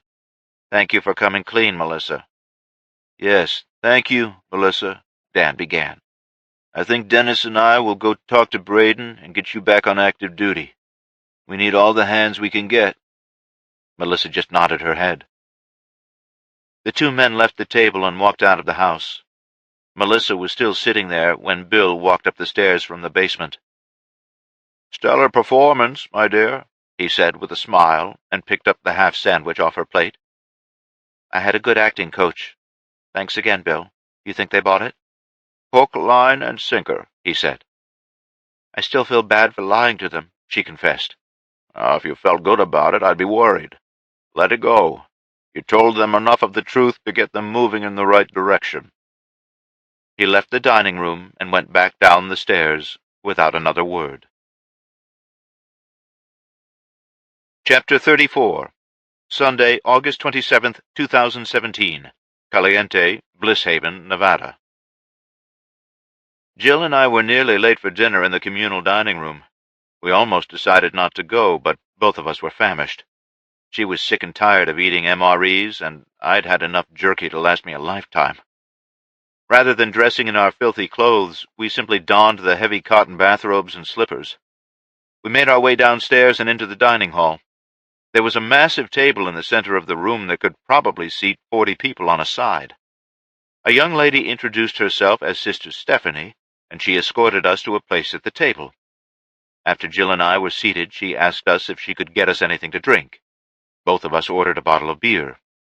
She returned a moment later with 2 very cold beers and a bottle opener.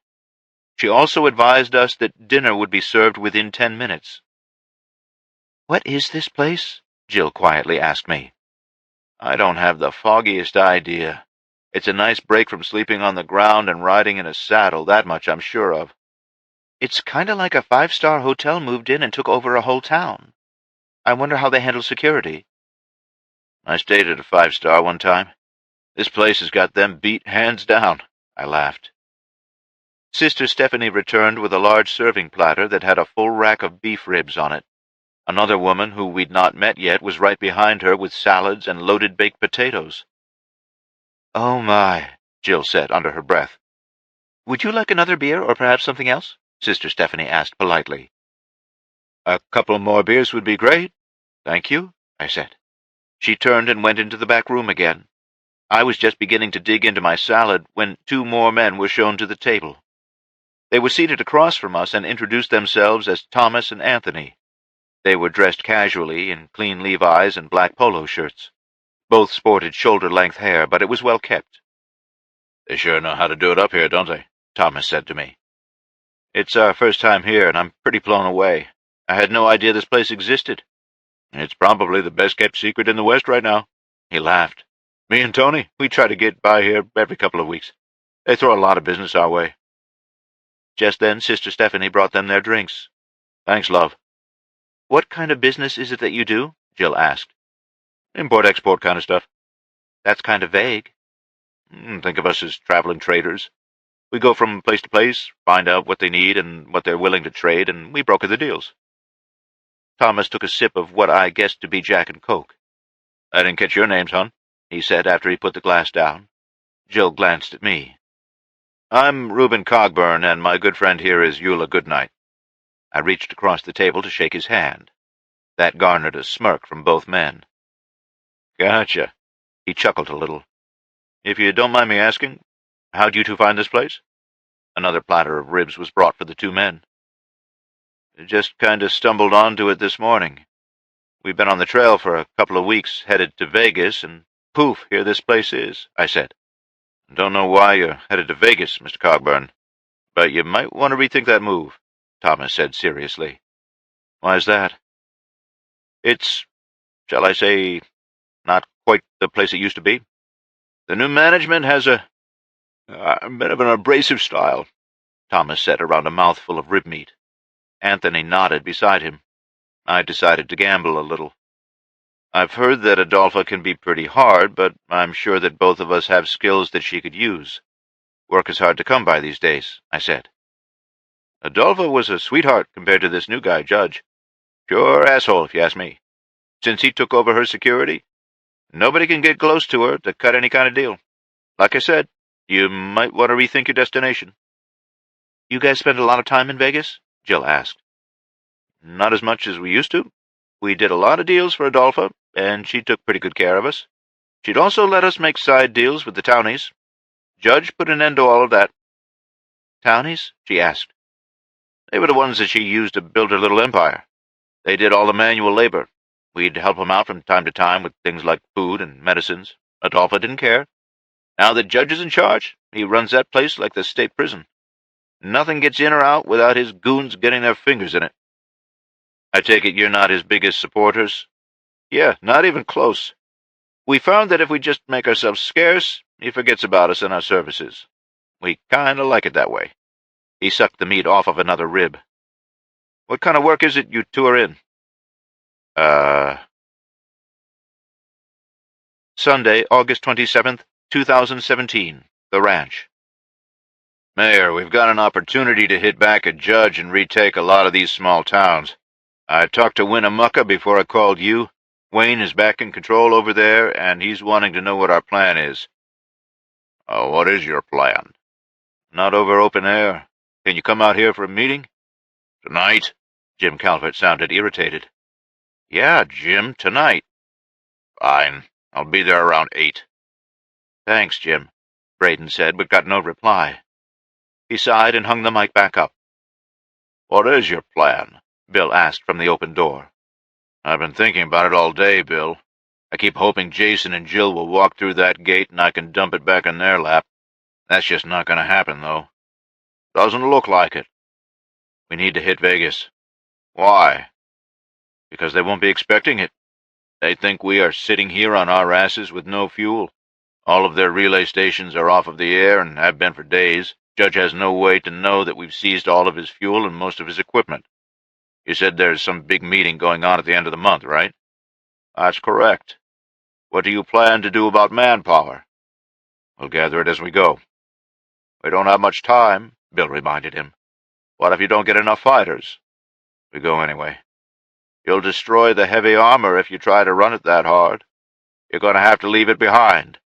I know, and that's fine. Not like we have an abundance of tank crews hanging out around here. The wheeled vehicles are easy enough to figure out how to operate. Dan and Dennis are familiar enough with them to teach the rest of us. Don't forget that some of your conscripts used to operate that very equipment. I'm well aware of that, and I'm still split over it. The guys that Alex and 3-2 have been working with have gotten a lot done on the observation posts in the last few days. A lot more than I expected. Can I offer a suggestion? Bill asked. I wish you would, Braden grinned. Give them their freedom. Number 1, they've earned it. And number 2, you might be surprised just how many of them throw in with us. Can we trust them? Can they trust us? It's one big guessing game, Braden. You want to go after Vegas, right? Yes, I do. Then you need to throw everything you have at it, at Judge. You're going to get one shot at this. The only way you're going to prevail is to be decisive. Like Jason says, make a damn decision. Mayor Calvert will be here in about 30 minutes. Get Major Jackson and what's left of the senior staff and hammer out a plan tonight. Hammer out a decisive plan that you can start implementing tomorrow. Can you get me those satellite photos again? Of course. How in the hell did you get those? Well, you see, back in the day, I had this really cool job as a super spy, he started with as much sarcasm as he could muster. The EMP didn't get the eyes in the sky. They're well above the ionosphere. It took me a while to crack their encryption, but I did. Now we have something the bad guys in Vegas don't. Sunday, August 27th, 2017. Caliente, Bliss Haven, Nevada. I'm pretty much a jack of all trades, and Eula here is pretty good with a gun. She's saved my ass a time or two. Crap, why hadn't I thought of a cover story? Dumbass, I mentally scolded myself. Oh, boy. Thomas chuckled slightly and leaned forward. We really need to get you a better story than that. "Oh, shit," I muttered. He leaned back and went after another rib. "Mind if I give you a suggestion?" Thomas asked. Please do. Rooster Cogburn is one of those classic movies that just about everyone can sit down and watch. It's not a bad flick. If you insist on using those names, make sure to use the plot of the movie as your cover story. Makes it a lot easier to remember your lines." He smiled and took another sip of his Jack and Coke. Thanks for the tip, I replied. "So, Mr. Cogburn, what was it that you said you did for work?" He smiled. "I used to be a lawman up north. Been spending a lot of time running down a gang that tore up the town and stole some explosives." "Oh, my, sounds quite dangerous. Miss Goodnight, are you Mr. Cogburn's partner?" he asked Jill. "Oh, heavens, no. My father is the town minister, and he sent me along to make sure Mr. Cogburn brought these terrible men to justice." Jill played her part flawlessly. "So much better," he said enthusiastically. "You had a bit of practice at this sort of thing?" I asked. My associate and I have found that the use of different personas can help us get some jobs, and can also help keep us out of trouble." "Thanks for the pointers," Jill said. He raised his glass in a mock toast. "Any time, hon. You seem like nice folks, and I'd really hate to see you in a bunch of hot water over some bad acting." We let the conversation die down and began to eat in earnest. Jill and I ate the entire rack of ribs, our salads, and the massive baked potatoes. It had been a long time since either of us had eaten that good. When Sister Stephanie cleared away the plates, she offered us dessert. Both of us had to graciously decline. We were about to excuse ourselves when Thomas spoke again. "Are you planning on being here another day?" "Not really sure, to be honest," I said as I stood from the table. "Tell you what, why don't you meet me and Anthony here after breakfast in the morning? We can have a pot of their finest coffee brought out, and maybe figure out how to get you into Vegas. If you're still bent on going there, that is." I looked at Jill, and she nodded her approval. "All right, Thomas. Say 9 a.m.? "Excellent. Looking forward to it." He stood and extended his hand across the table. I shook his hand, and a moment later Jill and I were headed back to our room. Sunday, August 27th, 2017. The Ranch. "I know it's getting late, but I really appreciate all of you being here," Braden began. They were all in the conference room in the basement of his house.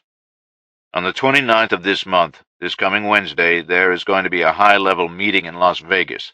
The warlord Adolpha, Ray Judge, and the 5 leaders of the cartels will be getting together to decide how to divide up the resources they plunder from the state of Nevada. I've also gotten intelligence that once this meeting is concluded, Ray Judge will be returning to wipe out communities like ours. It won't matter how compliant we are, he will destroy us. I'm going to ask you for your help to keep that from happening." Nobody around the table had anything to say. "It's my intention to take the fight to Vegas." Now there were murmurs from the group. "At 5 a.m. tomorrow morning, teams 1 through 3, Major Jackson and his men, and all combat-capable personnel from the ranch, will load up in anything that runs, and we will depart for Las Vegas." "Have you lost your mind?" Mayor Calvert asked heatedly.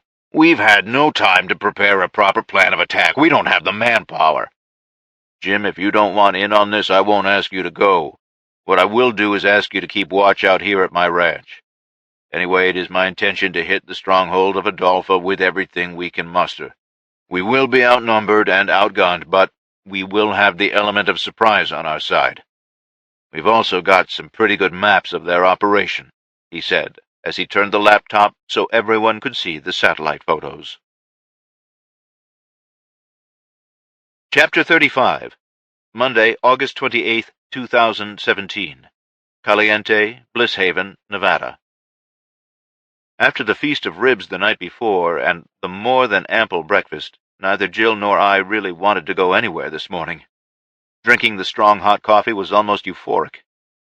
We dressed in our clean uniforms and strapped on our handguns. Anthony and Thomas had both been wearing theirs, and we had seen several other men and women who were also packing. It didn't seem to go against any dress code or anything. Jill and I walked downstairs and into the main dining hall. Anthony and Thomas were already seated at the table. There was a large carafe and 4 coffee cups. Thomas waved us over. Both stood as we approached and sat as we sat. Morning, Thomas said. Anthony just nodded. I'm not sure I'd heard the young man utter a word at all. Morning, Jill and I said in unison. Thomas set about filling the 4 cups. I hope you don't mind. I've taken the liberty of inviting Mother Angelica to sit with us this morning. She should be along shortly, Thomas said. Mother Angelica? I asked. She's like the CEO here in Blisshaven. Oh? Yeah. It's always a good thing to be in her good graces. I try to have her sit in when I cut a major deal. People take her word very seriously, and I like having her in my court. So you're here to make some deals this morning? Jill asked. I'm here to make a deal with you. He sipped at his coffee. You two have sort of tickled our fancy. How's that? I asked. I was beginning to get a bad feeling. I could see Jill bristle a little, too. He smiled, leaned back, and continued to sip at his mug. Me and Tony got to talking last night after you left the table, and we came to the conclusion that we kind of like you folks. The problem is that you fit the description of 2 people that escaped Ray Judge's custody. There is one hell of a bounty on your head, and that's kind of got us in a bit of a pickle. He set his cup back on the table. You 2 have been a thorn in Judge's ass, and that really makes me happy. Us happy, in some sick and twisted ways. Sure, we could turn you into Mother Angelica, and she would bind you over until Ray gets here to pick you up. He pays us the rather substantial reward. Or we could let it ride and see where this takes us. He seemed almost amused. You could let us go, Jill said. And miss out on some golden opportunities? I don't think so, Jill. At the same time, turning you in seems like a dead-end venture. Unless you and Jason would prefer that, why don't we see if we can't come to a better deal? One that benefits all of us. He smirked. How did you know who we were? I asked. You 2 fit in around here like square pegs in round holes. You might as well hold up signs that say, "Here we are." What do you want? Gold? Jill asked. Oh, please. We're businessmen, Jill.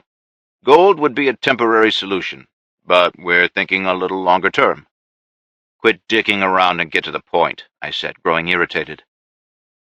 Here's kind of what we were thinking. He refilled his cup and picked it up again. You 2, boy, you 2 have really gotten his panties in a bunch. My inside guy is telling me that he plans on returning to your ranch and erasing it from the surface of the planet. That's how pissed off he is. Me and Tony don't really have a horse in this race. We don't like dealing with Judge, so we just move our operations. It's that easy for us. You, on the other hand, have a lot at stake, right? Yeah, we do, I muttered. He nodded. So what if we could get you into Vegas? What's in it for you? Jill asked. Straight to the point. I love that in a woman. He paused for a sip. It's fairly easy to assume that you are going to go after Judge, yes? Yeah. All right. Let's say that the planets line up just so, and you manage to take him out. You will have successfully removed a pain in our ass, and a rather large one from yours. What are your plans for after the big showdown? I hadn't really thought about it, I admitted. Of course you haven't. That's where we come in. We have a tendency to be fairly forward thinkers, and we have an idea that we'd like to throw your way. You want control of Vegas once Judge is out of the way? Heavens, no! Both of them chuckled. Return Adolpha to power, and we, all of us, can go about our merry way, Thomas said. You want us to remove one warlord and install another one? I don't think so. Listen to me. Adolpha was many things, and a raving bitch was at the top of that list, but she ran Vegas like a business. She worked her people hard, but she also rewarded them. They weren't starving, and their medical needs were taken care of. They could also leave any time they felt like it. That's not the way I heard it. I was told that she would work her people to death, literally, and that she has some sort of barbaric fight club going on to keep her amused, I started, but Thomas waved me silent. Those things didn't start to happen until Judge and his ilk showed up a few months back. It's still allowed to happen. I won't be a party to that kind of shit. I've also heard that she is responsible for the incursion of the cartels. There is no way that we can support that. None, I said heatedly. He put his cup on the table again and leaned forward. I hate to say this, Jason, but you have been severely misinformed. Yes, Adolpha has had dealings with the cartels, but it's nothing like what you've been led to believe. Then set me straight. Let me ask you a simple question, if I may. Have you enjoyed the coffee this morning? What the hell has that got to do with anything? Have you? Of course. Where do you think freshly roasted coffee comes from? The fresh orange juice you had this morning? I don't see what you're playing at. Mr. Sterling, some of the amenities that you have enjoyed this morning are because of the very alliances that Adolpha has built with the cartels. While they do still have a very small drug trade, they have found it to be much more profitable to deal in goods that all of us can enjoy. Mother Angelica has used their services through us to build and maintain this wonderful oasis in an otherwise barren and God-forsaken desert. But what? You've been fed a line of bullshit, and you bought into it. There's no shame in admitting that you may have been wrong. You have to realize, Jason, that there is an entire world outside of Elko and your walls. People are trying to move on with their lives as best they can. Sometimes that means dealing with people not unlike Adolpha, or even ourselves, for that matter. Jill and I both sat in silence for a few moments before she spoke.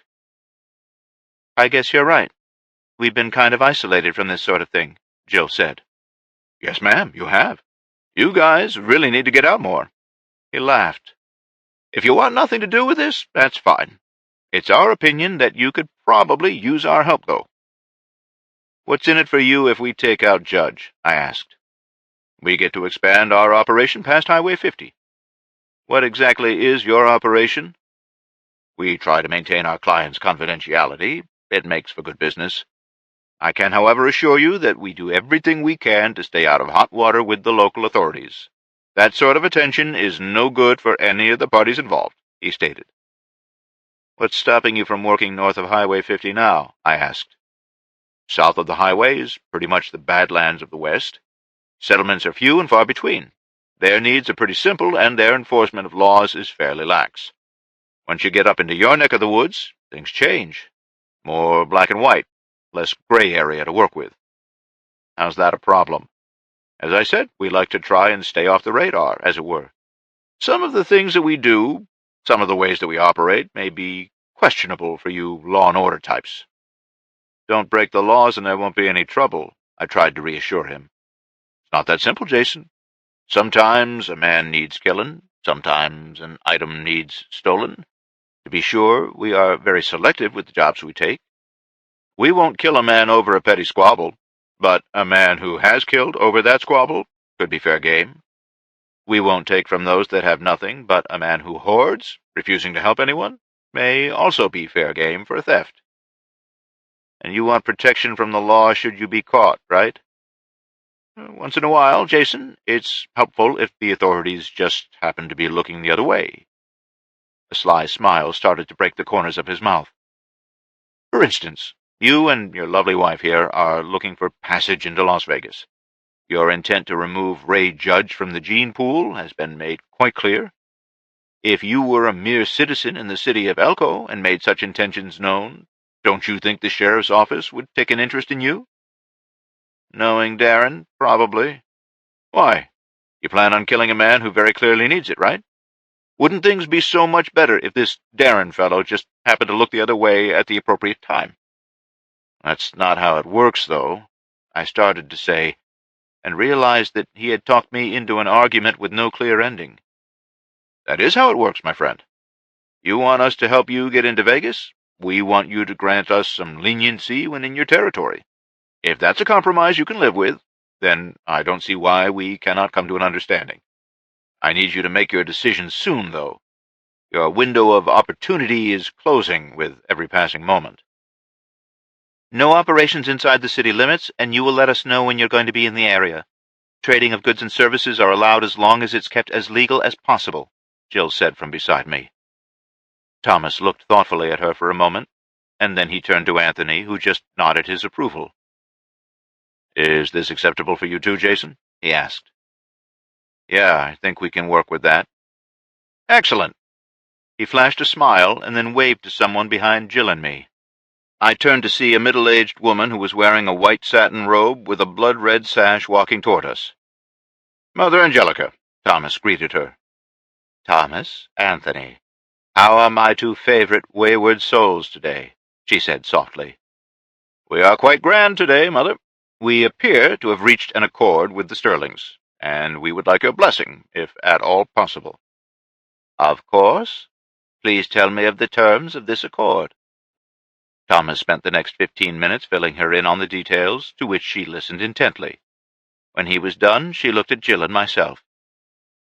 "You understand that this is a binding contract?" "Yes, ma'am," Jill and I both answered. "Please call me Mother." "Then from this day forward you are bound by contract with Thomas and Anthony. I assume that all parties involved will treat this contract with honor and respect?" Everyone acknowledged her with a yes, even Anthony. "Do we need to sign anything, Mother?" Jill asked. "Why, no, my child. I have a photographic memory that even conversations cannot escape. If it helps to put your mind at ease, I also keep written records in the church vault." "Okay." "Jill, Anthony and Thomas are many things, but they always keep their word. Just as you will. I know that the four of you will hold to that tenet to a fault sometimes." She put her hand on Jill's shoulder. Within a second or two she started smiling and held her other hand out to me.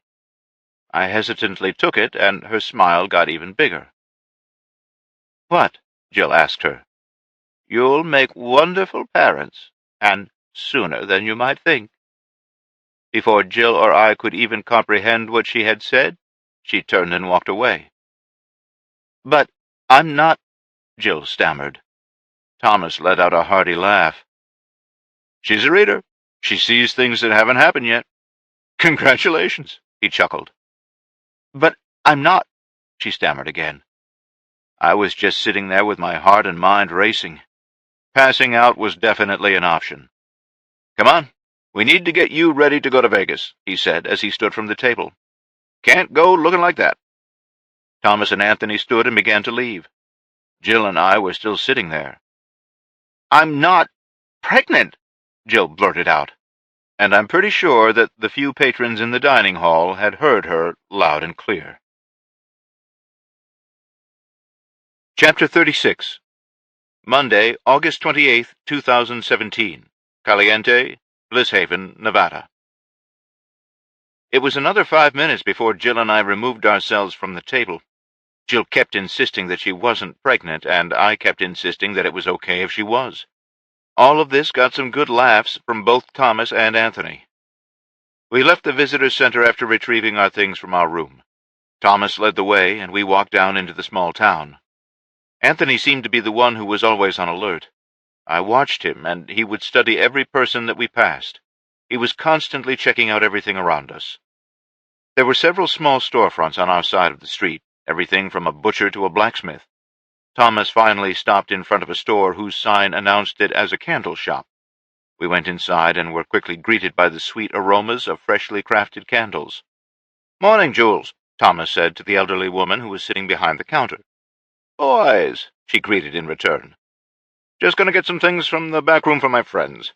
We won't be here long," he explained as he continued toward the back of the shop. She didn't even bother to look up or acknowledge him.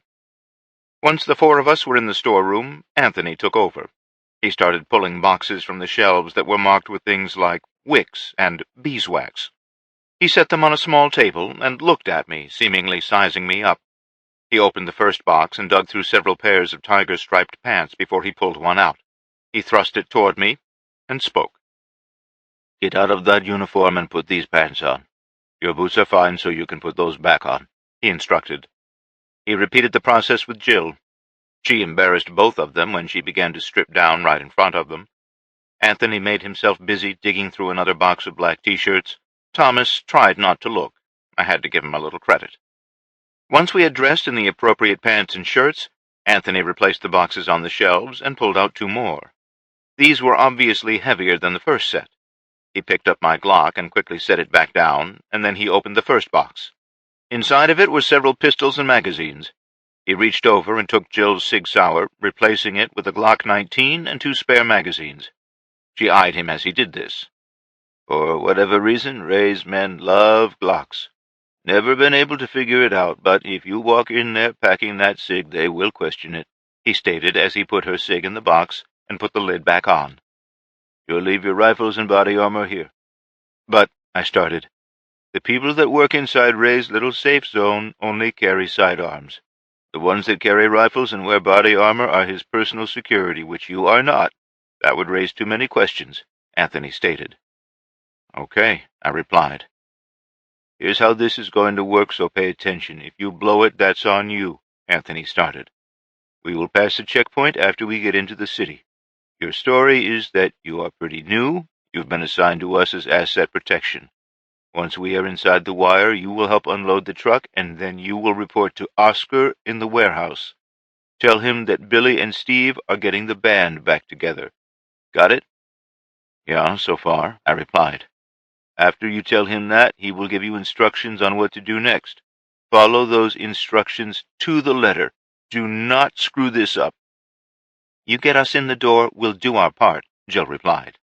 All right, let's get you in the truck. We need to get going, Thomas said, starting past us for the back door. We followed and found a 4-door pickup truck parked out back of the candle shop. It had the bed covered with a heavy green tarp. Thomas slid in behind the wheel. Anthony took the front passenger seat. Jill and I slid into the back. Thomas started the diesel truck and put it in gear. As we were easing out of the narrow alley, I saw Mother Angelica on the opposite side of the street. She eagerly waved at us, and we returned the gesture. What's her story? I asked Thomas. Mother Angelica? He looked back at both of us, and there was that huge grin again. She's complicated. What's that supposed to mean? Well, back before the burst, she ran a con down on the Vegas Strip. A con? Yeah, she did this whole fortune-telling thing. Made a decent living off of it, too. Again with the grin. What's so funny? Jill asked. She was screwing with you, Jill. She does it to everybody. It's part of the charm of this place. Thomas laughed. I could see relief flood across Jill's face. I told you I wasn't pregnant. She looked at me and stuck out her tongue. That got a laugh out of everyone. Thomas, what exactly is this place? I asked. It all kind of fell together shortly after the Pulse. The town of Caliente had been almost totally abandoned, except for about a half-dozen people. This was just before Adolphus seized power in Vegas, so there was still a lot of violence. Angelica beat feet out of the city.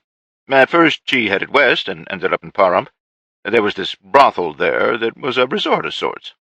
There were a couple of dozen women that worked there, but the guy that owned the place was nowhere to be found, and he hadn't shown up. So Angelica took charge. After about a month, she decided that they needed to move. There was a lack of water and fertile ground, so it would have just been a matter of time before they starved to death. She had heard from people passing through that Caliente was abandoned, and it sounded like exactly what they needed. So she and the women of the brothel worked out a deal with us to help them move.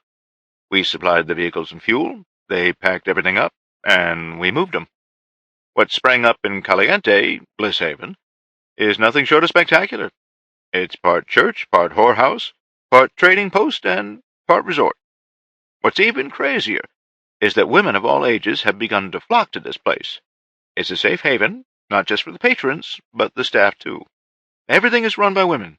All of the farming and ranching, all of the trading, and even the security. They handle it all, and they do a fantastic job of it.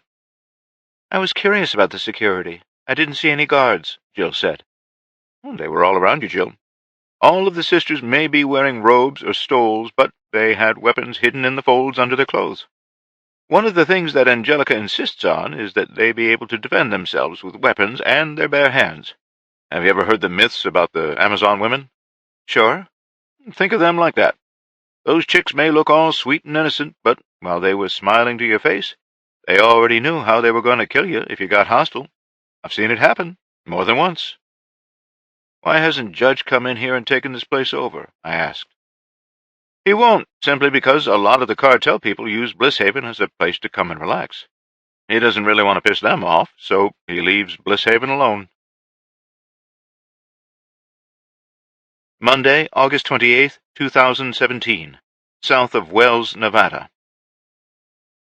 Wayne's got a little over 100 people leaving from Winnemucca. He's going to stop in every town along the way and see if he can pick up more, Dan said as he pulled the radio headset from his ears. We got about the same, Braden reported. I hope it's enough, and I hope we can get there in time. With Major Jackson headed due south from the ranch, he will probably beat us there by a little bit. That's all right. He's got the only armor, so if there's going to be any resistance, he'll meet it first. Yeah, school buses, pickup trucks, and a snowplow won't stand a chance against anything, Dan said as he looked in the side mirror of the bus they were traveling in. It was the same faded school bus that was used to deliver recruits to the ranch. They were right behind the snowplow and had another bus right behind them. Behind that bus were 4 pickup trucks, one of which was Jason's old power wagon. The last vehicle in the convoy was a fuel tanker. What's the next town? Braden asked. McGill. We should be there about dark. All right, let's plan on fueling everything there. We need to fuel at every stop, Braden. While you're out trying to rustle up fighters, we can handle the fueling. I don't want anyone running out of gas if we should get separated. Okay, I'll let you handle that. What are you going to do if we run across any enforcers? I really don't know. You better be ready to deal with them, harshly if need be. Don't worry, Dan. I'll do what I have to do, Braden replied. I don't need to remind you, but there are a lot of moving parts to this plan of yours, Braden. If even one little thing goes wrong, this whole train comes off the track. You're going to have to act and react swiftly. That was our last radio communication, and there's a whole lot hinging on luck right now. I know. All right. I just want you to know that I'm behind you 100%. I'll follow you, but these people need you to lead from the front. I'll try not to let anybody down. That's all I ask. Monday, August 28th, 2017. Las Vegas, Nevada. We followed Interstate 15 all the way into Las Vegas and got off on Sahara Avenue. Underneath the freeway overpass was the checkpoint Thomas had told us about. The road was bottlenecked down to one lane by stalled cars piled up under the bridge to form an impenetrable wall. I counted 8 guards on the outside as we approached. There were 2 sandbag emplacements, and both of them had M240 machine guns sitting in them. Thomas slowed to a stop, and we were sitting right between the 2 emplacements. Thomas held up a plastic laminated ID. The guard that approached the door took it from him and compared it to a list on his clipboard. He handed it back and looked in the truck. He briefly eyed me and Jill, but stepped back and waved the truck through. We made the next right, and that street led to an industrial area. There were several warehouses that were surrounded by an 8-foot-tall chain-link fence that was topped by 4 strands of barbed wire. When we reached the gate, we were stopped again, and Thomas had his ID checked again. Again, we were waved through, and Thomas drove to the first warehouse in the row. He backed the truck up to the loading dock and shut it off. "Showtime, kids," he said as he opened the door and got out. The rest of us followed his lead. He and Anthony stood off to the side as several men came out of the open loading dock door and began to unload the crates from the back of the truck. Once the last crate was on its way inside, Thomas nodded to Jill and I, and then he and Anthony climbed back into the truck and left. We followed the men inside, and I asked the man ahead of me where I could find Oscar. Without saying a word, he pointed toward the back of the warehouse. Jill and I walked that way, and I took everything in. The crates that had just been unloaded from the truck were being opened, and smaller boxes were being removed. They were marked Levaquin, an antibiotic. There were also pallets of everything from coffee to bandages. Just about everything you could imagine was being stored in this warehouse by the pallet load. The only thing I didn't see were weapons and ammunition. I surmised that those were probably being kept in one of the other buildings. As we neared the rear of the building, we saw a small office with the door standing open. Inside, there was a short, stout man wearing Bermuda shorts, flip-flops, and a white tank-top T-shirt. Hanging out of his mouth was a stub of an unlit cigar, and he was dabbing at the sweat on his bald head with a bandana. He slammed the file cabinet drawer and looked at the 2 of us when we walked in. "What the hell do you want?" he growled, making his way back to his desk. "We're looking for Oscar. You him?" I asked. "Yeah." He pulled the cigar from his mouth and held it between his fingers. "What the hell do you want?" "Billy and Steve told me to tell you that they're getting the band back together." This caused a smile to form on his face. He leaned back in his chair and stuffed the cigar between his lips again. Is that so? Yeah, that's what they said. He stared at the two of us for a moment, then opened the top desk drawer. He pulled out 2 blank ID cards, and then he looked at Jill. Why don't you go close the door, sweetie? Jill bristled a little, but did as she was told.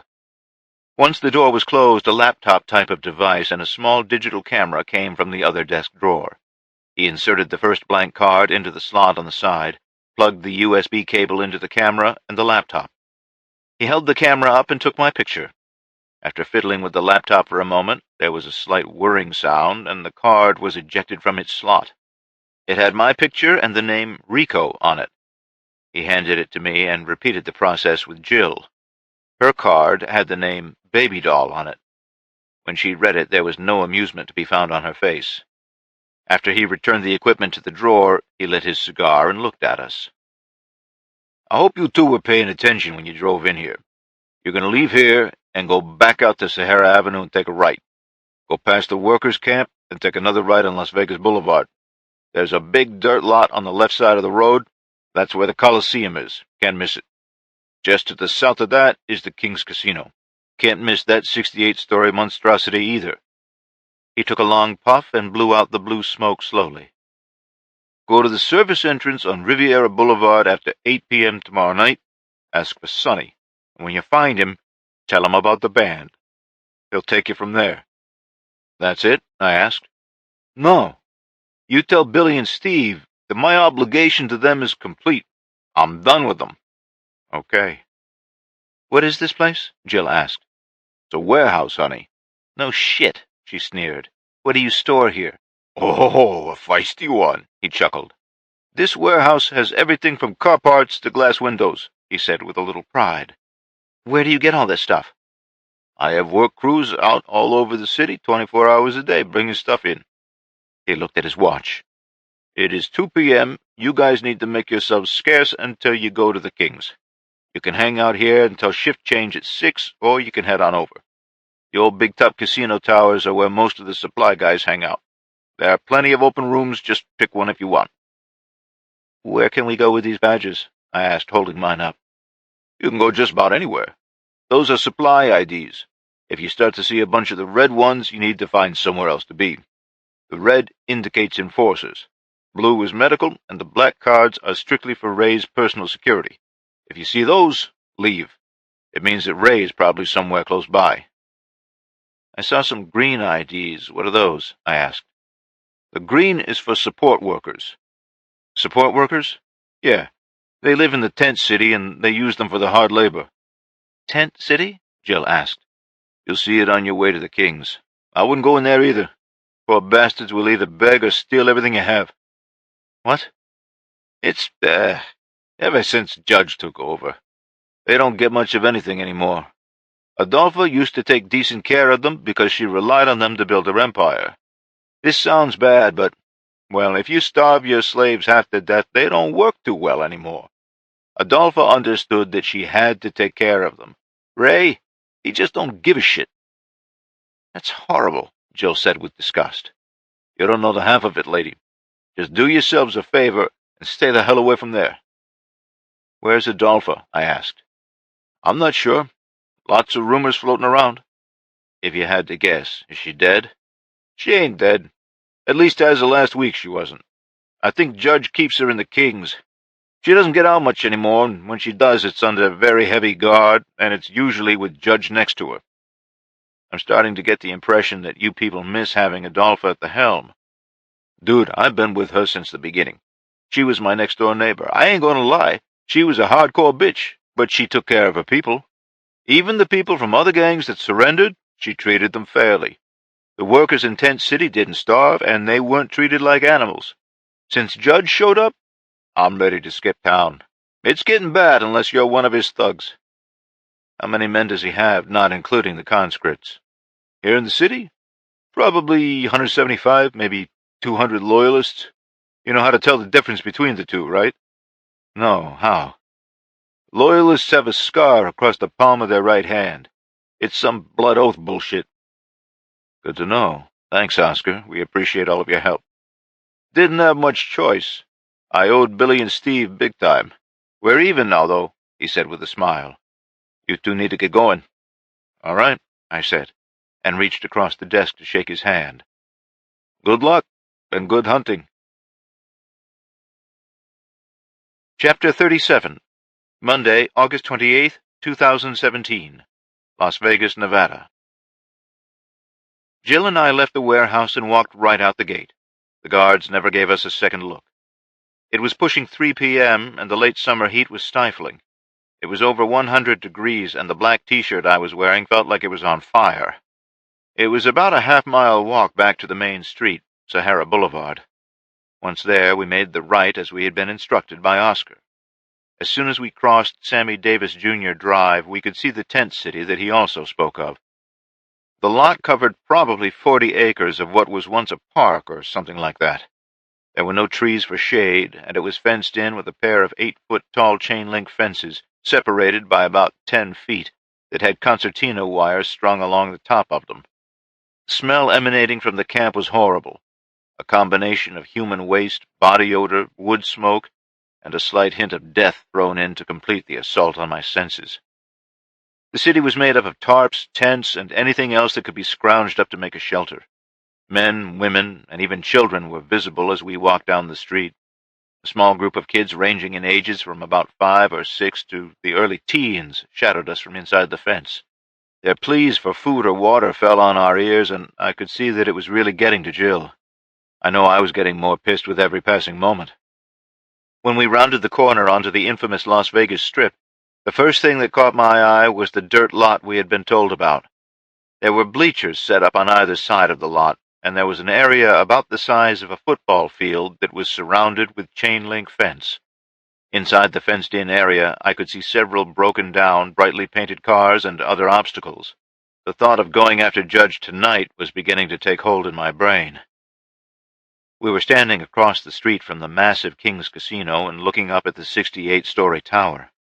There was a heavy enforcer presence at the front entrance. They appeared to be guarding 8 newer model Chevy Suburbans. All of them were white with blacked-out windows. I counted 32 enforcers and another 24 men that didn't have any ID badges showing. All of them were heavily armed. The cartel heads pulled in this morning, a voice said from behind me. Jill and I both spun and came face to face with Paul and Dana Wesson. They have 8 more rigs just like those parked by the rear entrance, he finished. While we were in our room in Blisshaven, I told Jill about my encounter with the man that nearly killed her. Her reaction was almost lockstep with mine. We both figured that if he was really trying to set things right, we could let it go. The past was done. It was the future we were trying to build. Paul, you already know Jill, I said dryly. Yeah. She surprised him by extending her hand. When he took it, she leaned in close and spoke in a low voice. If you're sincere, I'll have your back. If you cross me, remember that you already blew your one chance. The look that briefly passed across his face was one of panic. He didn't say anything except to introduce Dana. She'd heard what Jill had said, and I read her expression as one of understanding. Come on, we need to get off the street, Paul said, turning and walking to the south. How much help were you able to get? You're looking at it. Are you kidding me? He grumbled. What happened to the other woman, Melissa? I sent her back to the ranch. With any luck, she made it, and with a little more luck, we might have some friendlies headed this way. I don't know for sure. That's not good, Jason. I really need to know how much help we have coming. I can't make plans and stick to them if you're going to be so flaky. I stopped walking and grabbed his arm. You listen to me. This is a fight you asked me to join. This is of your choosing. Jill and I can turn around and walk out of here right now and leave you holding the bag. I've done what I can do, and now it's either time to go after Judge or we can pack our asses right on out of here. Don't you dare assume that I've done a half-assed job. Time to fish or cut bait. You decide. Jason, he's got over 100 men in that building. That's just his loyalists. The cartels showed up with another 50 or 60. Are you really ready to waltz in there and take on those kinds of odds? This is a betting town, and I'd be betting you'd get your ass kicked. I need every fighter I can get, not Ricky and Lucy. He growled back and started walking again. Where are we going? I asked. He didn't answer. He just kept walking. I looked at Jill and could see concern in her eyes. Ahead on the left side of the street was an old clothing store. All of the windows had long since been broken out and all of the contents taken. Paul quickly crossed the street and entered the abandoned storefront. He pulled a flashlight from his pocket and turned it on. We went deeper and deeper into the store until we came to a set of stairs that led to the basement. Without the light, it would have been pitch black. The concrete floor was covered with trash and empty beer cans. We went toward a freight elevator that was stuck between floors with the doors forced open. Paul stopped directly in front of it and shone his light around. Satisfied that we were the only ones there, he slipped into the elevator shaft and motioned us to follow. There was dirt and broken concrete covering the floor at the bottom of the shaft. He shone his light on a gaping hole in the wall. "Let's go," he said, and led the way into the narrow tunnel. After about 20 feet, it opened into a large concrete cavern. This one had a channel running down the middle that was filled with dirty, stagnant water. We were standing in one of the underground drainage tunnels that I'd heard about before the Pulse. I'd watched an entire documentary on the subject. Paul turned to the left and kept walking. I realized that we were under the Vegas Strip. I also couldn't believe that I hadn't thought of this before. Some of these tunnels actually dumped out well outside of Judge's immediate territory. There was a labyrinth under the city that was measured in miles. Before the Pulse, many of the homeless made these tunnels home. "Doesn't Judge know about this?" I asked Paul. "He knows, but he won't come down here. It's cost him too many men. He's tried blocking off the entrances, but these guys just make new hidden ones." He made the next left, and we continued on. "These guys?" I asked. "Some of them are Adolfo's people that have slipped through the cracks. Others were here before everything went down." After going another 500 or 600 feet, he made another left, and I could smell the faintest odor of something cooking. "They all ready to fight?" "More or less, yeah." "What's that mean?" "Adolfo's men are ready to get some, but the grounders, not so much. They kind of figure that since Judge more or less leaves them alone now, he'll continue to leave them alone. Better to not poke the giant." "Grounders? You mean the people that lived here before?" "Yeah." "You mean they're happy living down here?" "Not really, but you gotta remember, Jason, the grounders have been at this for a while. They've been stuck in this perpetual war of attrition basically since the Pulse.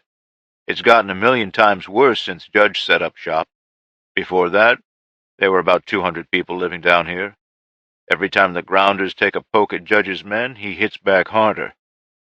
"How many grounders are there now?" 40 or so. "Ouch. How many of Adolfo's men are down here?" 22. "They reliable?" "Like I said, they're ready. But the problem is most of them lack guns, and the ones that have them are low on ammo. They can pick up weapons once the attack begins. They're reliable, Jason, not stupid. There's no way in hell they are going to charge Judge's people with not a whole lot more than curse words to fight with," Paul said. I sighed a long, loud sigh. "Have you given any thought to a plan of attack? I'm not asking them to charge in with nothing to fight with. Jesus. What were you planning on doing tomorrow night?" "We've got a tunnel right under the bottom of the Kings. All we got to do is blow it open and we're in. These guys want to try and hit the weapons warehouse before they go in, though. I can't get them to agree on any plan that doesn't involve hitting that place first," he explained. "Take charge, Paul. Put the plan on the table and then execute it. Right or wrong, just do something other than argue with them," I said, and started walking again. He quickly fell in next to me and finished leading us to our destination. The man-made cave he led us into was larger than the rest. It looked like several of the smaller concrete caves fed into this one. The LED lights that hung from the ceiling illuminated all of the tents, tarps, and other refuse that lined the floors and walls. I was mildly surprised to find that we weren't challenged by any lookouts. Light blue wood smoke drifted in the air along with the odor of cooked meat. We weaved around the tents and other makeshift shelters until we came to a four-way intersection. In the middle of the intersection was a table with maps and blueprints laid out on it. There were already 4 people standing around it arguing about something. They stopped when they saw us approaching. "Who's that with you, Paul?" the man with the long gray beard and matching hair asked, looking over the top of his glasses. This is Jason and Jill Sterling, Paul introduced us. Jason, Jill, this is Corky, leader of the Grounders. You're the ones from Elko? Corky asked. Yeah, that's us, Jill replied. Where's your army holding up at? What army? I asked. Why, I heard it you was bringing a whole army with you. Then you heard wrong. There may be some people coming from up north, but I'm not counting on it. You get the two of us. Corky looked from me to Paul. Evan, this is the best you can do. Me and mine are out of this deal, he stated flatly, and started to walk away from the table with another man who I assumed was his second in command. So that's it, Corky? You're just gonna punk out like a little bitch? The Hispanic man at the end of the table asked loudly.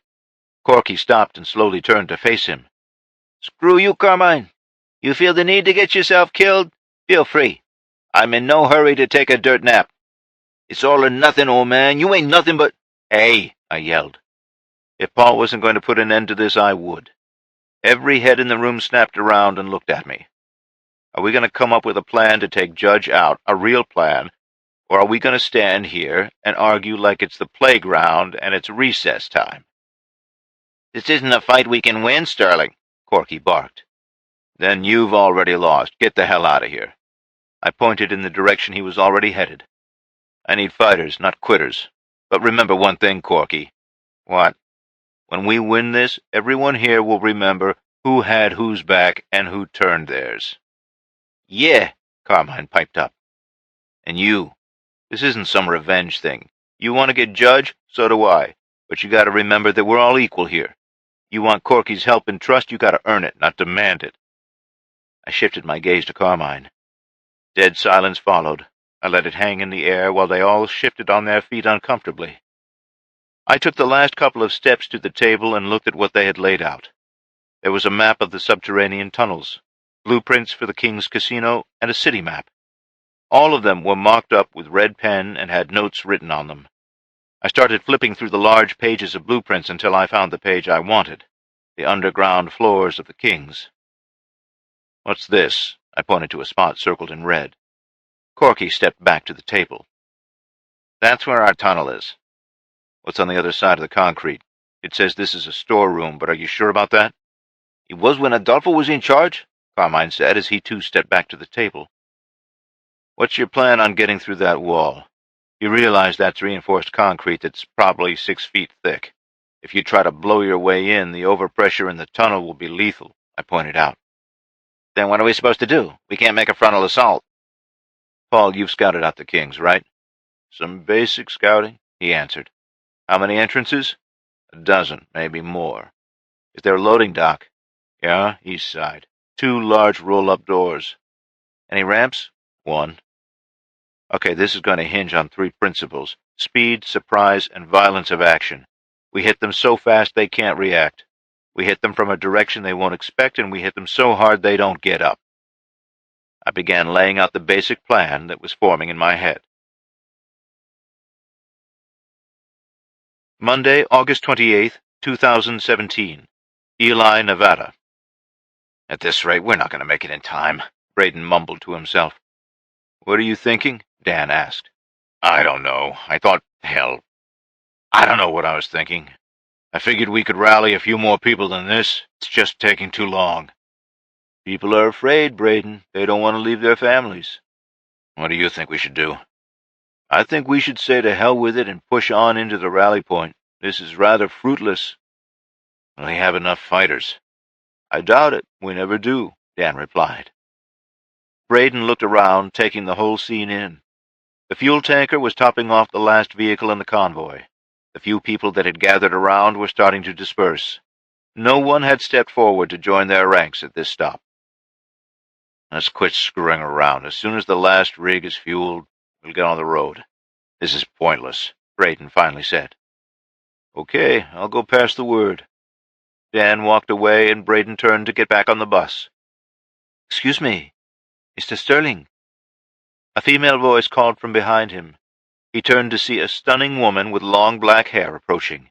He guessed her to be in the mid-20s. Yes? He asked. Mr. Sterling, my name is Isabella. I have a message for you from your father." She spoke with a slight Spanish accent and held out a folded piece of paper. Braden took it from her and unfolded it. He read it, and then he reread it. "Miss, When he looked back up, the woman was gone. He scanned the immediate area, but there was no sign of her anywhere. She had vanished. Dan!" he yelled. Dan came trotting back to the front of the bus and looked at Braden, who was holding out the folded note. He took it from his trembling hand and read it. When he looked back up at Braden, the confusion in his eyes was evident. "The ghost crew?" he asked. Chapter 38. Monday, August 28th, 2017. Las Vegas, Nevada. "For the last time, Carmine, if you try to hit the weapons warehouse first, you'll tip them off. They're already on high alert with the cartel here. We don't need them getting antsy before the big show," Paul said again. I was getting tired of hearing it. It had been the same argument for the last hour. "Wait a minute, Paul. Carmine, you got 22 people down here, right?" "Yeah. You think you could slip a 5-man team into the weapons warehouse, slip them in without alerting anyone?" "I know I can. That's what I've been trying to tell Paul. "I'm going to need more than 5 men, though." "No, you get a 5-man squad and you slip into the warehouse. You said they have a little bit of everything in there, even military hardware, right?" "Yeah?" "You get in there and you find something that can be fired at the Kings from the location of the warehouse. You get on the roof and you throw everything you can at that casino tower until they either run you out or you run out of things to shoot. I want another 5-man squad to cut the fences and take out the gates and guards at the tent city at exactly the same time. I'm taking the other 12 men with me," I ordered. "Rumor has it that the cartels have a shitload of RPGs stored there. Will those do the job?" "Those should work just fine." "Okay, where are you going?" Carmine asked. "Jill and I will be inside the Kings.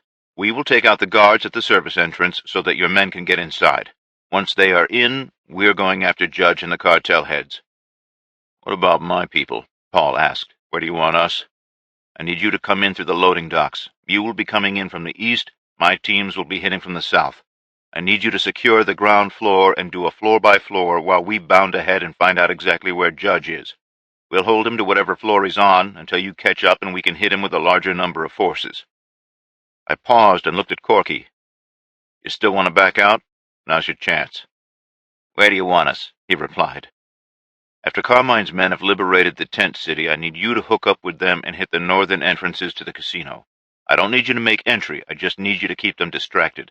Stay mobile and be prepared to throw off any would-be reinforcements that may try to come help. Do whatever you have to, just keep them off of our backs as long as possible."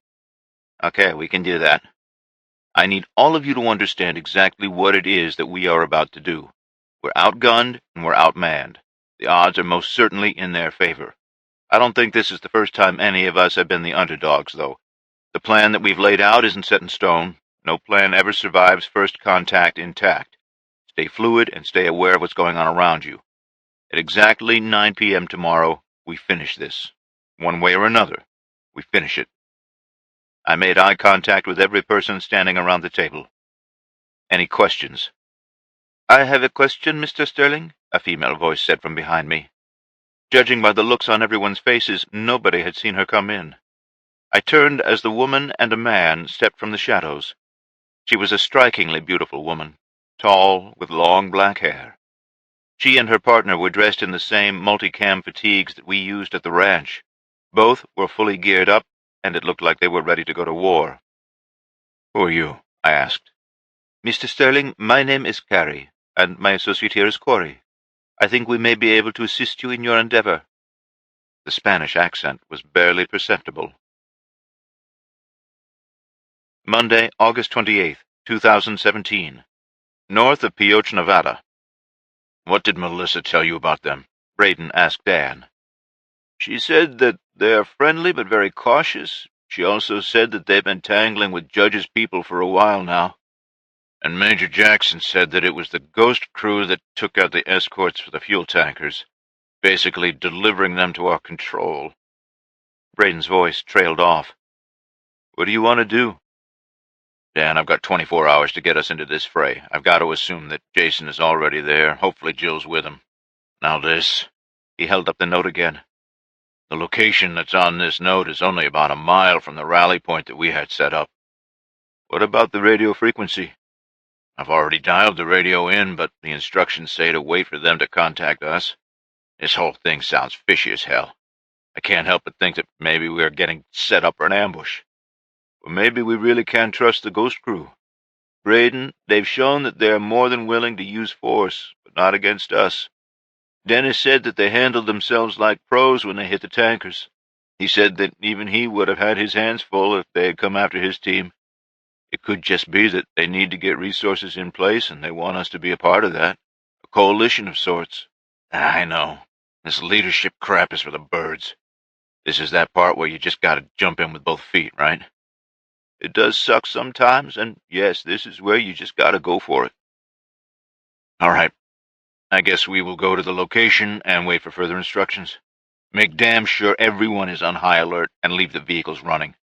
Advise everyone of an alternative comms plan and come up with a couple of rally points if this takes a shit on us, Braden ordered. I'll make sure everyone is on the same page when we make our next fuel stop, Dan replied. We should be pulling into Pioche inside of an hour. You realize, Dan, tomorrow at 7 p.m., every asset and resource we could muster will all be in the same place at the same time. The forces from Winnemucca, Elko, Major Jackson and his team, all three of our teams. If this blows up, there will be nothing left to stop Judge. I know, boss. I know. Tuesday, August 29th, 2017, north of Las Vegas, Nevada. It was pretty impressive to see all of the forces from the north all in one place. Braden stood on the roof of his bus and turned a full 360 degrees, taking it all in. The 12 MRAPs that belonged to Teams 1 through 3 were arrayed around the perimeter. Major Jackson's squad of Hummers, 6 buses, a snowplow, a dozen pickup trucks and passenger cars, and 2 fuel tankers made up the nucleus. The other impressive thing was the total number of troops they had been able to muster. Braden couldn't believe his ears when Major Jackson had told him that there were 393 men and women who were ready to fight. He was about to climb from the top of the bus when he spotted the dust trail headed toward them from across the lake bed. Looked like a single vehicle. Whoever it was, they were right on time. Braden went ahead and climbed from the bus and walked to the outer circle to greet the lone Hummer that was approaching. Major Jackson was on his right side, Dan was on his left. The Hummer came to a stop, and after a few seconds, the lone occupant got out. It was the same young woman who had given Braden the note in Eli the day before. This time she was wearing a uniform just like the one he was wearing. She was also wearing body armor and had a handgun strapped to her left thigh. The loop for a single-point sling was still around her neck, but she did not take her rifle from the vehicle. "Mr. Sterling, nice to see you again." She extended her hand. "Isabella, right?" he asked as he shook her hand. Tuesday, August 29th, 2017, north of Las Vegas, Nevada. "Do you trust them?" Jill asked. We had spent the night and most of the day in the underground tunnels and fine-tuned our attack strategy. With the addition of Carrie and her small force, we had to rethink some of our plans. "No, not really." I shrugged my shoulders. "What else are we going to do, though?" "She's beautiful." "Carrie?" "Yes, she is." "It's weird. I feel like I know her from somewhere." "I can't put my finger on it, though," I replied as I started to reassemble my Glock. Thing was filthy. Jill looked at me, her head cocked a little to one side. "You get that feeling, too? I thought it was just me, but something about her seems familiar. Elusive, but familiar." "When this is all over, maybe we can invite her crew out to the ranch. We'll have a big barbecue, and maybe we can figure it out," I chuckled. Cycling the Glock by hand a dozen times, I was satisfied that it was clean, and I reloaded it. 3 full 13-round magazines and 1 in the chamber. "You ready to do this?" "As ready as I'll ever be." She stood and walked toward me. I met her in the middle of the concrete corridor, and we shared a long embrace and passionate kiss. "Right place," I said before we broke the embrace. "Right time." She stole one more quick kiss, then stepped back. Jill and I left the underground at 7:30 p.m., and that gave us plenty of time to get to the service entrance of the King's Casino. At 8:05, we approached the doors and were stopped by 2 guards. They asked to see our IDs, and we handed them over. "We're supposed to report to Sonny," I offered. "You're not on tonight's roster. What's your business here?" one of them asked. "You tell me, man. We were just told to come over here and report to Sonny. You know how it is. They don't tell us shit. Hang on a minute, the guard said, pulling an FRS radio from his belt. He turned his back and took a few steps away to speak into the microphone. When he was done, he put the radio away and walked back to where we were standing. Sonny will be out in a few minutes. Stand over there. He pointed and handed our IDs back. Jill and I took a few steps away from the door and waited. Once we had stepped away, both guards lost immediate interest in us and went back to the conversation we had interrupted. It took about 5 minutes before a man that was built like a fire hydrant stepped out of the King's. He couldn't have been more than 5 foot 2 inches tall. His bulging biceps looked as if they would split the fabric of the black t-shirt he was wearing, and the light above the door glistened off his cleanly shaven head. He spoke with the guards for a moment and then waved us through the door. I didn't call for any supply people, he started once we were inside. I'm supposed to tell you that Billy and Steve are getting the band back together, I said. The look on his face could best be described as a cross between fear and elation. Is that so? He started walking again, and we followed. Yeah, that's what they said. Good, one less thing I've got on my shoulders, I heard him mutter. He led us across the open floor and up a stalled escalator. At the top, he made a left and kept walking. He may have been short, but he kept a pace that was hard to keep up with. Where are we going? Jill asked. He looked over his shoulder at her, but didn't say anything, just kept walking. He went past a bank of elevators and stopped at an unmarked door. He stole a quick glance around to make sure that we were alone. This is the service stairwell. It will take you all the way to the roof. From here, you're on your own. There is one working elevator, but it is reserved for enforcers and Judge himself. The enforcers have taken over the 4th and 5th floors, and they do have sentries posted in the stairwell. Judge has the entire 68th floor to himself. That's where you will find the conference room for tonight's meeting. You'll find the cartel members on the 67th floor. He looked around nervously again. Both are heavily guarded by both enforcers and cartel security. Where will you be? Jill asked. Me? I've done my part. I'm getting the hell out of Dodge before the shooting starts. We could always use another hand. What y'all are gonna need is someone with shovels to bury you. I've seen some crazy shit in my life, but y'all are out of your minds. He started to walk away. Wait, I've got a question, I said. He stopped and looked at me. Where's Adolpha? Why? I need to find her, to talk to her. Good luck with that. What's that supposed to mean? Man, she's got at least a half-dozen enforcers around her at all times. You'll never get anywhere near her. Let me worry about that. Where is she? I asked again. She's being held on the 67th floor. He closed a couple of steps between us. Whatever happens from here, that's on you. He started walking away again. I let him go this time. A quick glance of my watch, 8:14 p.m. Both of us stepped into the stairwell and took a quick peek to make sure that we were alone. I put my foot on the hand railing and rolled up my pant leg. Taped to my right calf were 7 small C4 charges with remote blasting caps. I carefully removed them and then repeated the process with my left leg. All told, I had 14 small charges and 1 detonator. I'd have to trigger all 14 at the same time. Jill had taped a small canvas bag to each of her calves. After she removed them, we split the charges into separate bags. She took one and I took the other. We shared a quick look, one that both of us understood, and then she slipped back out of the stairwell. After a silent 30 count, I also stepped out. The explosive charges that we carried were not enough to do any real damage. They were about creating confusion, and a lot of it. My first stop was the bank of elevators. Only one of the call buttons was lit up. That had to be the working elevator. I stood by the door and could see the small gap in the frame where the doors slid back. I shoved my fingers into the gap and was happy to find that there was enough room to slip a charge in there. Just to be safe, I placed 2 of them. They were totally hidden from sight. For the next 35 minutes, I roamed the ground floor and placed the explosives where I thought they would have the most effect. At 8:55 p.m., Jill and I met back up at the service entrance that we had come in. A quick nod from her, and I knew that all of her charges had been placed. It was officially showtime. I led the way through the door, Jill about 3 steps behind me. Both security guards looked at me as I stepped out. The one with the radio was my first target. I closed the distance between us faster than he could react. I struck him in the throat with the knife edge of my hand, and he stumbled backwards. I looked back at the second guard just in time to see Jill step out of the doorway and deliver a savage blow to the side of his head with her pistol. He was unconscious before he ever hit the ground. I turned my attention back to my guard, and he was now on the ground. He was gagging and clutching at his crushed windpipe.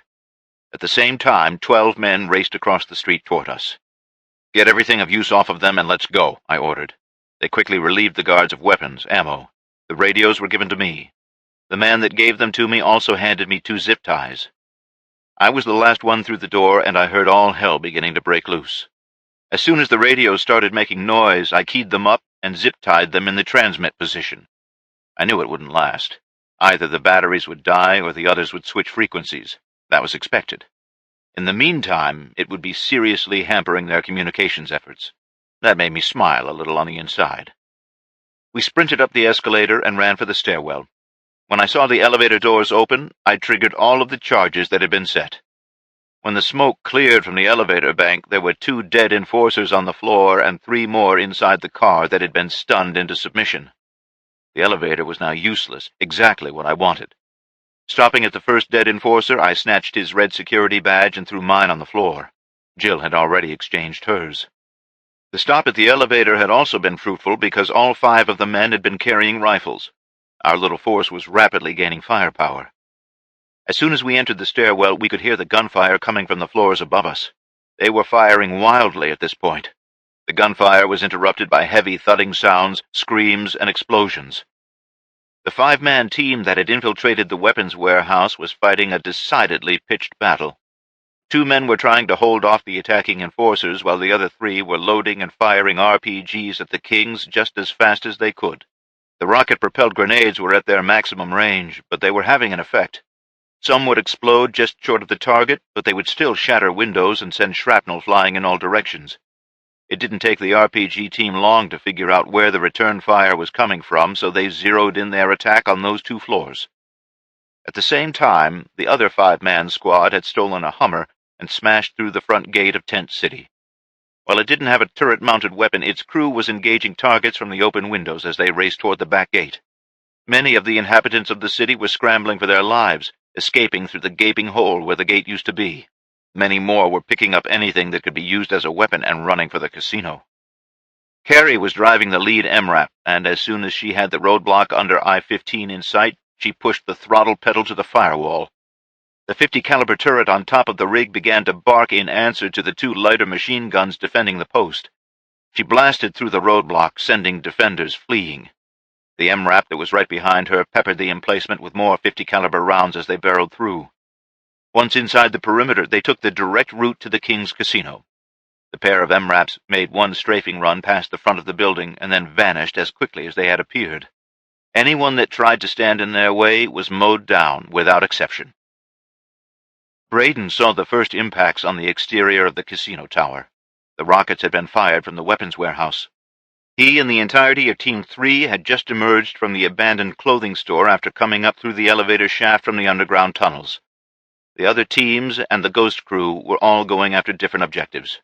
His was to secure the weapons warehouse that was a half-mile to the west of his current position. Melissa Lang had taken over as the team leader. He still wasn't sure how much he could trust her, but she was all he had right now. Chapter 39. Tuesday, August 29th, 2017, Las Vegas, Nevada. I'd just rounded the corner of the stairs onto the 4th-floor landing when an enforcer burst through the door from the hallway. He was bloodied and confused. His glazed-over eyes locked on my red ID card. "Get back in there and fight," I yelled at him. He slowly turned and started back through the door from which he had just come. The door opened inward toward the hall and away from the stairs. The last man in our group used a small section of chain to secure the handle of the door to the handrail of the stairs. Nobody else was going to be coming out of that door any time soon. The sprint to the 5th-floor landing found 2 dead enforcers and a large hole in the outside wall of the stairwell. Both of them had been torn apart by shrapnel. This door was jammed in its frame, so we bypassed it and continued to run for the 68th floor. At the 18th floor, we ran into a squad of enforcers coming down. The lead man was yelling into his radio when we came face to face. "Are they still jamming the radios?" I asked frantically. My acting was aided by the fact that I was sucking wind from sprinting up 18 floors of stairs. I felt a slight nudge from Jill, who was right behind me, and I instantly dropped to my knees. She and 2 others fired on the enforcers and took them totally by surprise. This was something we expected, and all of us had some form of ear protection in. If we hadn't, all of us would have been deaf after that. I picked up the man's radio and put it to my ear. They had switched channels, so I repeated the process of securing it in the transmit position with another zip tie. Before I dropped it, I put it to my mouth and started screaming into the mic. 50 intruders in the west stairwell! We need help! I smiled at Jill and dropped the radio. There were none of our guys in the west stairwell. We continued our trek up the stairs. Jill and I were the first to reach the 67th floor. We were in the best physical shape, but it still took us 30 minutes to make it. My legs felt like they were made of something between rubber and jelly. My lungs ached, and it felt like my heart was going to beat itself right out of my chest. The two of us were waiting on the landing with our butts against the wall and our elbows on our knees, trying to catch our breath. The rest of our people were still several floors below us. I was thinking in my head that things were taking too long when gunfire erupted on the same floor that we were on. Jill and I shared a confused look. The door to the landing slowly began to open on its own, and a man who was drenched in blood from multiple gunshots fell to the steel deck between us. I peeked through the gap between the door and its frame, and could see several more bodies lying in the hallway. There were 6 of Ray's men standing in the hallway. I eased back a little so that I was no longer between the wall and the door. I leveled my pistol and pulled the trigger as fast as I could. All 6 of these guys were wearing body armor, so I deliberately aimed low. A couple of them managed to return fire in my direction, but they were nowhere close to hitting me. When the Glock 21 ran dry, Jill leaned around the corner and emptied her weapon in the direction of the scrambling men in the hallway. That gave me just enough time to reload. All 6 men were down, but they weren't out of the fight. 3 of them were returning fire while they struggled to get out of the kill zone. The other 3 were writhing on the floor, clutching at their wounded legs. The amount of incoming fire forced Jill and I to take cover behind the concrete doorframe. When it died down again, I looked out to see 6 more men emerging from one of the rooms. They had the 5 cartel members handcuffed, and they were forcing them down the hall toward the stairwell at the opposite end. The last man in line stopped and pulled something from a pouch on his belt. He pulled the pin on the grenade and pulled his arm back to throw it when Jill and I unleashed everything we had on him. He was hit several times and fell backward onto the floor. The grenade rolled free and exploded. The men who were on the floor were dead, and the others had made it to the safety of the stairwell. The first 3 men from our squad finally arrived. It was Carmine leading the way. 4th and 5th floors are secure. Well, pinned down is more like it. Either way, they ain't going anywhere, he reported breathlessly. Where's Paul? I asked. He should have been the first one up here, not Carmine, I thought.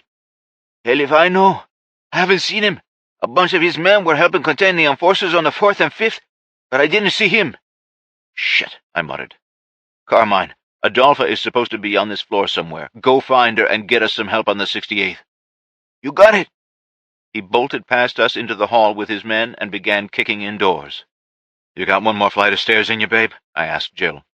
She gave me the go-to-hell look, but nodded in the affirmative. The look on her face actually caused me to chuckle a little. I popped the magazine from my pistol and counted the rounds in it. 6 plus the 1 in the pipe and another full magazine on my hip.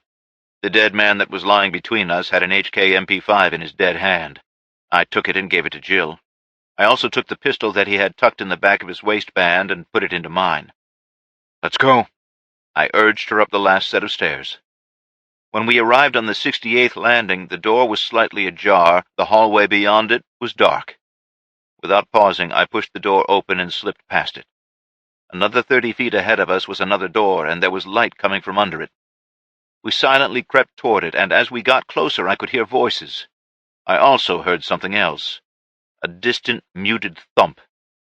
I took another step, and I felt a slight tremor in the concrete floor. At first I thought it was my weak legs playing tricks on me, but I saw the same questioning look on Jill's face. She had felt it too. Weapons warehouse. Braden's team had cut the back fence and slipped to within 50 yards of the weapons warehouse. Multiple shots had been heard from the rooftop, and they hadn't seen any rockets fired in the last 10 minutes or so. Through the night vision goggles on his face, he counted 8 guys frantically searching the grounds. Melissa was lying on the mound next to him, looking through the scope of her sniper rifle. Engage when ready, Braden ordered. The first round left the suppressed barrel less than a second later. She quickly readjusted, and there was another whispery pop. "Get the guy in the doorway," Braden whispered. "Hang on," Melissa replied. There was a few seconds' pause before the next round was sent down range. The man that was visible fell backwards onto the asphalt, and another man fell from the shadows to land on top of him. Neither moved. "Got a twofer with that one." "Nice shooting," Braden replied, and then rolled to his side to look behind him. He motioned to the squad leaders for 3-1 and 3-3 to make their move. One squad went left, and the other went right. The rifle next to him popped again. "That's 5, Melissa whispered. "Nobody else is brave enough to stick their heads out." "If they get brave, put them down," he said as he got to his feet. He waved at the remaining 3 squads, and they all surged forward to take the warehouse. The 3 remaining men who had taken refuge inside the warehouse weren't ready for the overwhelming amount of force that Braden brought with him. They surrendered as soon as they figured out what their odds were. Once he had his squads regrouped, he was getting ready to make the move on the next building when he heard as much as felt the loud booms. There were 3 of them in quick succession, followed by the sounds of projectiles streaking overhead. It was enough to rattle the dust from the rafters of the building. He quickly got eyes on the 4 tanks sitting on the freeway. Their barrels were pointed at the King's Casino, and they were firing as quickly as they could. He watched the next salvo impact about halfway up on the massive tower. 68th floor, King's Casino. I really felt it this time. The whole building seemed to shudder a little. My attention was drawn to the closed door again when I heard maniacal laughter. Another quick nod to Jill, and I twisted the handle slowly. Easing the door open, I could see that the hallway was clear. The only light was spilling from a room on the right, another 30 feet ahead of us. "You will give me what I want, or I'll leave you in the burning rubble of this building," Ray shouted. "There's no way in hell that you will get the help of the cartels now," a man with a heavy Spanish accent said. "Come now, Andrew. I have all of the leaders of the cartel here in my house. I own you now. You live and die when I say. If I don't get what I want, I start killing you," Judge shouted again. It sounded like he had become completely unhinged. "Your house, Ray. Your house is on fire. Your men are being slaughtered as we speak," the same voice answered again. "These pissants can't win, Andrew. I knew they were coming, and they've walked right into my trap. In about 5 minutes, I'm going to slam the lid shut on that box and eliminate all of them, once and for all. Your men are on the run. They are in your house and beating down your bedroom door. You've lost, Ray. Let us go and we can promise mercy." "I don't want your mercy. It's you who should be begging me." Ray lowered his voice, and it became impossible to hear what he was saying. I'd slipped as close to the door as I dared, but still couldn't make out the words. I was straining to listen, and I felt Jill tap me on the shoulder again. I looked back at her, and she motioned to something behind her with her head. Looking past her, Paul Wesson was standing there with a rifle pointed at us. "Why don't we quit being antisocial? Let's go on in and say hello to Ray," he said aloud and motioned with the barrel. "Drop the guns, too." We did as instructed and slowly raised our hands. Again he motioned toward the open door. I took the first step into the conference room, and Ray had his back to me. Jill stepped up to my side. Both of us had our hands above our heads. The cartel members looked in our direction, which in turn caught Ray's attention. He slowly turned to face us. "Well, well, well, look who it is," he said. I was about to say something when Paul stepped past us. The first thing I noticed was the pistol tucked into the back of his waistband. Jill saw it, too. "Been a long time, Ray. I'm not really sure I like what you've done with the place," Paul remarked. "You should have stuck around, Paul. We could have ruled this place like kings." "I don't really like your management style, Ray. It's gotten me in a lot of hot water over the years." "But I also made you a rich man. And let's not forget, I saved your ass on more than one occasion." "I'd say that we're about even on that score, Ray. You seem to forget that you've also tried to kill me more than once." "You started that little game." Ray paused as he took a few steps toward Paul. "Why are you here?" "I want back in." That earned Paul a hearty laugh from Ray. "Seriously?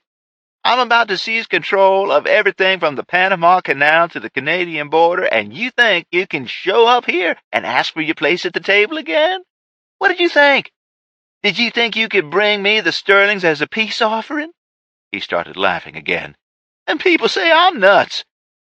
"I didn't say I wanted a place at your table," Paul said evenly. You think you have what it takes to run this show?" Ray didn't even try to hide the venom in his voice. "My men are swarming your building, Ray. Your enforcers are all but defeated. My men have seized control of the weapons warehouse, and it's only a matter of time before we hang you right down there on the Las Vegas Strip." Again, Ray started laughing. He pulled out a chair and took a seat. "You really think that I didn't know about all of this? You really think that you've won? Let me tell you a little secret, Paul. There are over 1,000 gang members hiding outside the perimeter, waiting to pour in here through the same tunnels you've been slinking around in. They are heavily armed, and they are just waiting for my signal to come in here and kill everyone. Did you feel those little tremors? You know what that was?" "No." Suspicion was hanging at the edge of Paul's words as he spoke. "That was 4 of my tanks firing on this tower. They are using a combination of high explosive and incendiary rounds. The other 6 tanks should be in position any time to really start pounding this building. Anybody stuck on the upper floors will probably burn to death before the building collapses. It's your men who are getting slaughtered now." "You're crazy. You'll die too," I blurted out and took a step forward. "Give me a little credit, Jason. I got a chopper coming to pick me and my friends up. I've been watching from an orbit high above." He laughed again. "Why are you doing this?" Paul asked. "Power, Paul. When the world starts to put itself back together, I want the power I deserve. You never could understand that, and that's why you never amounted to shit. With the cartels under my control, I will be the man in charge. I will be the one the people bow to. I will be the one." His tirade was cut short when the door at the opposite end of the room burst open. The 5 remaining enforcers spun to confront the new threat. His gaze never wavered from the 3 of us. The night that Marvin shot me, when he had that pistol pointed at my face, I saw the rage in his eyes, a pure, unadulterated rage. I saw something entirely different in Ray's eyes. His were filled with something that I would describe as a maniacal lack of fear. We were standing in a building that was on fire and being battered by 120mm tank rounds. 3 men and a woman were standing behind him, facing down his 5 enforcers. He should have been at least a little worried that his scheme was falling apart, but he wasn't. The wild look in his eyes was almost inviting the chaos that was about to be unleashed in the room. "So all of this was about power? All of that bullshit you were spewing about Adolpha and the cartels, it was nothing more than a ruse?" I asked. "Finally, someone gets it," he said joyfully. Why? Why go to all the trouble to implicate them when it was really you all along?" "Redirection, my dear boy. While you were busy thinking that they were the masterminds, I was carrying out my plans." "To what end?" "Simple. You kill Adolpha and the cartel heads, and you become enemy number 1 of her pathetic followers and the cartels. I, on the other hand, get to be the hero when I swoop in and kill you like the damn roach you are. These dipshits will practically beg me to step in and take the reins." "What about all of the men, all of the equipment you've left strewn across the state? How does all of that fit into your plans?" Jill asked. "It's all disposable, honey." "Disposable?" "Yes, disposable. All of that armor is a pain in the ass to keep running. Those men do nothing but suck down food and water. Melissa, isn't that what you said your name was?" "Actually, I'm Jill Sterling," she replied. Confusion momentarily flashed across his face, and then he started to smile. "I see I'm not the only one to use a little redirection once in a while. That was bloody brilliant, Jason. Anyway, Jill, all that shit is disposable. Once we are done screwing around here and both of you are dead, I'm gonna go to that little ranch of yours and burn it to the goddamn ground. I'm gonna burn everything to the ground. The little towns, gone. The cities, gone." "You really are batshit crazy," Jill said. "You're the one standing in a burning building with no escape plan. You're the ones who came all the way down here to pick a fight with me. No, I'd say you are the ones who are nuts." "You started this, Ray," Paul shouted. "I'm the one who's gonna finish it," he yelled back. "Kill them! Kill all of them!" His enforcers immediately opened fire on Carmine and his men. I dropped my right hand and grabbed the pistol from the back of Paul's pants, and I felt Jill grab the one I had stashed. Carmine opened fire on the enforcers from the other end of the room. I took aim at Ray and started shooting. He scrambled out of his chair and was returning fire while on the run. We had Ray in a crossfire, but nobody had yet to land a hit. The fighting in the room was frenzied, and through it all, Paul never moved from his spot. The pistol I was using went to slide lock, and without hesitation I sprinted toward Ray. He was in the middle of reloading when I launched myself at him. We collided, bounced off the wall, and he went to the floor. I stepped back with the intent of delivering a powerful kick when I was broadsided by an enforcer. He was a big man, and the combination of hitting the floor with his weight on top of me knocked the breath from my lungs. He ended up sitting straddle of me and was about to punch me in the face when Jill caught him in the face with her right boot. Ray had taken advantage of the momentary reprieve and gotten to his feet. He charged Jill, wrapped her in a bear hug, and slammed her into the heavy conference room table. Sometimes, when things are happening really fast, you notice the strangest details. I noticed that all of the gunfire had suddenly stopped. As I was getting up, I could see that the room had turned into one massive fistfight. All of the cartel heads were cowering under the table.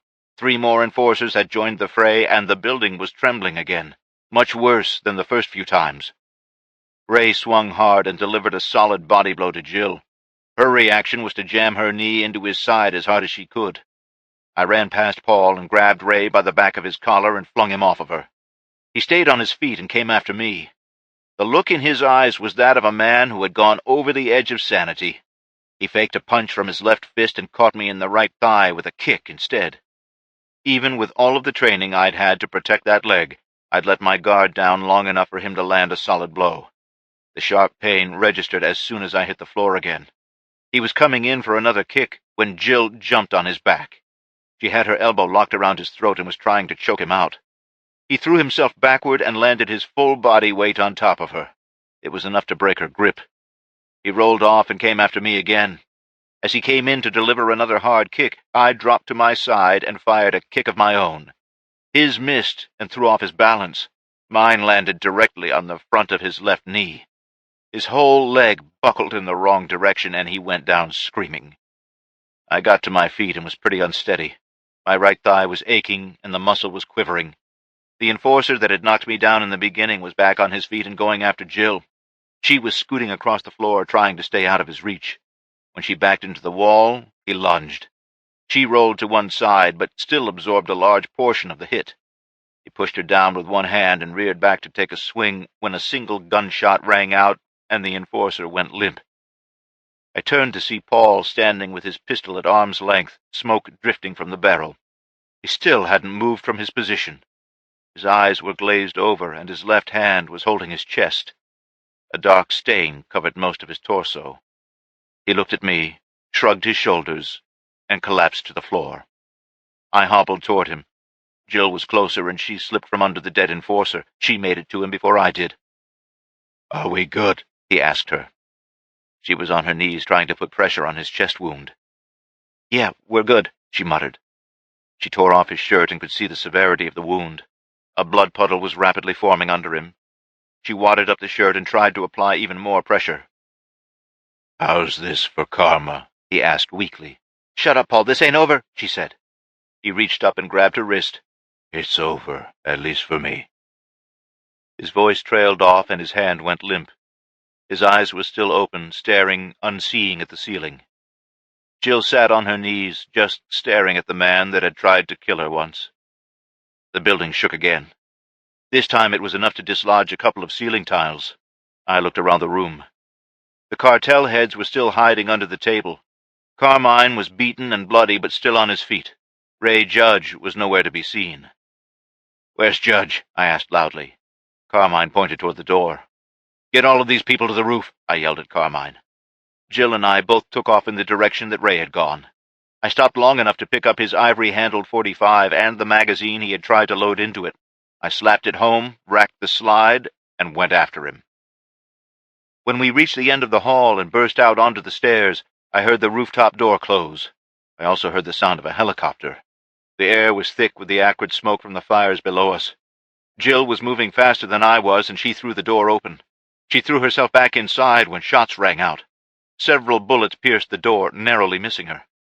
The sound of the chopper was getting louder, much louder. This time I threw the door open but didn't step out. 2 more shots were fired. They were barely audible over the sound of the rotors slapping at the air. Judge was hobbling on his good leg, and he was climbing into the open chopper door. I could hear the pilot begin to apply more power for takeoff. I pulled the .45 up and sighted in on Ray. Another second or two and I'd lose my chance. I shifted my aim a few feet to the left and pulled the trigger just as the Black Hawk's wheels left the rooftop. The pilot's door window cracked from the impacts, and I saw the pilot jerk several times. He wrenched back on the controls, sending the nose of the bird into the air and the tail rotor into the rooftop. The chopper spun hard to the right and plummeted over the side of the building. Chapter 40. Tuesday, August 29th, 2017, Las Vegas, Nevada. Damn it, Isabella, there are 10 tanks sitting on the freeway and they are pummeling that hotel tower, Braden yelled into his radio. There's nothing we can do to stop them. We can't even get close. He knew he was breaking the rules of radio silence, but his brother and sister-in-law were somewhere in that building. I'm well aware of the situation and help is inbound. Now clear the air and stay the hell away from those tanks, she ordered coldly. Copy that. You better be right, he said, and slammed the radio down on the crate he was standing next to. He didn't really expect her to answer. What do you want to do? Melissa asked. We move on to our next objective. Pass the word and move out, he ordered. 3/4 of a mile away, Isabella slipped her radio back into its pouch and looked at Major Jackson. Does the hard-headedness run in the family? She asked. All of the charges are set and all of our people are out of the tunnels, he reported. A sly grin came across his face. I don't think it's so much being hard-headed, it's more like they have a lot of tenacity. That got Isabella to shaking her head. Okay, have Ray's ground forces left the airport yet? She questioned. Yeah, all of his ground forces are in the tunnels. Teams 1 and 2 are beginning their run. They should be breaching the airport fence as we speak. Excellent. She turned and looked at Corey, who was sitting in the front seat of the Hummer. He had the headphones on and pulled them off when he saw her wave at him. Any word from Luke Air Force Base?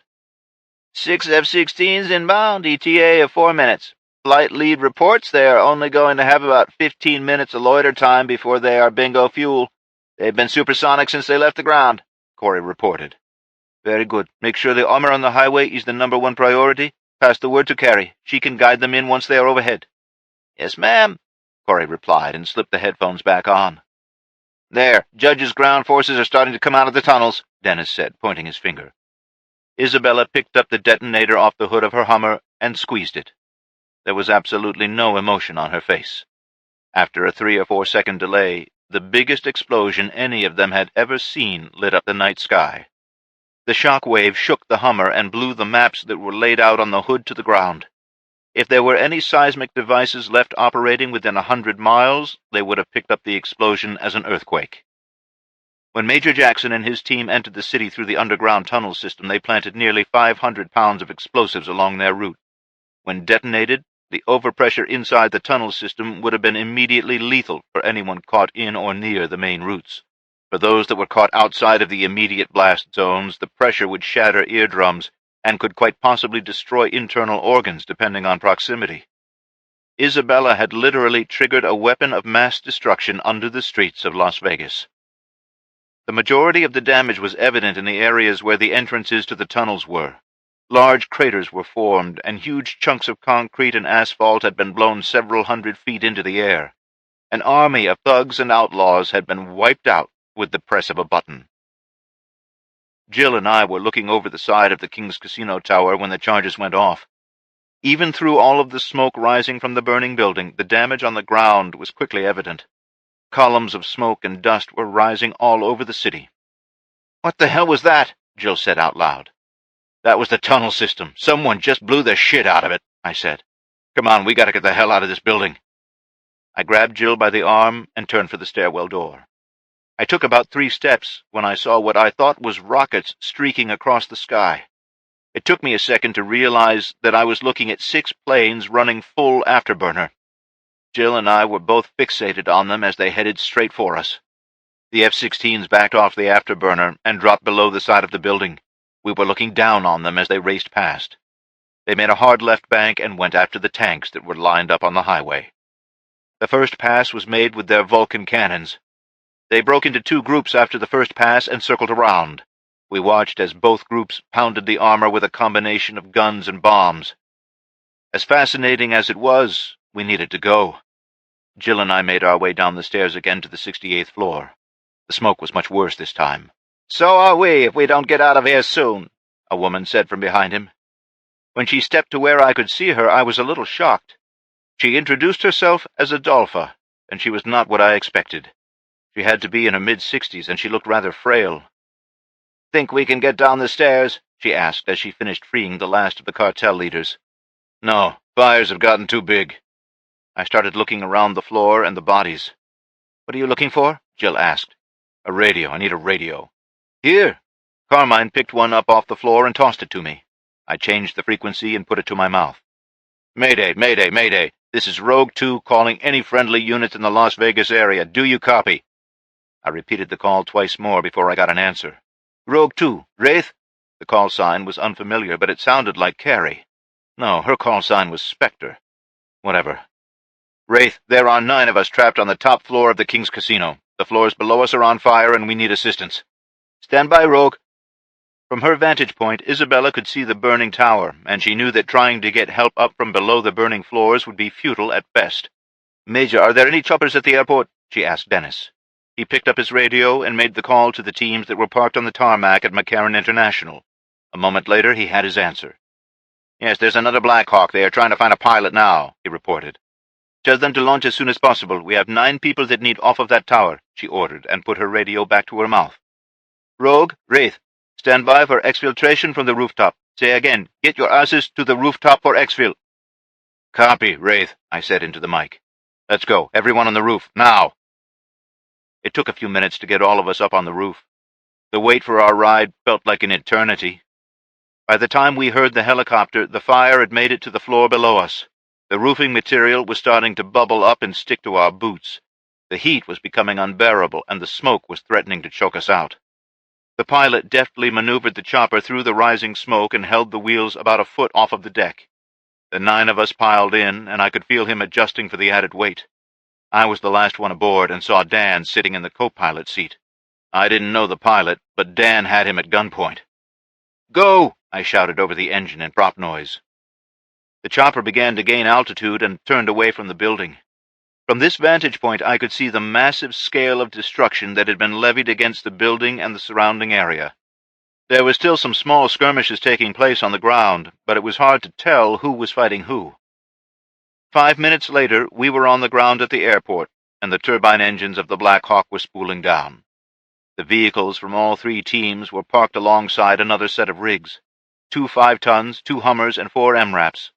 I'd no sooner stepped from the Black Hawk when I saw Major Jackson shaking hands with Carrie through the open window of her Hummer. He slapped the door, and the small convoy pulled out. "Wait!" I shouted, but she just waved and drove off. Major Jackson was walking in our direction now. "You 2 look like the long-tailed cat that got stuck in a room full of rocking chairs." He laughed and extended his hand.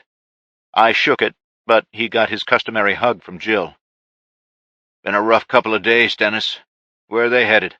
I pointed to the taillights of the Ghost crew. "Not really sure. They said that they had other business to attend to and they were in a hurry to get to it." "Whatever. Seems they want to remain a mystery. Let 'em. Who all did you bring with you?" I asked. "Just about everyone. Come on inside and I'll give you the full briefing." Over the course of the next 4 hours, Jill and I were brought up to speed on everything that had happened to this point. Dennis covered all of the bases as to what had happened after I left the ranch so long ago. Dan had interjected a few thoughts, and he made sure to fill me in on what had happened with Melissa. I was shocked that she would go off mission, but in the end it seemed that she had done the right thing. When I asked him about the F-16s, he chuckled a little. "Our friends on the Ghost crew have some pretty powerful friends. The kind of friends that owe them favors. I guess it's a good thing we're on the same side. I wouldn't want them as an enemy, that's for sure." At some point during the night, Braden and Melissa both came into the hangar that was being used as the temporary command post. When I hugged my brother, he told me where I could stick the leadership crap. The rest of the troops that had come from the north had all filtered in just before dawn, and after the final tally, we'd only lost 4 people. The heaviest losses were tallied against Adolphus people, the grounders, and the conscripts that had turned on the enforcers. That number was over 200 dead or missing. I sat with Adolpha, Carmine, and the heads of the cartels for nearly 2 hours. I learned what was really happening in Vegas before Ray showed up. Turns out the cartels had helped set up a giant trading post in Vegas, and they were trying to get their goods and services distributed from there. They had gotten out of the drug trade, for the most part anyway, and were now dealing in things like food and fuel. Coffee was their biggest trade item. The other item that was high on their barter list was protection. The cartels would provide security, at a cost, of course, for supply convoys in small towns or cities that needed it. It was not a mission to try and influence local power, but to keep other outside forces from doing exactly what Ray had done. They were as interested in the stability of the region as we were. I asked them about their associations with the gangs in L.A. and Phoenix. Their reply was simple: scum. They wanted to be rid of that vermin. It made them look bad, and they went against everything that they were trying to do. They had a lot of on-the-ground intelligence from the two groups, and they were more than happy to share it with Major Jackson. His intent was to take that information as high up as he could. He vowed that by the time he was done, even the president would know what was really happening. It was decided to allow them to continue with their operations so long as they would remain in communication with us or any other authorities that may turn up in the future. The cartel heads were agreeable to the deal, as was Adolpha. I think she knew that it was going to be a long road to putting her little empire back together. Adolpha also promised to help us resupply the ranch. In return, we would train her people. Dana Wesson and a handful of her people wandered into the hangar a little after 11 a.m. As soon as I saw her, I knew that I'd be the one to tell her that her husband was dead. I was steeling myself to break the news to her as she approached. I was about to tell her what happened when Jill intervened. She put her arm around the woman's shoulders, and they went for a walk. When Jill returned to my side, she told me what Paul was really trying to do when he confronted Ray Judge. Dana knew of his plan to try and gain control of Ray's forces. She also knew that distracting Ray by using us as pawns, he would have a better chance. Paul had confided in her that he knew we would have his back if things went awry. Jill also told me that she had invited Dana and the remainder of her fighters to the ranch. Her hope was that they could be absorbed into the community of Elko so that they could get on with their lives. By noon, the remainder of Adolpha's people were left in charge of the city and the burning rubble that had once been the King's Casino. It had collapsed in spectacular fashion around 10 a.m.